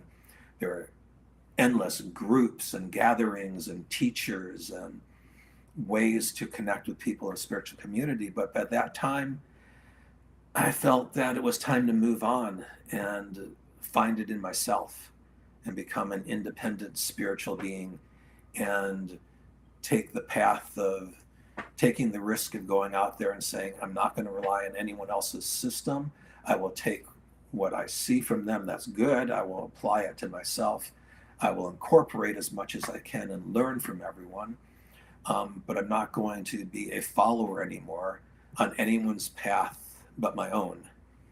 I believe there's 8 billion spiritual paths right now on the planet, because there's 8 billion of us walking around here. And we all have our own spiritual path. Sometimes we overlap in certain ideas that we believe in and certain groups that we are attracted to. And that's all good, but it still keeps coming back to there's just us. And we have to walk our path. And there's a lot of ways to find it and get there. And there's no slower way or faster way. Religion can get you there. Traditional, you can go join the Southern Baptist Church and follow everything they say perfectly, and it'll get you the same places if you go in the Himalayas and sit in a cave and meditate and do all your stuff, because it's all going to bring you back to you, to me, to us here and now, and there's here and there's now, and that's about it. And one day it ends, at least on this physical level, and we then are only left with our spirit level. So talking about the different stages of development or discovery. So after, I think it's good to get a physical sense of who we are, and then our mental, emotional sense. God, I recommend, do some therapy or have someone good to talk to everybody, because there's stuff to unpack. We all have a lot of things that we've picked up and learned that may or may not be benefiting us anymore. And it's good to sort through those things. And I found, just doing classic therapy, going and talking with someone and sorting something out was really good for discovering, the other selves of mine.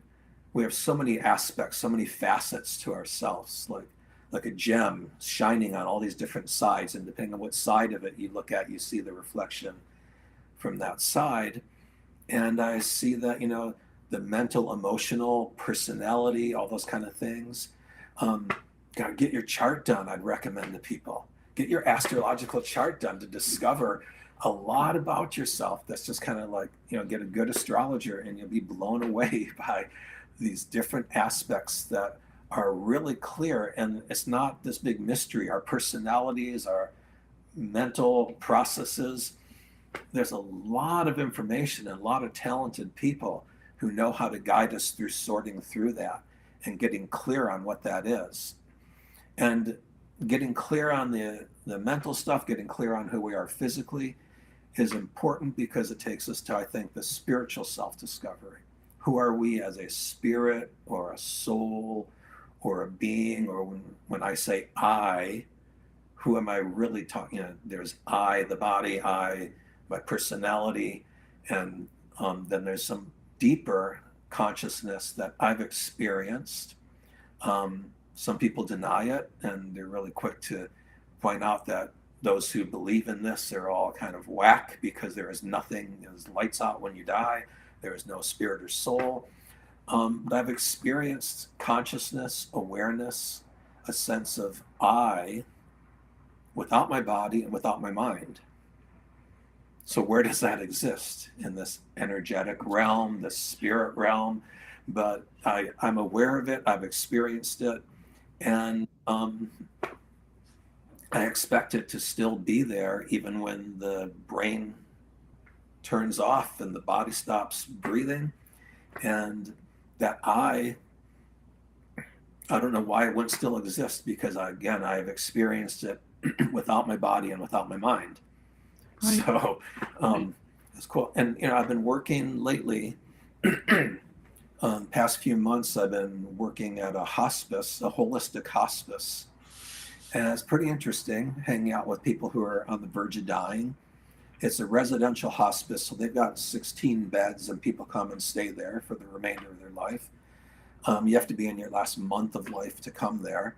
So everyone I meet is short term, except the people working there also too. And it's super fascinating. I don't quite have my head wrapped around it yet and what it all is about and what it means, but something I picked up is that there is a lot of evidence to the spirit. You got people I'm sitting there with, and they've got 1 foot in each dimension. They're speaking with me, and then next moment they're speaking with deceased relatives or who knows who else.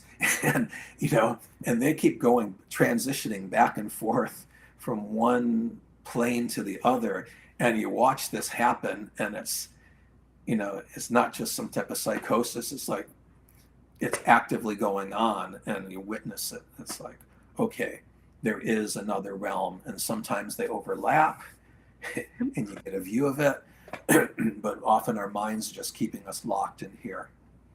Our senses are so overwhelming. Our 5 senses alone, just seeing things, triggers off 80% of our brain activity. Hearing, taste, smell, all these, touch, all the senses are so overwhelming to our nervous system that it's hard to then be present in the now and be aware of these other energetic realms. And that's where meditation comes in. That's where different practices come in. Sound therapy, gonging bowls, just even listening to music. Those things that help quiet our senses and allow us to then tune into what else is happening. Because it's all happening right now.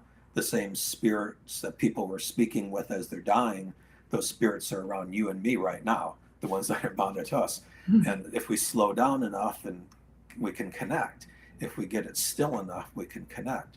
Or sometimes it just happens spontaneously, and things happen to people, and often that freaks them out. But if you purposely want to do it, you can slow it down and tune into what is happening on these energetic realms, this realm of spirit, and discovering who we are as soul beings, as energetic entities. Has went off on a lot of tangents there. No, so the thing that first pops up in my mind, and as I was just thinking about it, I don't know if it's rudimentary or not, but I also did volunteer work at the local hospice at one point, doing Reiki, energy, that type of thing. Excuse me. So I would go both into people's homes, and sometimes I would work at the hospice center. And without a doubt, people would have their 1 foot in one world and 1 foot in the other world. And there was a lot of consistent, the people who work there consistently, would share that people would either get on a train or a bus, or they were going to be, when they started talking about certain scenarios, this is what would happen next. And I noticed that it was very consistent. So for me, it reaffirmed that we exist, that there's something else on the other side. Excuse me. We have two people who are going to speak tomorrow, Melissa and Charlotte Abell. It's not what they're going to talk about, but they do some work called The Next Grand Adventure. And they specifically work with people who are in that hospice sort of stage of transitioning, or with people who seem to get stuck, like they're ready to go, but fear is holding them back, either from some dogma, maybe something happened in life. There's something that's holding them back. One of the social workers I worked with said that she used to see this a lot with veterans, that they really had a hard time when they were at that time where it was just, you're talking about moments, hours, or days transitioning. And what Charlotte and Melissa do is they connect with the guides on the other side, and they ask them, how can we help here? What's the block? What do we need to do? And they'll do some work with those energies on the other side to help relieve the blocks and prepare that person to be able to transition and make it a little easier. Actually, they, I'm sure, can speak it in a little more knowledgeable way than I'm sharing it, but I think everyone generally gets the idea. Those are all ways, I agree with you, Steve, that affirm that we're so much more than the physical body. And I love that fellow told you that you were doing it backwards, because I sort of feel like most of us do it backwards if you're going to sort of put a judgment on it. As we both know, it happens exactly the way it's supposed to happen, right? And what does that look like, and how everyone gets on the path and where it's going to take them looks really different. So you had mentioned synchronicities a few times. How would you define synchronicities? And can you give some examples about how synchronicities played a role on your journey? Sure. For me, it's when times, places, and people meet and intersect and allow us to take that incident and make choices or pivot in different directions, or just go deeper with where we're at. It's as simple as trusting that there's going to be a parking space up close to where you need to get because you're running late, and you see a parking space a block away, and you're like, I should just take that and run up there. It's like, no, I just feel it. And you go, and there's the person's pulling out, right? And you pull right in. That's a synchronicity. Or crossing paths with people. Just recently, it hit me that 50 years ago exactly, this summer of 1974 was a big synchronicity where I was in high school. Things were not going really great in a lot of different ways, and I was kind of reviewing my life. I'd gotten in some trouble, and my mom kind of warned me that I better get my stuff together and better, make some decisions, because these decisions I was making then were going to set the path for my future. So I was giving things some thought, and I crossed paths with a person who, I'll tell the story a little bit because it's kind of an interesting story. So I was partying with friends, and we had gotten arrested, and we're 16 years old. And the next night I'm out partying with friends again, and like I said, I was in this state of mind where I wanted to really think about things and be clear, and saw that the future was not promising the direction I was going, and that I did have an ability to make choices and make change. And we're sitting in a circle with a dozen kids from high school, and everyone's drinking beer and passing around a joint, and it comes to me, and I kind of just hold it and just kind of keep talking to people, and then kind of slyly pass it on. So I was trying to keep a clear head, and I'm thinking, it's cool, no one saw me, because if you did get, the peer pressure was a lot. Yeah, so, we're of the same age group. I get it. Yeah. And we're in a upper middle class suburb of Detroit, and the drugs were a major problem. Not that they're not a major problem in our schools now, but back then it was a new thing to have drugs in high school. Drugs was a college thing. Drugs weren't seen in the high schools in the early 70s, and it was a new thing that they didn't know how to deal with. And the drugs were pretty bad too. It wasn't just, you know, hippies smoking weed.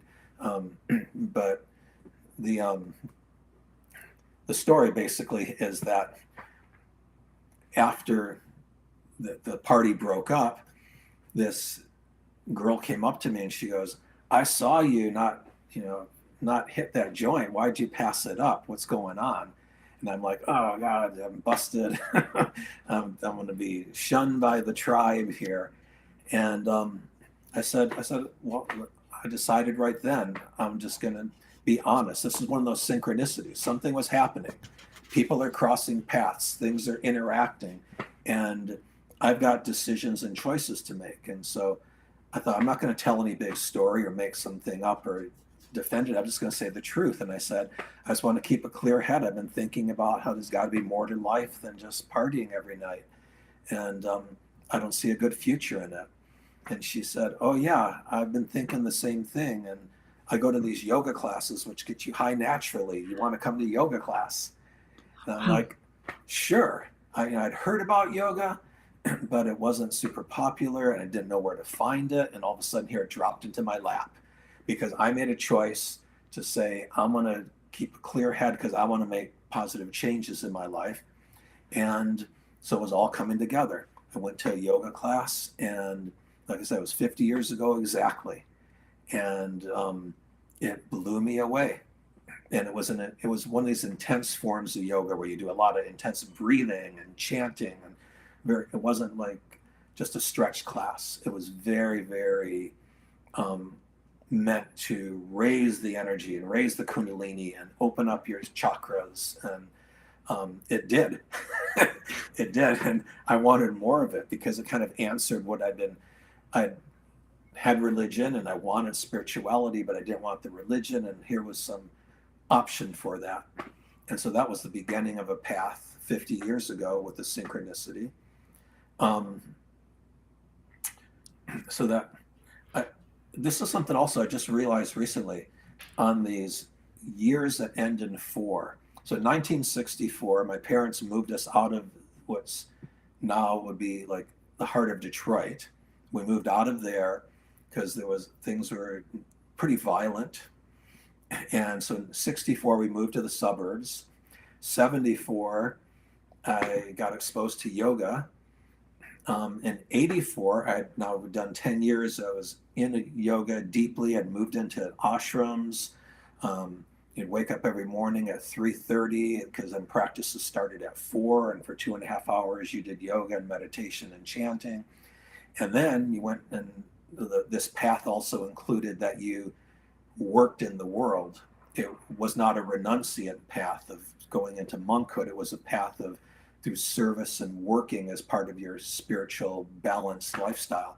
So I became a chiropractor and was busy with all this, spiritual practice, and I was a member of the Sikh religion and running a chiropractic practice.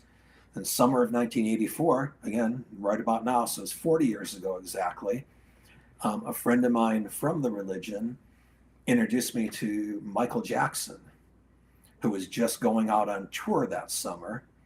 And we found out I was a chiropractor. He's like, "Oh, I need help, and could you work on me?" And so I treated him, and he said, "I want you to be on the tour. Here's where we're going to be for the next 6 months. I want you to be there." And I don't talk about patients, but he said to me specifically, he goes, "Do you tell people about that you're my chiropractor?" I said, no, that's all private. And he goes, "You tell people." He goes, he didn't use the word exploit it, but the way he explained it, he goes, "Use it to your advantage. Tell people, use my name to build your business and do whatever you want." He goes, "I don't care. Just use it to help yourself get ahead." And I thought, that's pretty cool. I appreciate that. So I just want to make that clear. I'm not like busting confidence. I don't sit there. No, I come from healthcare. That's important. just talking about patients without their permission. So I met him in that summer. Spent 6 months, the last half of '84, traveling with him and his family, and then moved. They said, "Doc, you should move to Beverly Hills," and in that voice that everyone knows. And I'm like, "Well, sure, why not?" He goes, "We'll send all our friends and family to you." And I'm like, "Okay, good."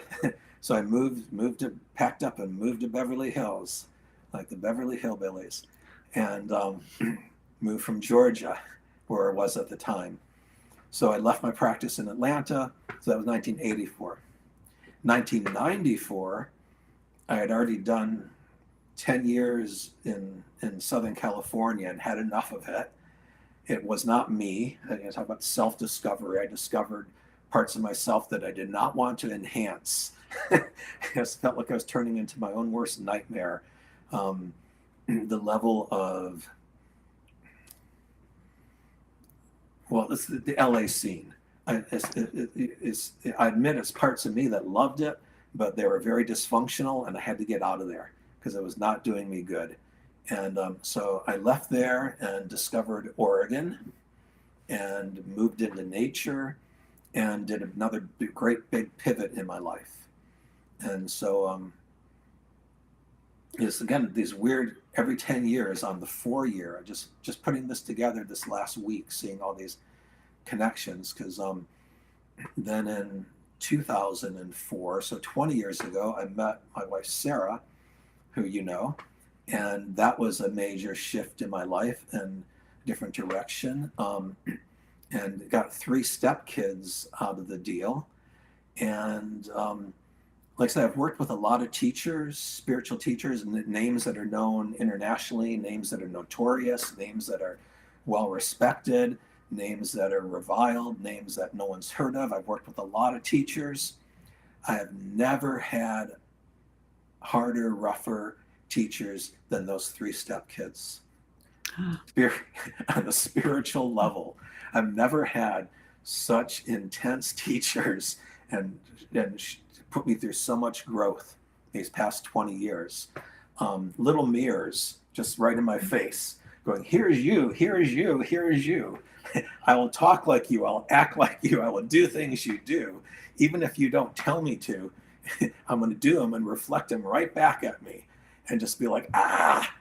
So, I mean, that was like a lot of wake up there, finding out that, thinking, oh, I've done all this, I've done 2 religions and multiple spiritual practices, and the holistic healthcare world with all its practices, from, acupuncture to whatever starts with a Z. I can't even think of something that in that world. So nothing was like, kids in your face who you're raising that take on my own characteristics and show me who I am. So and that was 20 years ago. 10 years ago, I realized I was getting old. It's like, holy crap. And it's like, I'm coming up onto the end of, I'm almost 60, and this what's going on. I started seeing that, these 20-year chunks of, first 20 years of life, you kind of just figure out what you're doing. Next 20 years, kind of educate and get settled in. 40 to 60, I would, work at what you're doing and perfect it and become the master of it and teach it and so forth. And I'm getting up to that close to 60. It's like, uh-oh, what's 60 to 80? And I have reviewed that and looked at that and thought, what's this next phase going to be if I'm lucky enough to have those years? What am I going to do with it? And one of the first things I realized is that I'm carrying a lot of junk with me, even physically. It's time for the downsizing, time for the big review and get rid of stuff that doesn't work anymore, whether it's just things around me or relationships that aren't really working, thought patterns, habits, so forth. And so in 2014, I started the big downsizing. Now, because I've had accumulated a lot on all levels, energetically and physically, the downsizing took quite a bit of strategizing and time. And now here we are in 2024, and I've downsized as much as I kind of really think I'm going to. It's down to, a couple guitars. I don't have 7 guitars anymore. I'm looking at 2 guitars here across the room. I don't have 15 drums. I've got 2 drums or 4 drums or whatever. It's like, that's a level that I can pack it in a van and move it if I had to. On the physical downsizing, on the emotional downsizing, it's like, what's important? Who are the important relationships? And talking, to people and being real and connecting with them, whether it's, some person waiting on me at a store, the clerk behind the counter, or at a restaurant, those synchronicities, every synchronicity, it might be this small, it might be 10 seconds, but that synchronicity of crossing paths with that person and just saying, how you doing today? And the gas station, the attendant the other day brought tears to my eyes because he goes, thanks for talking to me. Oh, wow. In Oregon, they just passed the law you can pump your own gas, but until just a couple of months ago, you couldn't pump your own gas. So gas station attendants were a popular fixture in our community. Not like self-serve and you just go into the mini mart or you don't even go in, you pay outside with your card.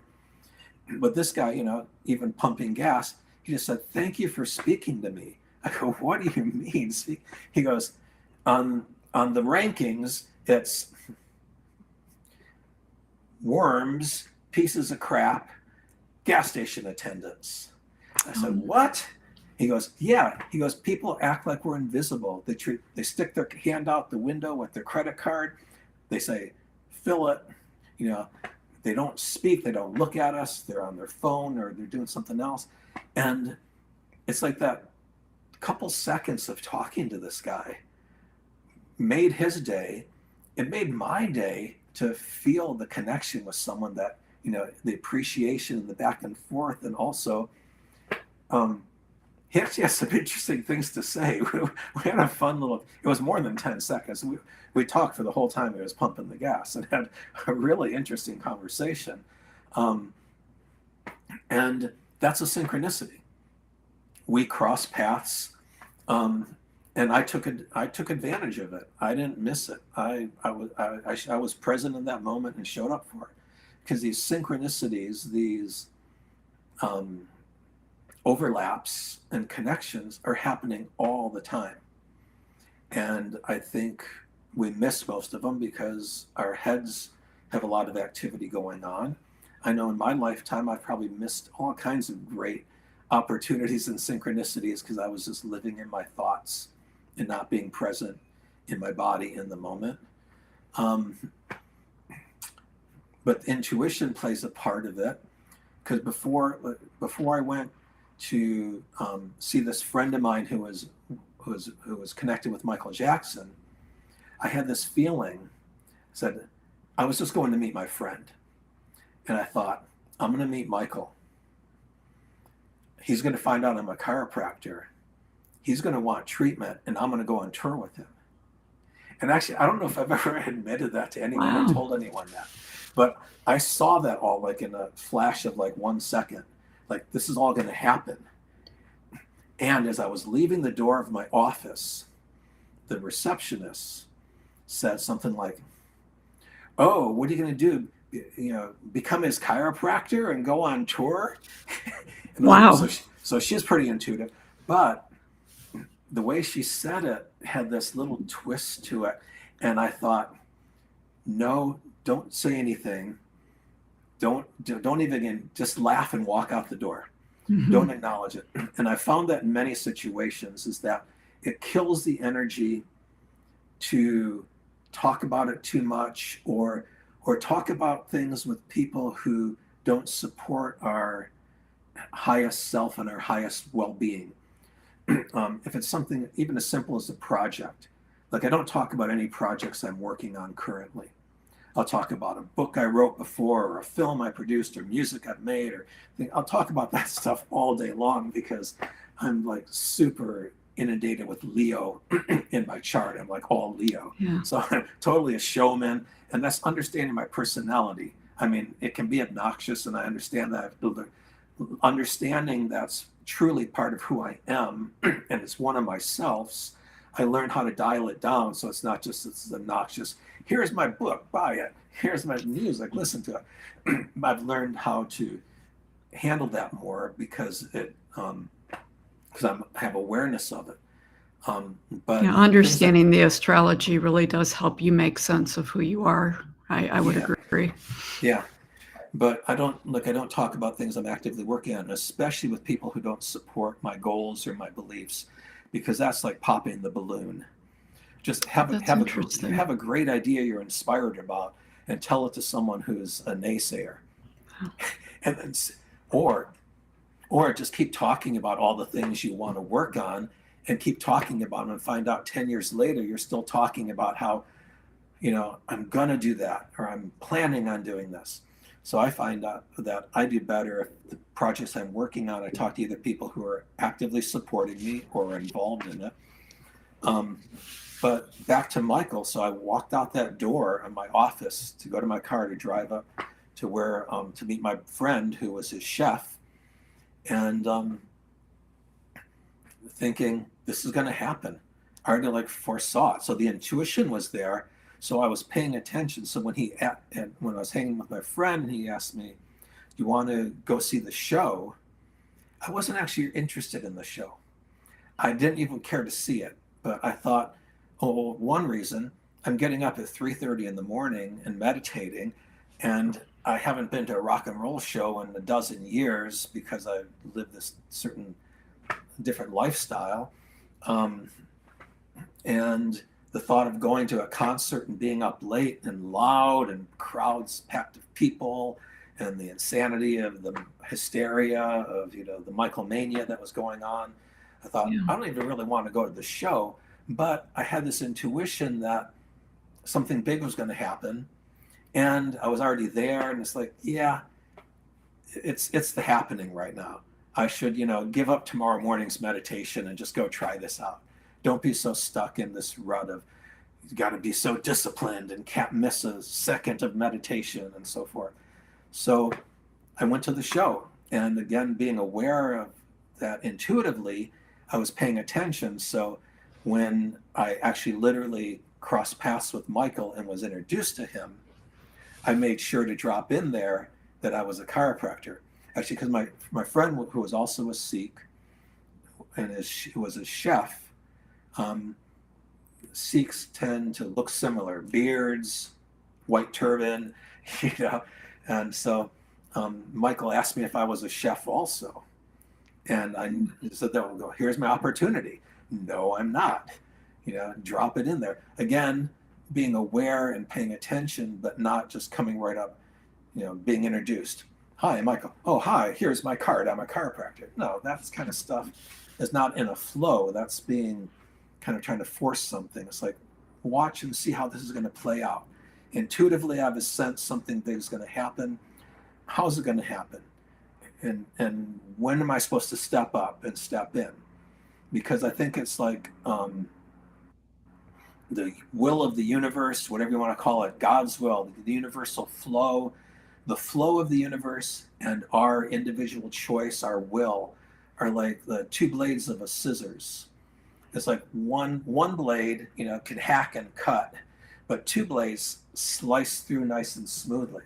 So when our own choices and our own willpower and our own decisions flow together with the universal flow, then it cuts through smoothly. So I like to try to notice, where is the universal flow going, and what am I wanting, and how can they merge together to flow, to cut through as a smooth thing rather than hacking and tearing and stabbing. So when Michael said, "Are you a chef?" It's like, oh, here's the opportunity. No, I'm a chiropractor. And it's like, can you work on me after the show? Why, yes, I will not go anywhere else after the show. I will be here. And, just took off from there. And it was, being present, paying attention, trusting the intuition, not getting all wrapped up in overly excited about it beforehand because you can burn out the energy. It's like, I thought how to prepare for our talk today. I had a couple thoughts and a couple of notes, but 99% of what I did was being present back then, an hour ago, a day ago, a week ago, being present there then, so I can be present here now.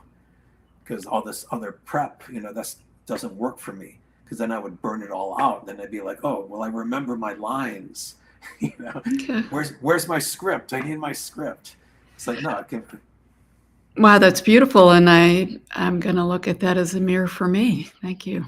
Oh, we're all mirrors. It's like, that's one thing I've learned too, that it's been so important. We're all teaching each other all the time. Everyone, all the time. There are people who call themselves teachers, or people who play the role of teacher. I do that in certain environments myself, but it's just roles we're playing. It's just costumes we're putting on. We're all here as humans. The great equalizer, death, is coming our way. This working at hospice has been real eye-opener. It is. It's a definite reset. Yeah. It's absolutely, and it's hard for people to understand this. I find it to be an incredibly beautiful thing that shifts me to reevaluate what's important to me at the moment. You just start looking at life very different when you do it. Yeah. It's a film I like, Spinal Tap. It's about a fictional rock and roll band, and they're actually at Elvis's grave. And this fictional rock and roll band, if people haven't seen the film, are living pretty wild, living on the edge, every day on the verge of an overdose or some disaster happening. And they're visiting Elvis's grave, and they're standing at the grave looking at it. And one of the guys says, "This puts things into perspective." And the other guy goes, "Yeah, too much perspective." There you go. It's like, Yeah. we don't like to think about it, but it is, as our human experience, there is an inevitable ending. And someone told me early on, when I started yoga and spiritual practices and being on a spiritual path, that yoga is a preparation for death.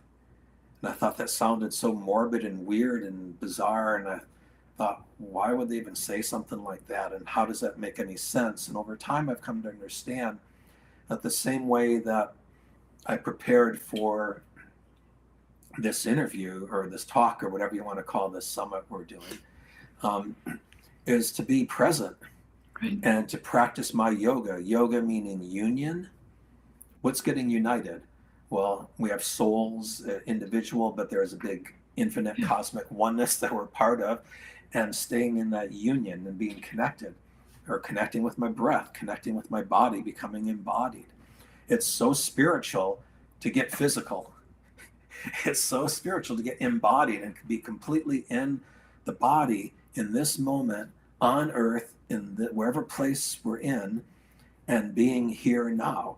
There's nothing more spiritual. And that same practice of doing that as yoga for doing this interview, and the same for death, which is coming, that being in the now. If there's a transition and our consciousness lives on, I want to be conscious of my consciousness when that happens. And I finally kind of see that, is preparing, being present now is being ready for when that last now happens, that last breath. And at the same time, my spiritual teacher, guru type guy, who I spent a lot of years working with, who is a mixed bag. Working with live teachers is risky because we are humans, and if they get too much power or money or control, a lot of times they go bad. So it's something to watch out for. One of the pitfalls on the spiritual path is remembering that guru across from you is also human too. No matter what they tell you, especially if they tell you they're not a guru and they're human like you, oftentimes. So kind of goes against what I'm saying right now, but we're on these paths in this body and present here now, and we have an awareness, and that awareness, in my experience, will continue on. And Yeah.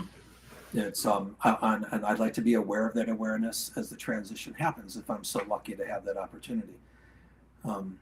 And I've just lost my train of thought. So, Well, you know what? Actually, that's okay, because I cannot believe that we have talked for almost an hour. Whenever good. we're together, Steve, yeah, it does go really quick. I do have a favor to ask for you. I think that you, because I've seen you in the background a couple of times, you know, we're doing this thing with decoding spiritual terms, and actually the next speaker is going to be talking about that.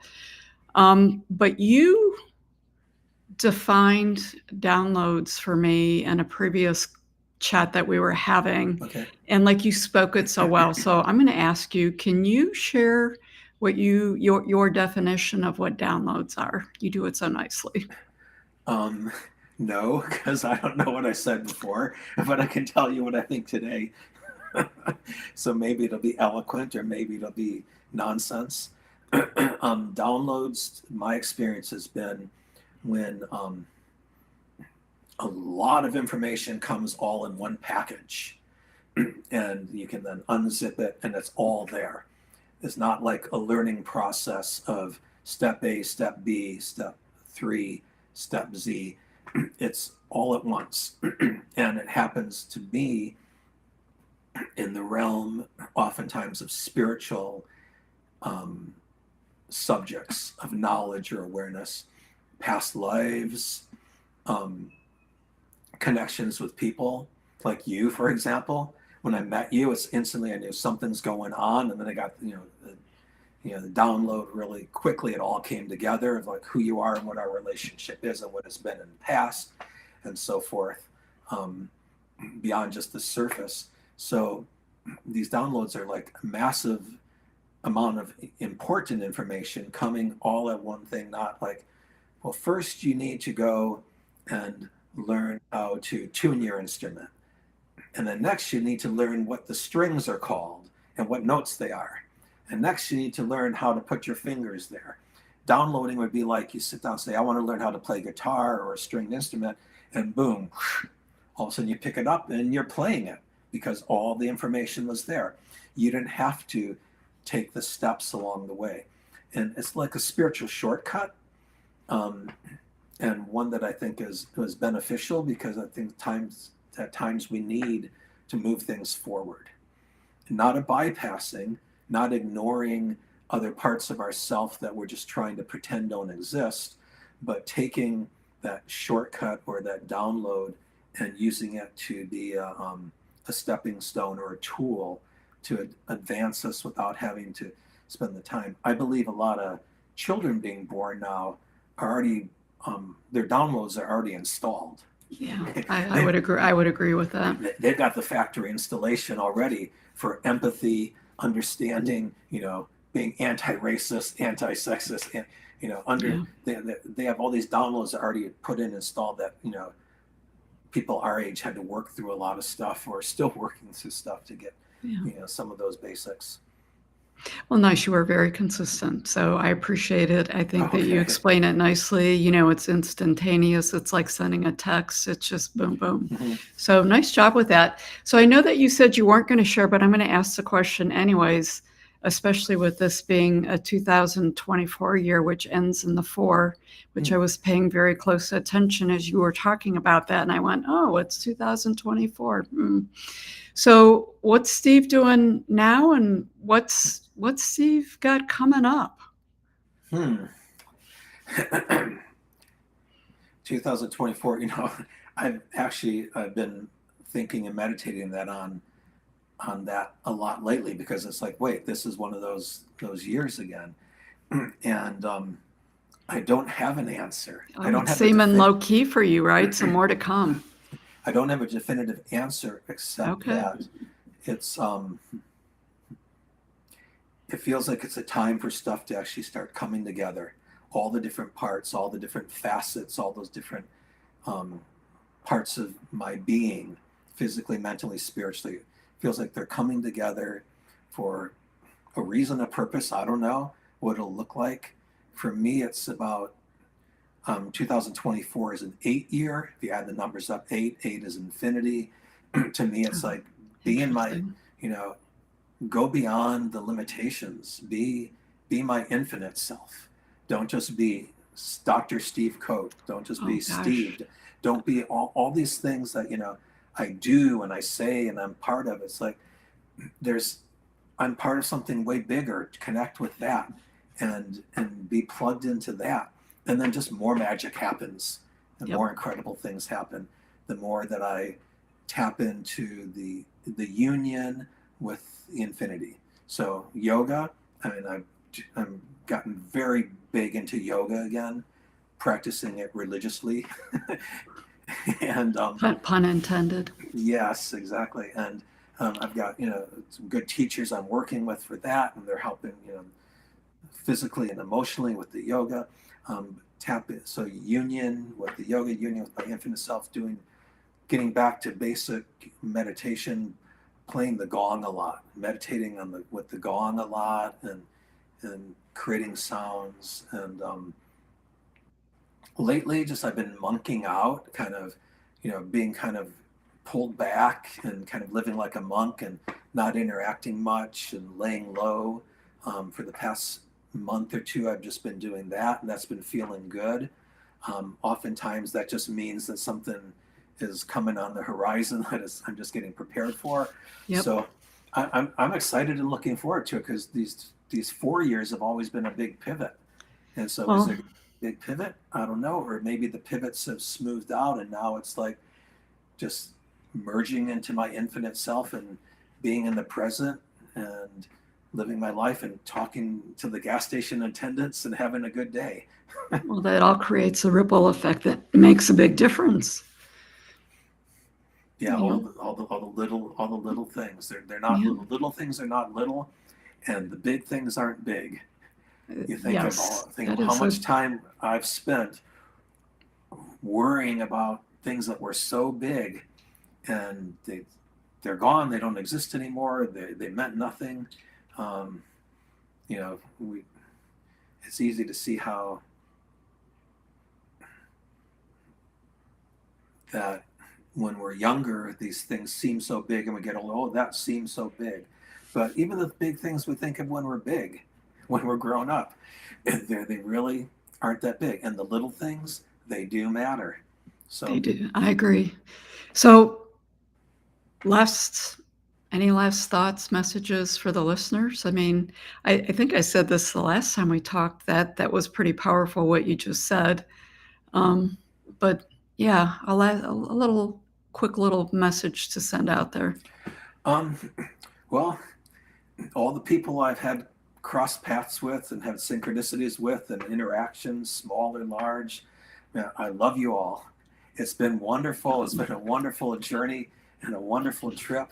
There's 8 billion plus of us on the planet right now, so there's 8 billion spiritual paths. I pray and hope you find the path that takes you to your union with your infinite self, which is my infinite self, which is the light within us all. The whole namaste thing, it's like recognizing that we are together, and it's all meant to be. I agree. Thank you so much for your time, Steve. Until next time. You're welcome. Thank you for doing this. It's an honor and a pleasure. Thank you. Both ways. Okay. Bye. See you around. Yes, definitely.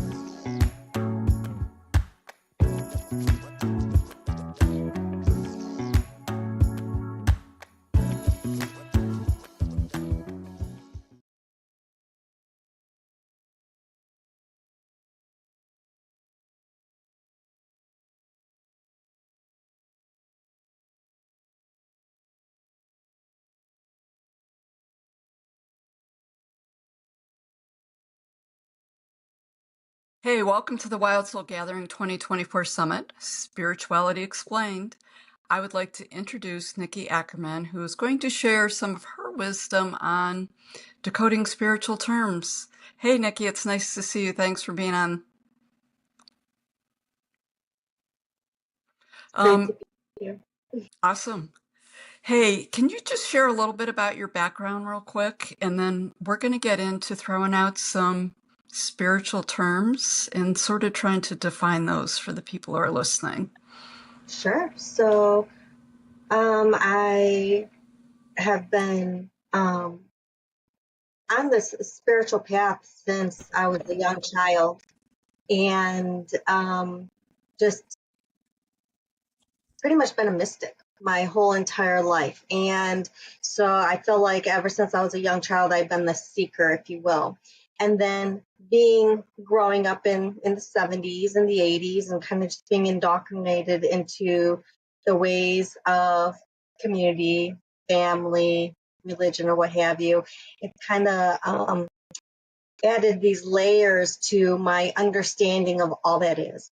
And so it's kind of, as I'm an adult, kind of finding my way back to that sense of freedom, that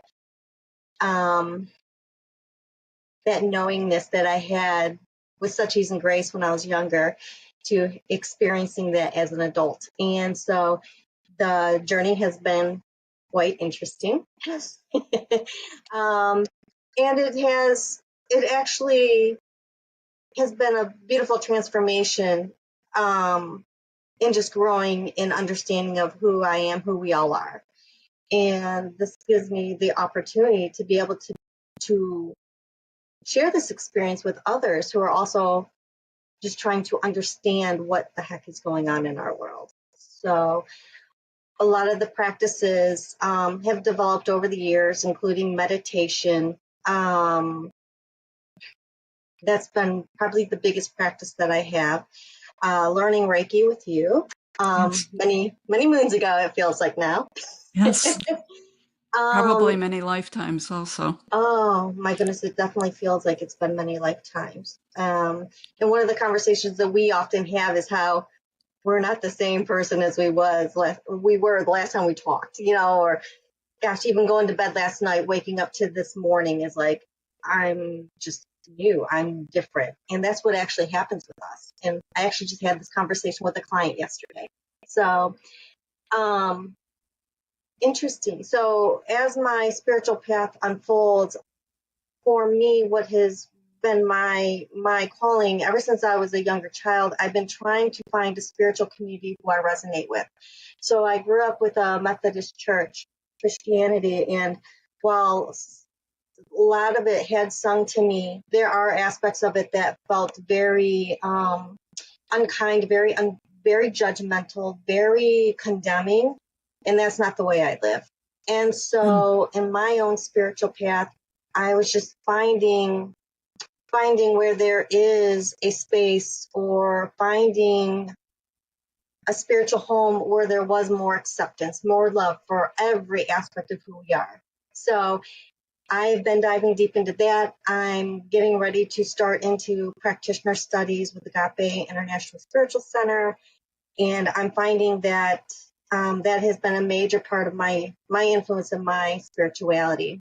And so I've seen huge shifts and changes in my personal life, in my life relating with my clients.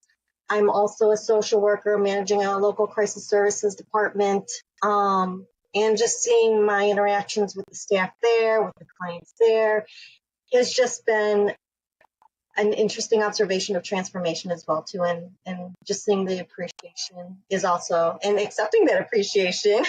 I know. Is just very not only gratifying and humbling, but it's confirmation that we're on the right path. I would agree, and I love how you just introduced and explained yourself, because it really, you just said in a few sentences what drove this whole summit, Spirituality Explained, because I feel like everyone has been awakened. Some are conscious, some are unconscious, and many are on that continuum. And we're all on the continuum as we grow. And honestly, as you spoke, I was like, I should have been taking notes. I thought, okay, there's 6 words in there that some people may not know exactly what that means. So for you, I don't know if you've ever had the experience. I had an experience once when I went to Brazil with some people to visit the John of God. I use the word compound for a better word, but it was a center that he had. I spent 2 weeks there and was able to experience him and his spiritual work. I understand that he's got some other issues, but his spiritual work was very real. And they would ask if I wanted to go sit current every afternoon. And I was like, yeah, sure, I'll go sit current. Had no idea what it was. And I was like, what could this sitting current be? I'm here for the experience. So you know me. We've known each other for a long time. I'm just going to jump into it. And it took me about 3 days before I figured out what sitting current was they brought everyone into a room, and I mean, literally you could be sitting there for 4, 5, 6 hours, and you were meditating on the energy, and you brought the energies in to bring the spiritual guides that John of God was working with into the area so that he could do his healing work. And when it really clicked with me was on the one day I could feel immediately after sitting there for 5 hours, and it was not comfortable that day. I could feel the current break. Like it was this energetic electricity. And I was like, oh, he's done. And we're going to be done shortly. And I was like, oh, sitting current. I get it. That's what it means. We are energetically bringing in the energetic current so that he can hold these beings that he channels to do this healing. So I don't know if you've ever had an experience like that, but in talking just with people in general and different guests, a lot of them have shared their experiences where terms like, I'll say holding space was brought up. And they were like, gosh, these people always talk about holding space. And I'll be honest with you, I didn't know what the hell they were talking about. It took me about 1.5 years to figure it out. And I thought for Spirituality Explained, doing a talk on decoding these spiritual terms, I think will make a difference. So I'm talking with you. I have a couple other people that I'll be talking with to get sort of their insights on it. Have you ever had an experience like that where people use terms in the spiritual world and you weren't exactly sure? Yeah, I think in my, I think especially the early days of learning Reiki. Oh, gosh, yeah. I think that's when I was trying to figure out what the heck do they mean by holding space. Yeah. And so for me, I think the way that I most recently find an explanation for that is to being able to center down, to embody love, and from there align with spiritual truth, which I guess would be another term. Just to align with all that is, aligning with love, aligning with compassion, aligning with acceptance. Being able to move away from what we're perceiving from the outside world, allowing our thoughts to kind of settle from what is experiencing as a condition or a situation within our lives, and to be able to just really embrace love, that unconditional love, all that compassion where there is no judgment, because judgment and love cannot coexist. Fear and love cannot coexist. So when we can be in that space, when we can be in that space where we're just feeling so much love, so much compassion, so much acceptance that's beyond anything we have experienced, we hold that, we sit with that. And that is what kind of radiates throughout our entire being, not just our physical bodies and not just the heart space, but continues to radiate out throughout the soul, throughout the spirit, and just continues, because we're all interconnected, we're all one. So when one does this and when two come together, as you know, it exponentially evolves. And so with this is holding space, and there are so many benefits to it from an individual point of view, from a collective point of view. And this is how we raise the vibrational frequency of us individually and collectively as humanity, the earth, what have you. So it's very powerful. I love how you explained it. And the cool thing about it is you can do it while you're physically present with someone.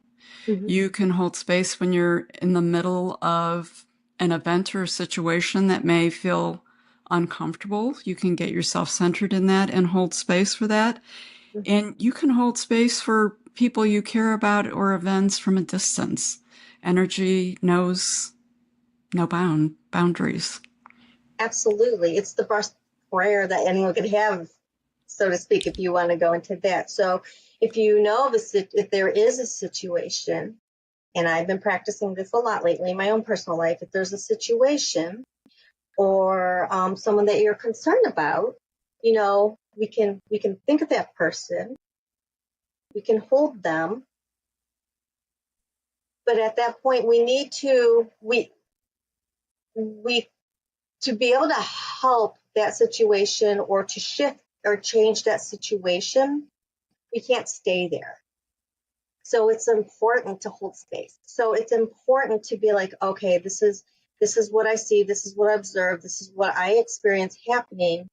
So for this moment, I'm just going to take a breath. I am going to center. I am going to align myself for what I know is true. What I know is true is love. Love is always there, always present with us. Even when it doesn't feel like it, it's always there. And to allow ourselves to just elevate. Can we just go in that space where we are nurtured? Can we go in that space where we are loved? Can we experience that greatness of compassion and hold that space and then amplify it? Imagine it being amplified by 10. Imagine it being amplified by 50. Imagine it being amplified by 100 and continue until you just feel that radiance of love.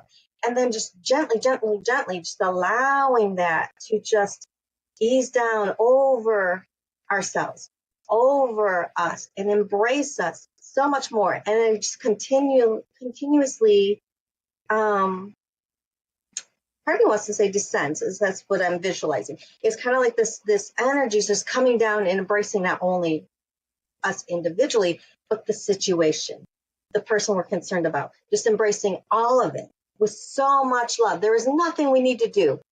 There's nothing that needs to be fixed because everything is divine and perfect. Nothing is broken. Everything is whole and perfect just as it is. We might not see it that way, and that's okay.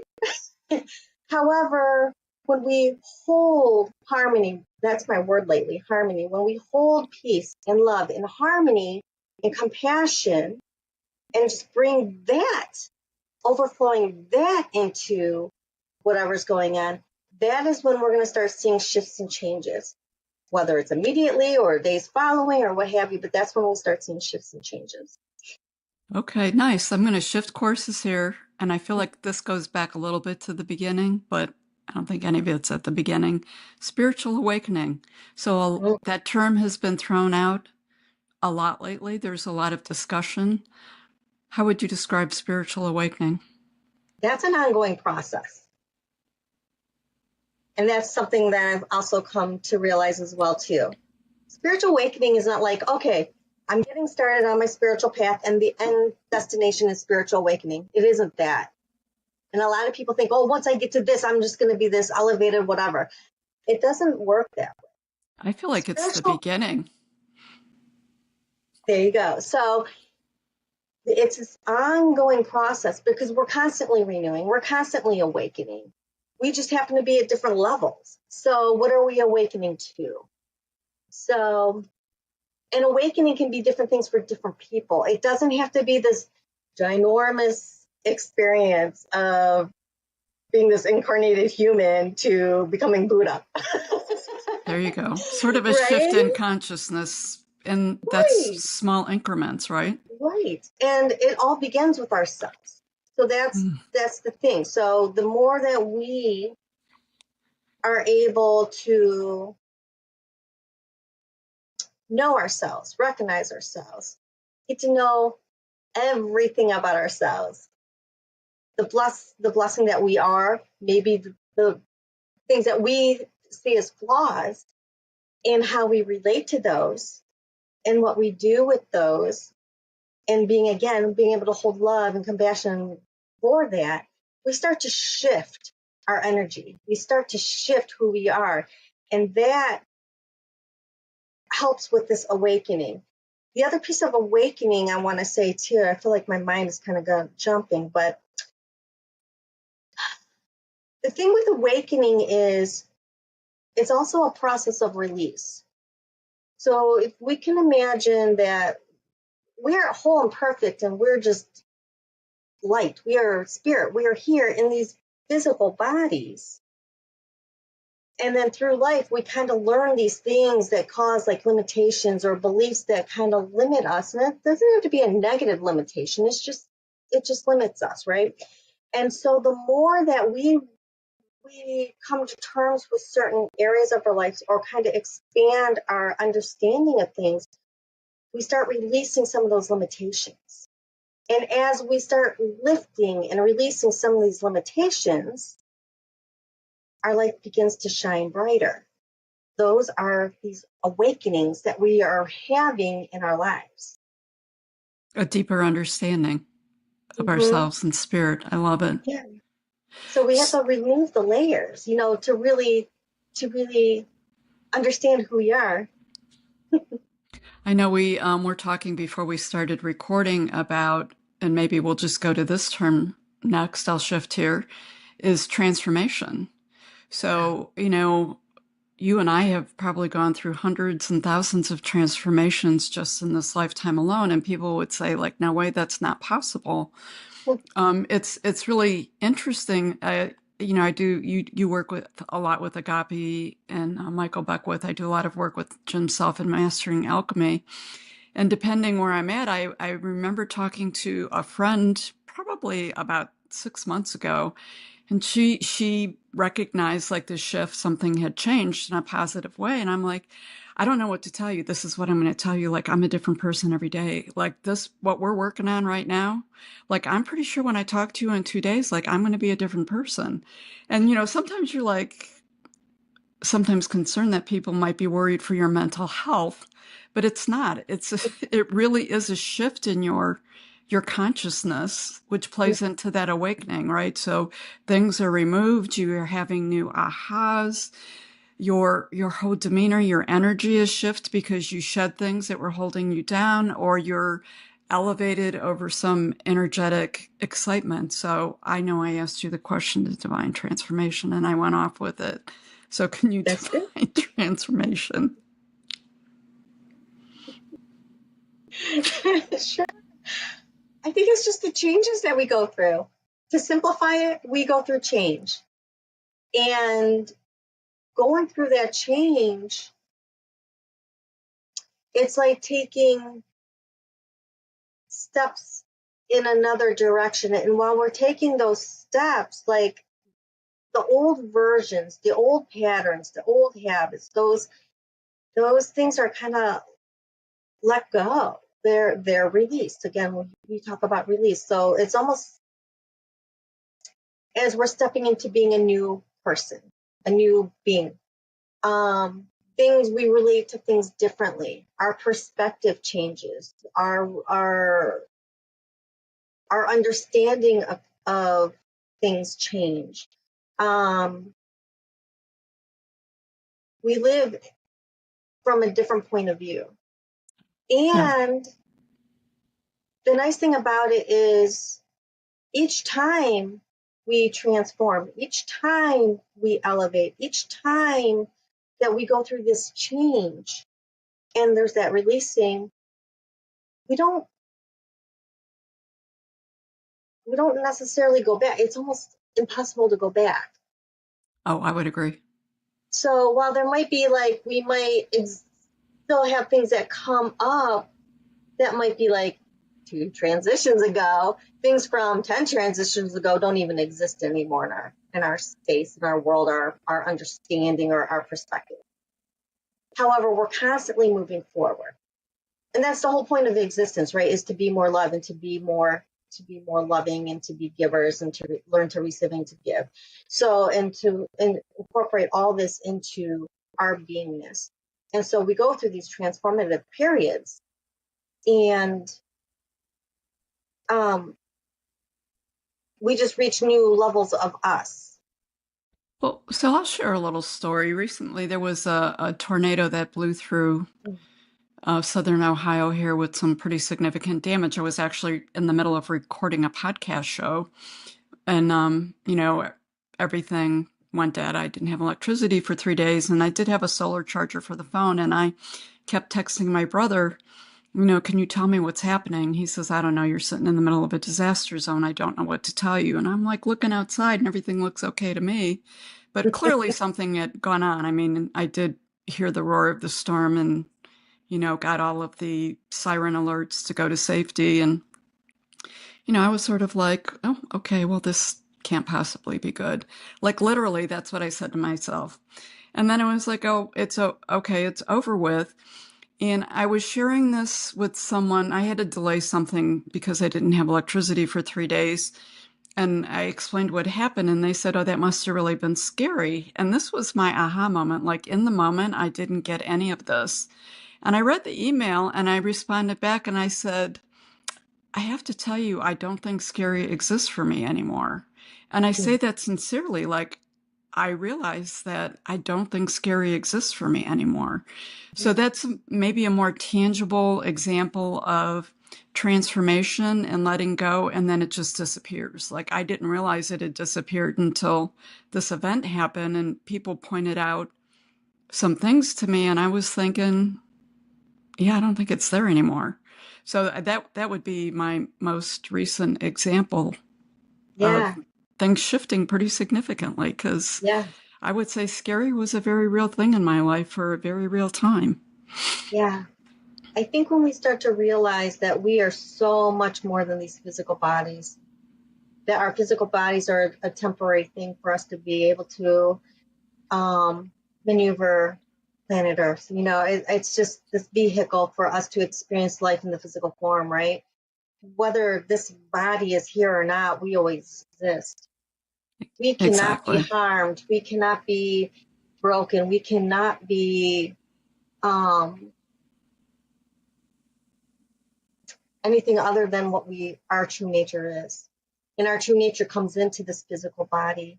So I think when we start getting these nuances, and we start having these aha moments, and we start having these insights, if you will, like, oh, wow, I can feel things physically. It's a sense. It's one of the senses. That's all it is. It's a sense of the physical body. It's like a navigation system when we come into these physical bodies. However, those are temporary, just like the physical body is temporary. We, as beings, as spiritual beings, are not temporary. We're not able to become temporary. And I think when we start really feel that, when we truly, truly know that, then I think the idea of fear lessens. We just evolve in that way where we have like an understanding, like, oh, wow. Now, that's not to say we could go do risky behavior and test the we're not putting ourselves in harm's way. Physical body. Exactly. So I think it's also just reassuring knowing that, and you hear a lot about that with people who talk about like near-death experiences. Yeah. Well, this wasn't quite that, but it was just aha that I am shifting and things are changing for me. So this next term, I still have a hard time wrapping my head around it. Maybe not as much as I used to really have a hard time wrapping my head around it. It's Akashic Records. Can you talk about the Akashic Records? A lot of people talk about the Akashic Records, and I think that there's a lot of viewers and listeners out there who've heard the term, but not really sure what that's all about. Yeah, I'm not really into them as much, so I really never explored it, but my understanding from what I hear others say, this is not a personal experience, is basically this all-knowingness of what has transpired in our life, in our lifetimes, is kept.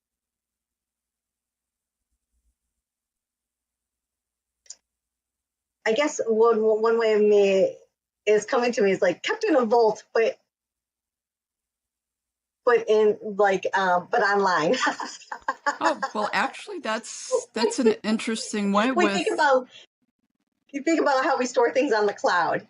yeah, You know, that's a good store way. information on the cloud. You know, there is this aspect of this all-knowingness of all our lifetimes that is all in this space that we have ability to access.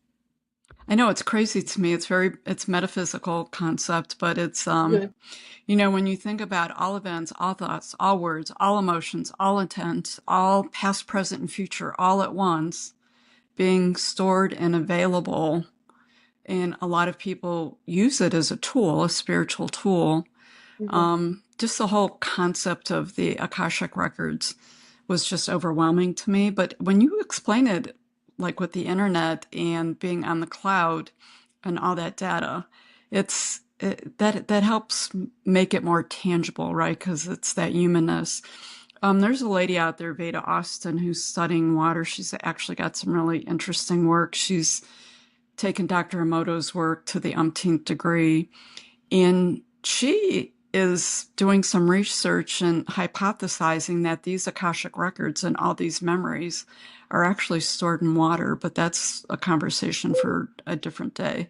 And her work is really interesting. So go I ahead. recently heard as well too, like you could totally shift and change the Akashic records.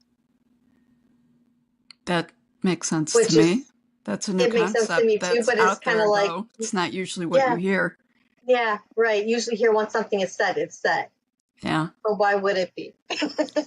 Because if you can do timeline jumping, so to speak, well, and shapeshift, why couldn't you change the Akashic record? So that all makes sense to me, because we're able to recreate our reality. We're creating our reality all the time. Absolutely. Okay, well, we can get into a really deep conversation on that. How about ascension? We'll go to something easier. How about ascension? I see ascension is very similar as transformation. Ascension, so as we transform, transformation is more like the process of I'm a very visual person, is like the caterpillar going into the cocoon, right? And as that caterpillar is changing its form, it's changing its natural state to become the butterfly. It's going through a transformation. As it leaves the cocoon, as it becomes and becomes that butterfly, that's what I would relate ascension to. Ascension is changing a vibrational frequency. You're leaving one vibrational frequency to enter into another. And doing so, we have different realizations. We have different perspectives. We have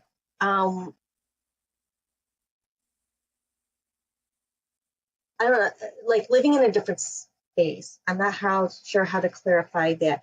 The things that are important to us from a 3D perspective are not necessarily important to us when we start ascending, when we start becoming a different vibrational frequency. There are things that are more important to us or that are more beneficial to us that we tend to be in that space with. So when we start talking about qualities of love and compassion again, we start functioning from that point of view rather than a reactive point of view from like a 3D place. We start to experience a more elevated aspect of beingness. So ascension to me is just that whole rising of vibrational frequency. Moving And it out of the can take physical. Yeah, and I think we had this conversation too when you were sharing with me before about the tornado over the farm, and I think, and I've seen this happen in my own life as well as hearing other people tell stories. When we ascend, we become more of the spiritual body, which is light, and the more light we become, we start disappearing from certain people. People can literally run into us because they didn't see us, like walk into us because they didn't see us when we are right there, just because we hold a vibrational frequency and we hold so much light that we are just not seen by people who are of a different level of frequency. And there are people that we may not even see, because they're of another vibrational frequency as well too. So That's I was talking to someone recently who had a similar experience. She was out hiking with some people and they ran into someone and she felt like she was being ignored. The person she was with didn't introduce her, and the fella never even acknowledged her presence. And then she realized she had been doing some quantum healing with a client before she went on the walk, and she goes, I think that I just was not visible to this person because I was vibrating so high at the time. And to hear her explain the exact events, I mean, that fits right into what you just said. So I didn't have this as one of my questions, but I'm going to put it out there because I feel that it's different and it's a topic that moving forward probably is ready for some further discussion. And that's the term love. So how we describe love in this earthly way and the pureness and trueness of love when we talk about consciousness and spirituality are two different things in my mind. Your thoughts on that? yeah, I've had to work through that myself, and I'm still coming to an understanding. From my own personal experience, I've been indoctrinated with love being this sentimental experience, and there being attachments of whether one is worthy of it or not, and so working through some of that stuff. However, the true essence of love, there is none of that.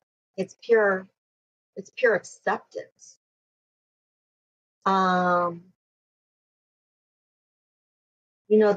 There's no judgment. There's just this embrace, this grace, this experience of like this. I just use other qualities like beauty and compassion and acceptance and this nurturing. No matter what one is going through, no matter what one has done or is doing, there is just this all inclusive acceptance, I think is another way of explaining it. But it's light, there's this lightness about it. There's a sense of freedom with it. There is almost like a sense of safety, if you will. The more words I put to it, the less I feel like I'm moving out of it. But there's this essence that there is nothing more greater than the experience of love. Yeah, there's a pureness of joy. I think you're right. It's very hard to language that. I really feel like as we're shifting and evolving as a humanity, we're going to need to, and we're already there, like we need new language for this paradigm that we're moving through. So probably more to come on that. So how about synchronicity? Synchronicity plays a huge role in spiritual journeys and growth. Can you talk a little bit about synchronicity? Just happened right before our call. Yeah, not so ironic. Synchronicity. Yeah. So when a lot of people will think of synchronicity as, in other words, fleeting me, happenstance. Like when things start happening, correlating together. Wow, my brain is like searching. It almost feels to me like when things happen, but there seems to be no relationship. And a lot of times people will say coincidence, and we always That's say, the word oh, I was looking for. coincidence, Thank not, you. right? That's the Right, word. right. But That's yet what. it Thank seems to you. have a meaningful relationship. So coincidence, I'll let that stir you. Yes, that's what I needed to hear. Thank you. So, yeah, what many people will experience as coincidence is actually serendipitous. And so when things happen, they seem to be even out of the blue, things will start happening, and sometimes even more than once. So, for example, I was working on something for creating social media for my practice. And so I pull angel cards, insight cards, for the month and for weekly cards for a reading, so to speak. And so I was also listening to spiritual music on Spotify while I'm doing this. And so funny enough, one of the cards that came up for July was healing. Oh, how beautiful is this healing? I'm in the healing business. I do healing work. Serendipitous. And then so as I'm going through this and I'm trying to put together this post, then comes on a song called Healing. Oh, how about that? So that's an example of serendipity. And the beauty about serendipity is that it doesn't have to be like a surprise, like just recognizing these coincidences happening. We could actually have the universe, have God, whatever you want to call our creator, whatever it is that you believe is something much bigger, but is interconnected with all this and within all this. We can have a conversation and we can pose the question, what messages do you have for me today? And so just being open, let it go, just let it go and see what happens. And sometimes you will, or we will start seeing repetition of ideas, repetition of names, repetitions of scenarios. And that would be serendipitous, how that would just fall into place, So that would be a great example of serendipity. I like So that. Would you consider them nudges from the universe? Sure. They definitely can be, especially even when we don't even pose a question, they can be. It's kind of like if we're just like in our own stuff and we happen to be driving down the freeway and we see a billboard with some kind of ad on it that has some kind of message on it. This happened not too long ago as well, too. I was driving back from my dad's over to my house and 3 billboards on 3 different freeways saying, it was for a bank saying, we're with you in the moment or something like that. Wow. And so I'm like, okay, first I'm on Route 2. Then I'm on like where everything merges in downtown Cleveland, 90, 71 Route 2. Then I hop on the 90 and like each different segment of the way, like a different picture on the billboard, but the same message, the same quote. And I'm like, okay. So at that point, I don't think I had asked for a message that day, but I was just really in my feels about something and just like kind of just whatever. And so to me, it was a message of support. I love working with angels. I love working with spirituality. And it was just a reminder that we're not alone and we're not separate. We are interconnected. So, yeah. Yeah, that's one of those you get home and you go, message received. Yeah. Well, it hit me on the second one. The first one, I was like, oh, that's cool. Thanks. Second one, I was like, okay. Third one, I'm like, got it. I mean, not that I didn't, but I'm like, okay, I acknowledge, I'm acknowledging. Thank you. Thank you. Thank you. A little bit of gratitude as well. Yeah. I think I end up saying, like, you just can't make this stuff up when I'm in those moments. It's like, okay. Yeah. Yeah. So astral projection. People talk a lot about astral projection. Do you That's astral funny. project? So that's funny that you asked that. So wow, this is so serendipitous. Okay. So lately, I listen to a lot of meditations as I'm falling asleep at night because I prefer to put things in my mind that is supportive, something other than the TV or the news or something like that. I want something that's going to like embrace me and make me feel love, peace, compassion, whatever. And so one of the things I've been listening to is actually this guided thing on how to help people astral project. Oh, that's interesting. So that's really hilarious that you're asking that question. I was really fascinated by the idea of astral projection years ago. Years ago. And then I became afraid of it because I had a book that I read about it. They said, the one author said that it could be a painful process. I don't necessarily buy into that. Well, no, let me take that back. I think everybody has an experience, is what I will say.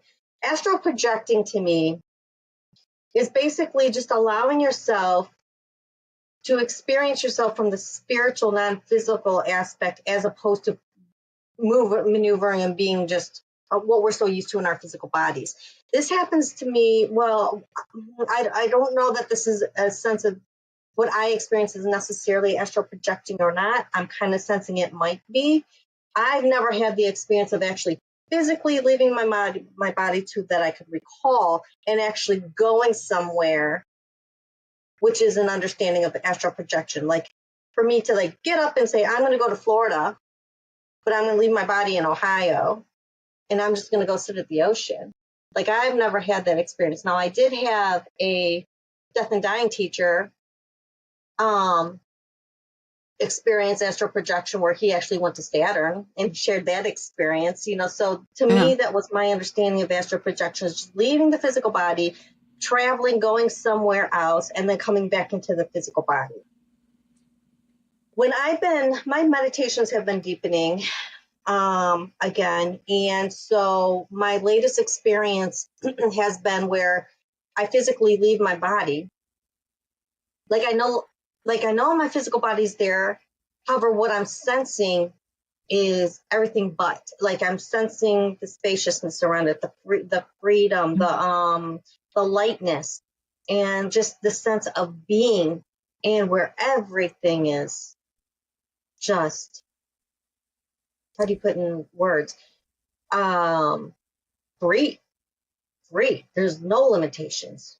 It's safe. There's nothing to worry about. It is just a space that is all full of love. It's just a space of beingness. And so if we can get to that, if we can really feel our spiritual selves, because our physical bodies are the very smallest, most condensed part of who we are. That is just the smallest aspect. It's like the nucleus of a cell, right? We are so much bigger, and so when we can start experiencing what that's like to be in that spaciousness, the next step for me, I guess, is travel with it. But okay. So that would be the closest experience I think that I've had with it. I've had an uncle that experienced it when he was in a motor vehicle accident with a motorcycle. He actually left his body and was able to see his body. So, just really interesting. It sounds like something on the horizon for you. So how about shaman? There's a lot of talk about shamans. How would you describe or define a shaman? Like, what does that look like to you?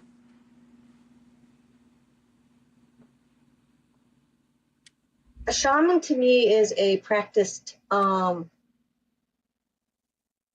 spiritual being. So shamans can have my understanding is shamans can have specialties in different aspects. Shamans can be of nature. Shamans can be of the angelic world. Shamans can be of love. Shamans can be of different aspects. A lot of times I think, at least in my world, what I'm used to hearing is we think of a shaman, we think of the medicine world, we think of nature.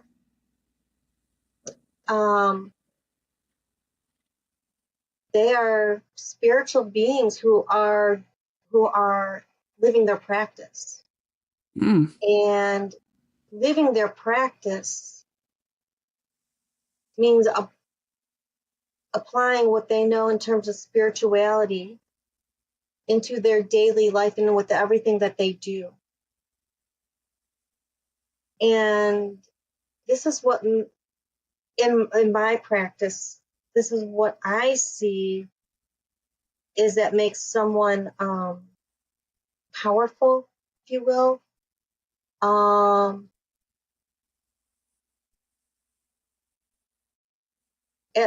Powerful in whatever practice they have, like for me being a healer or someone in terms of insight. It plays a role into that. So people will go visit shamans. A lot of times they're known for healing work, and sometimes they'll go to shamans for advice. They're looking to the external. The shaman's just tapping into all that is, to God, to the creator. But every day within their own personal life and with everything they do. So when someone comes to them, they're just holding space. They're bringing them into that space and also doing the work that they do for themselves with that person. That's what makes it so powerful. Okay, that makes sense. Yeah. That's what I would have said. Like, it's a person who has influence and connection with the other side and is able to be in that world and use, bring those energies in to the oneness for themselves and for others. Yeah, because there's different realms. We're so used to, like, what we see is what we get, right? Is a mentality. And people who have been in spiritual practice, in that it's their way of life, recognize that there's more to this than what we see. Yes. Obviously there is, because everything starts in energy. Everything starts in the unseen. It's cause and effect. It's karma.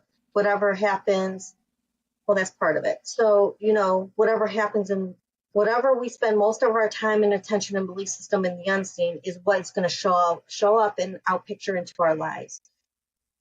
When we recognize that there are other realms, there's other frequencies, there's other layers, if you will, and this again applies to ascension as well, that we start accessing these other layers, these other planes of reality, is when we can start tapping into that, and we bring that into working with people as well too, is when we can start bringing shifts and changes in people's lives. Nice. So talking about the unseen, how would you describe an aura? A-U-R-A, aura, for the people watching and listening. It's just an energy field. It's just the field around an object, whether the object be a human, whether the object be a rock, whether the object be a desk, but it's just the energy field around a particular object. In terms of a human aura, the human aura, just as everything is interconnected, is also interconnected with the chakra system within the body.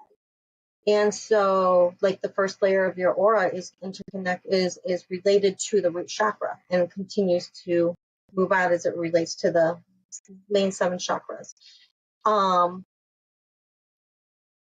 Possibly a 8th, 9th, and 10th one as well too. But my work isn't always with the aura itself. Like, I don't put a lot of time and attention into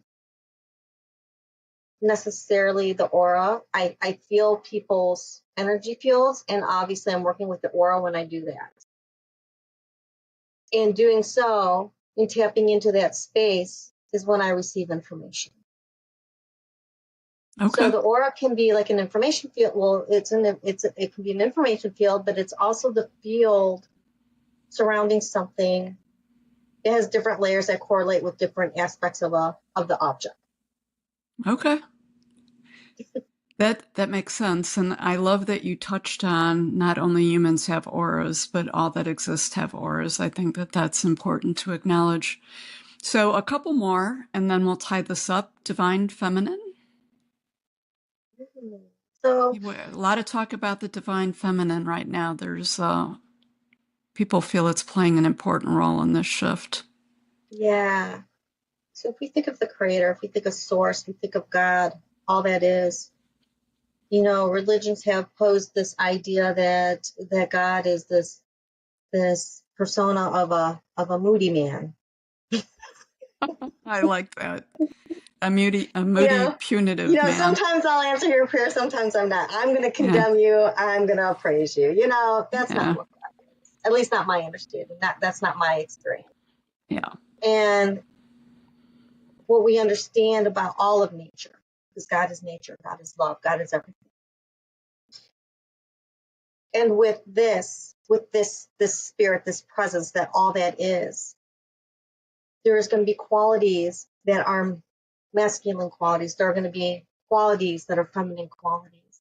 We need both. We need both for harmony. We need both for unity. We need both for compassion. And this divine feminine is that pulling in, that sense of being, of love, of nature, of receptivity. Right now, it's coming up a lot because we, as a collective, are here to be more of that love, and to be more of that nurturing, and to be more receptive of what's going on in terms of acceptance as well too. There's a lot of masculine energy right now, patriarchal, can't say the word,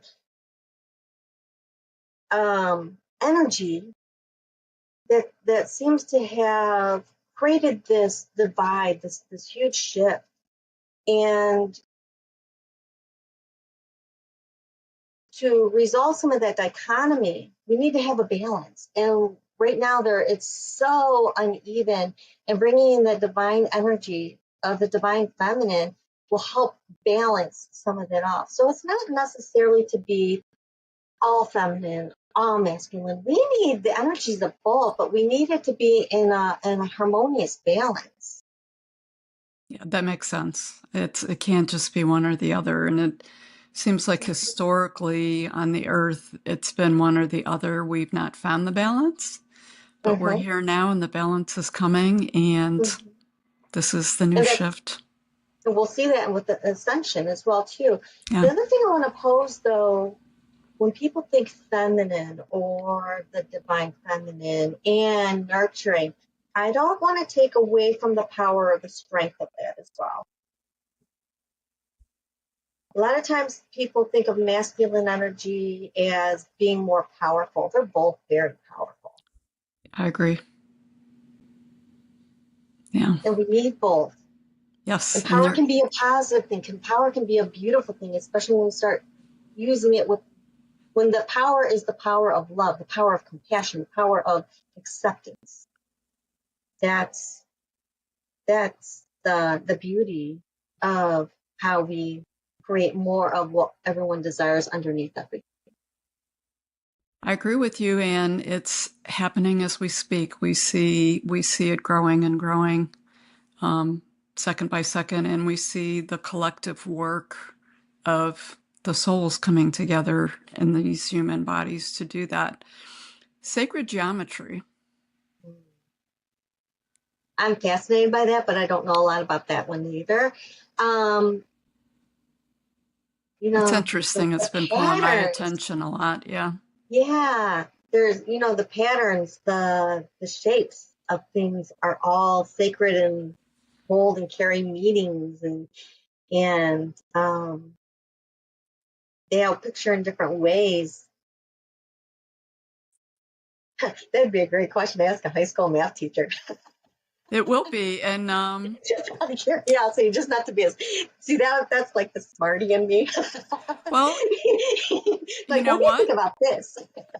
Mark Robinson is going to be doing a presentation on escaping the madness of endeavor to evolve. And he was a high school math teacher in a past life. So I will pose that question to him. So I am going to throw some of these questions out, throughout the day for sure. So let's end with, people talk about being conscious, being unconscious, and consciousness. So you have consciousness, unconscious, and consciousness, which they all sound like they're the same, but they're very different to me.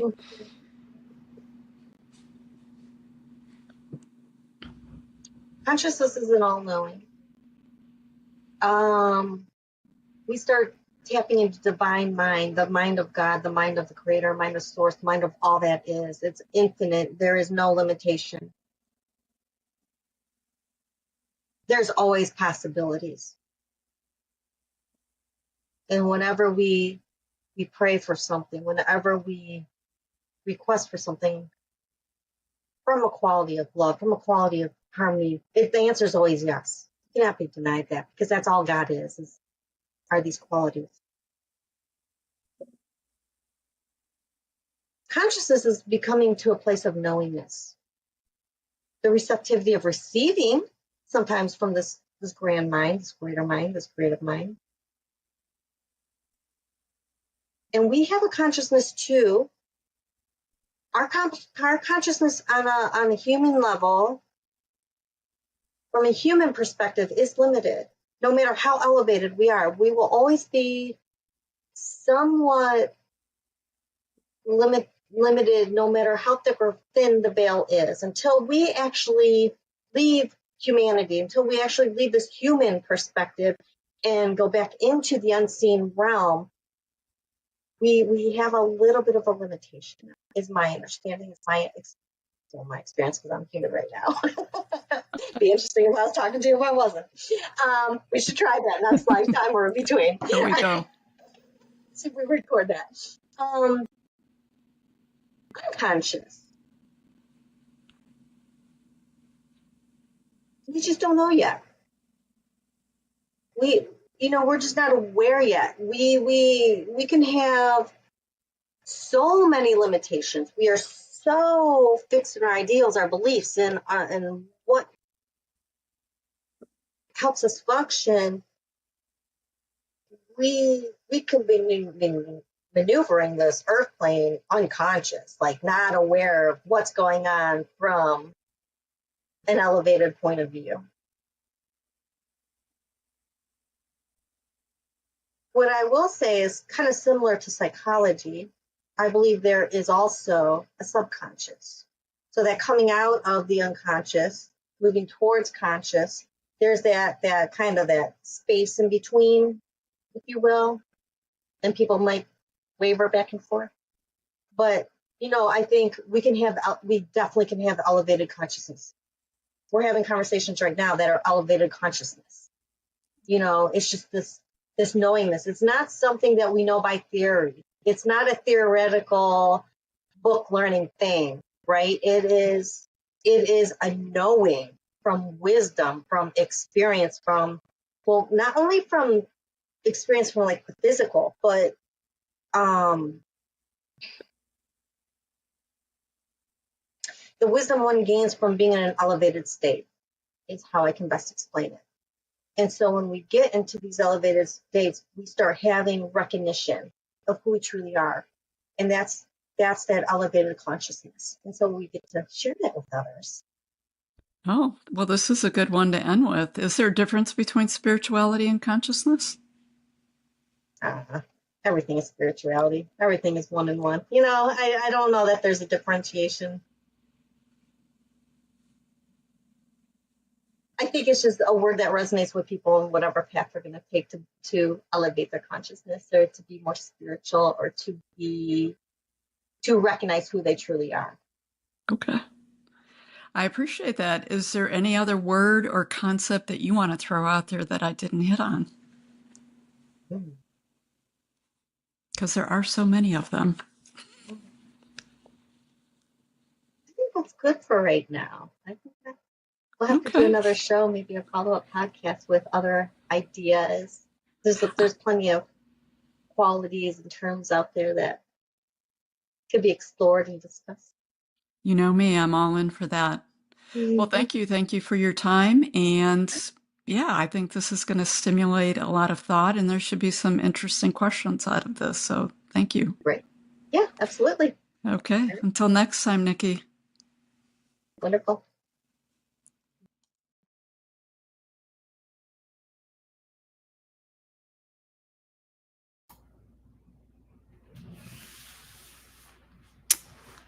Hi, everyone. This is Dr. Sandra Marie, and it is hard to believe that this is the completion of day 2 of Spirituality Explained. I will finish this with a poem from Soni Singh, but first I want to send a huge, and I mean a huge, heartfelt thanks to all of you who took time out of your day to join us. Much gratitude to Leigh Strom, who started us off with some really amazing, powerful energy work with the K9 Spirit Guides, Anthea specifically, and for the really cool free package of gifts, meditations, courses that I will get posted in the YouTube notes as well as on the website. Also, a big thanks to Joe Geores with the tarot, Rick Hayes, Nick Musica, Steve Koch, and Nikki Ackerman. Tomorrow is going to be, wow, the last day of the Spirituality Explained Summit. We have a really powerful lineup of presenters. We start again at 11 o'clock. I really look forward to these presentations. I look forward to some new insights, peace, revitalization, and perhaps an aha moment that may change your life. See you guys tomorrow.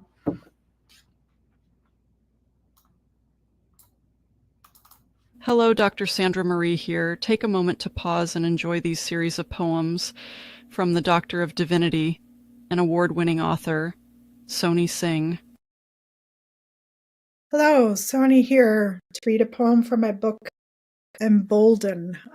Nature is something that comes up a lot in my poetry. I see signs in a lot of nature. I see meaning and significance in nature.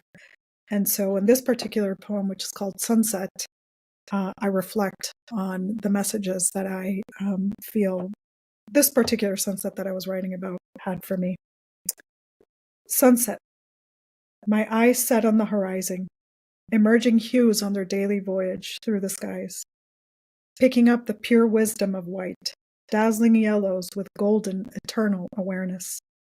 Redness tracks progress in our hearts, a push and pull of love and wrath, a brief pause in vital orange.